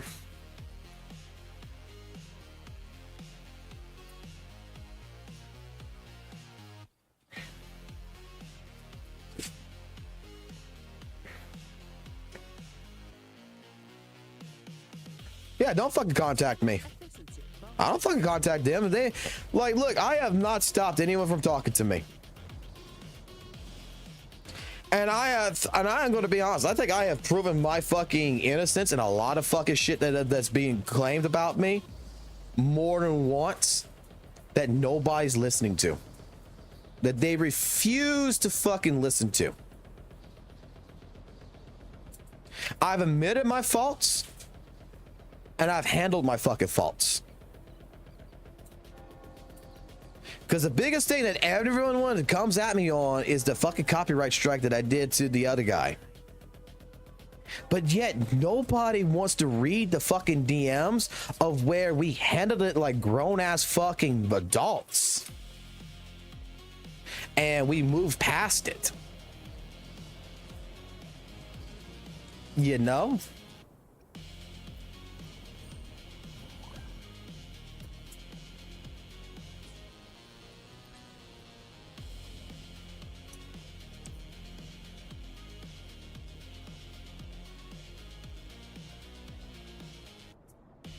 Cooking 180. I can't do. Attain 1 echo. Complete 1 side mission. Let's go find an echo.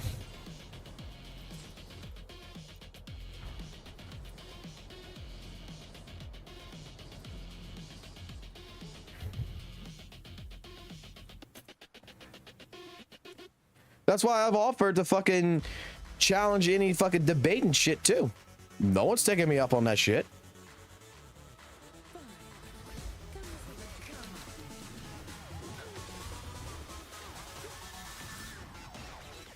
Because I think it'd be fucking fun to sit there and fucking try to understand the mentality of a person on the other side.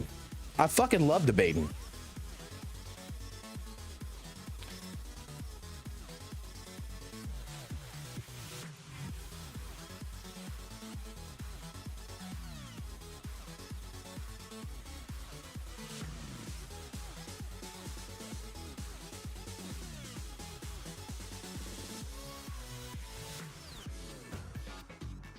Like, there's a bunch of shit that I could fucking go out and just be like, hey, look, I can fucking call out. I call out St. Tonas all the fucking time. I'm not gonna fucking lie. I call his ass out all the fucking time because I don't give a flying fuck.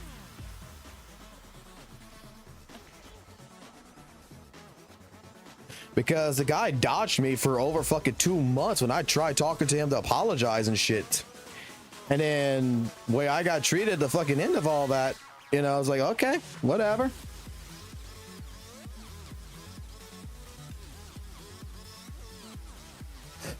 Same kind of shit like with fucking Maggie and him. I thought, oh no, it wasn't fucking synthesize, it was fucking crafting. I got craft. I was like, well, fuck, what the fuck? I did that shit. No, it's gotta be crafting.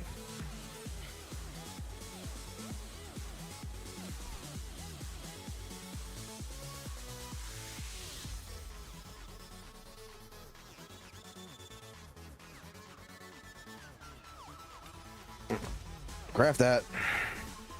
It's useless, but it gets me this. Cool. Complete one daily quest, do one side quest, defeat one overlord, defeat one calamity. It's only 20, so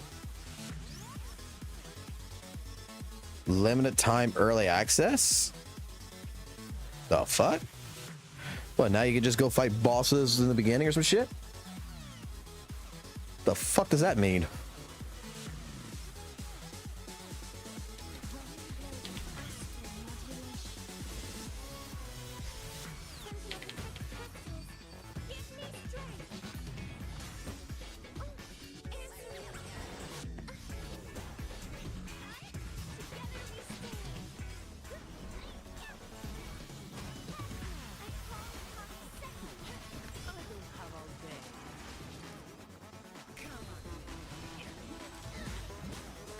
He dead. Oh, so they made a domain out of it. Okay. Well, that's new.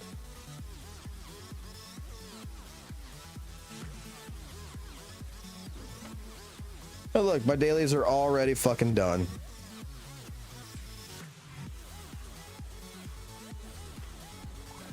Do this shit, collect my fucking shit out of this. And apparently prepare for the fucking race to fucking whatever with.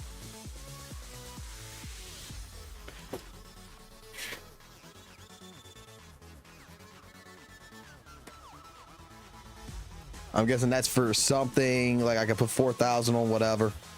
I'm guessing. I don't know shit about it. I haven't done it. Don't care.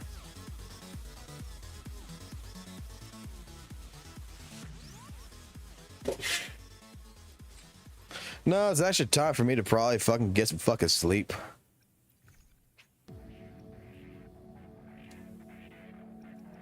I can always mash later.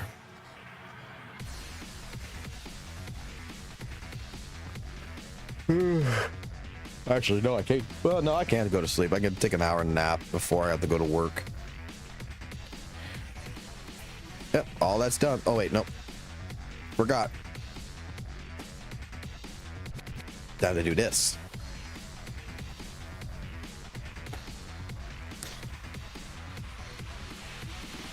I want to build that up so each day I can get one of those. And how much longer till this is unlocked?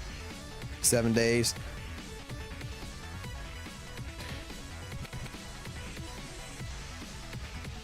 Seven days, 5 hours. 7 days, 2 hours. Oh, that's kind of shitty. I'm not gonna lie. That's kind of fucking shitty a little bit because this definitely means you're not gonna get. You cannot use this on Zanny. So I can use that on the next fucking resonator, which is the fucking tree sucker. But I can build up the fucking shit for it.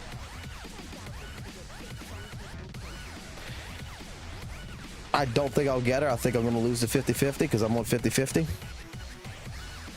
No. Am I on 50-50? No, the last character I got was Encore, wasn't it? Let me go double check. I think I lose the 50-50. I think I lose the 50-50, don't I? Yeah. Okay, so I'm guaranteed either. I'm guaranteed now. Okay.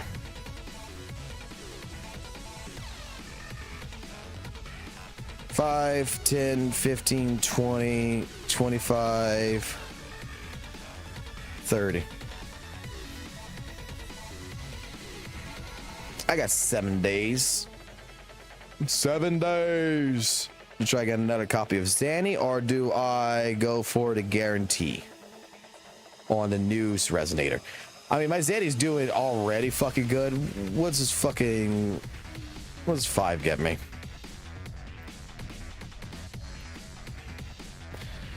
Damage multiplier, Resident Liberation, Rekindle increased by 120%. And then if I go for this, I might as well fucking put the money in and go for a 7-6.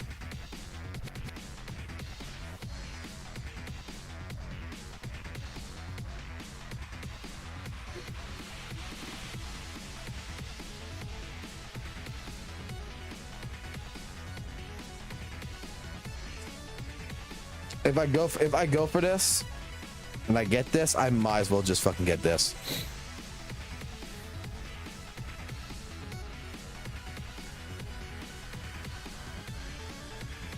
Just for when like his blaze is lower than 70, restore 70 immediately, and this effect will trigger Inferno mode. So, I mean, this is really fucking good.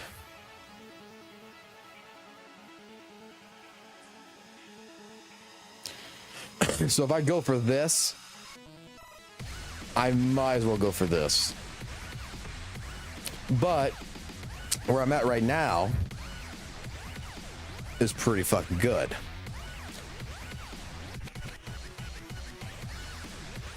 So I gotta make the debate whether I want to keep going for Zanny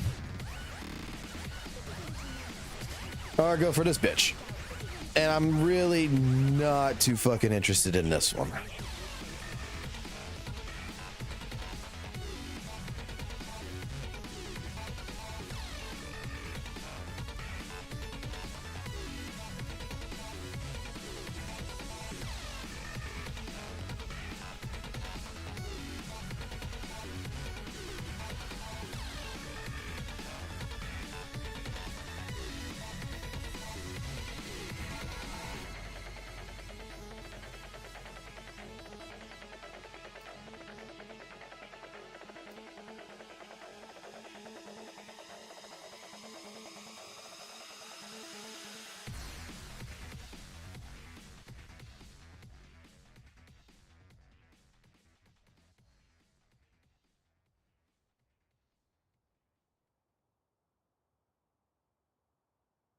Wait a second here.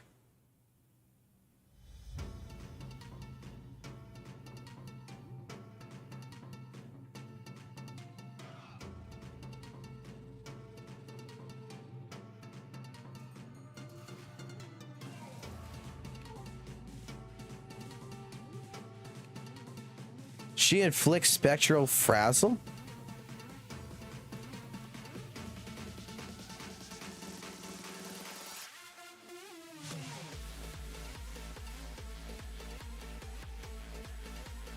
She inflicts a stack of Spectric Frazzle on target hits with her resonant skill. I mean, her resonant liberation.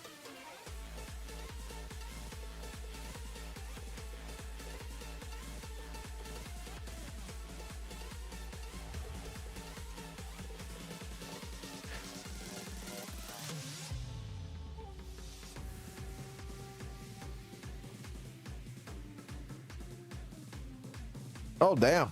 They gain a 40% aerial damage bonus. Man, fucking Genia would actually benefit from that.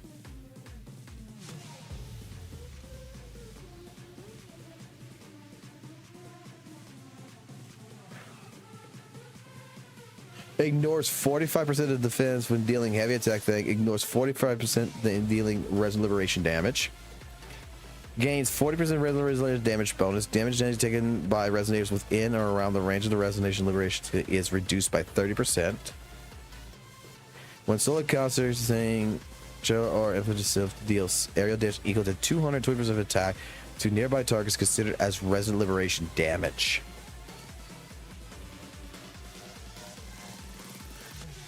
But I'm not gonna lie, bitch. The fucking goddamn horns, man.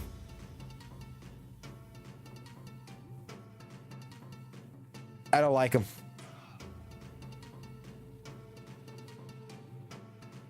They're not perfect like these.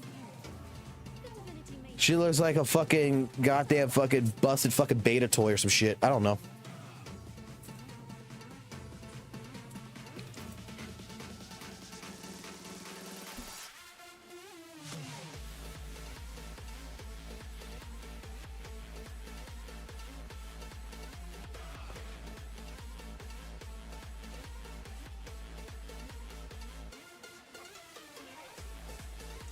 All right, well, I think I'm gonna go ahead and take a nap.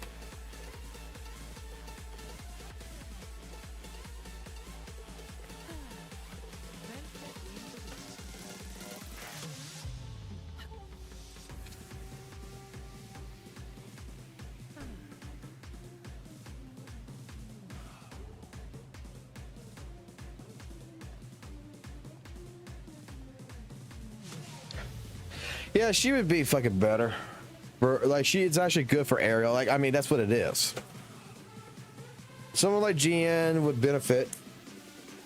I'm sure the new bitch will benefit with a fucking 40% fucking aerial damage buff. But that would be a character for sure that Noisy needs to get for his GN. Which will greatly fucking improve GN's fucking potential. And ensure that he does not get power crept anymore.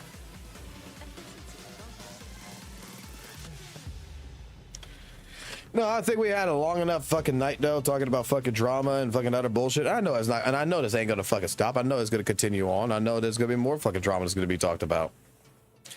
But I'm just gonna let you guys know before I go that whether or not you watch the live stream or whatever, you come around or whatever you talk, like legitimately, I'm going to be completely unfiltered. Like, I don't care no more. I completely unfiltered. I'm so fucking goddamn blacklisted. I don't give a fuck. And I'm going to be completely unfiltered with what I say. And if you guys want to be unfiltered with what y'all want to say, by all fucking means, this is a fucking safe, this is a safe zone.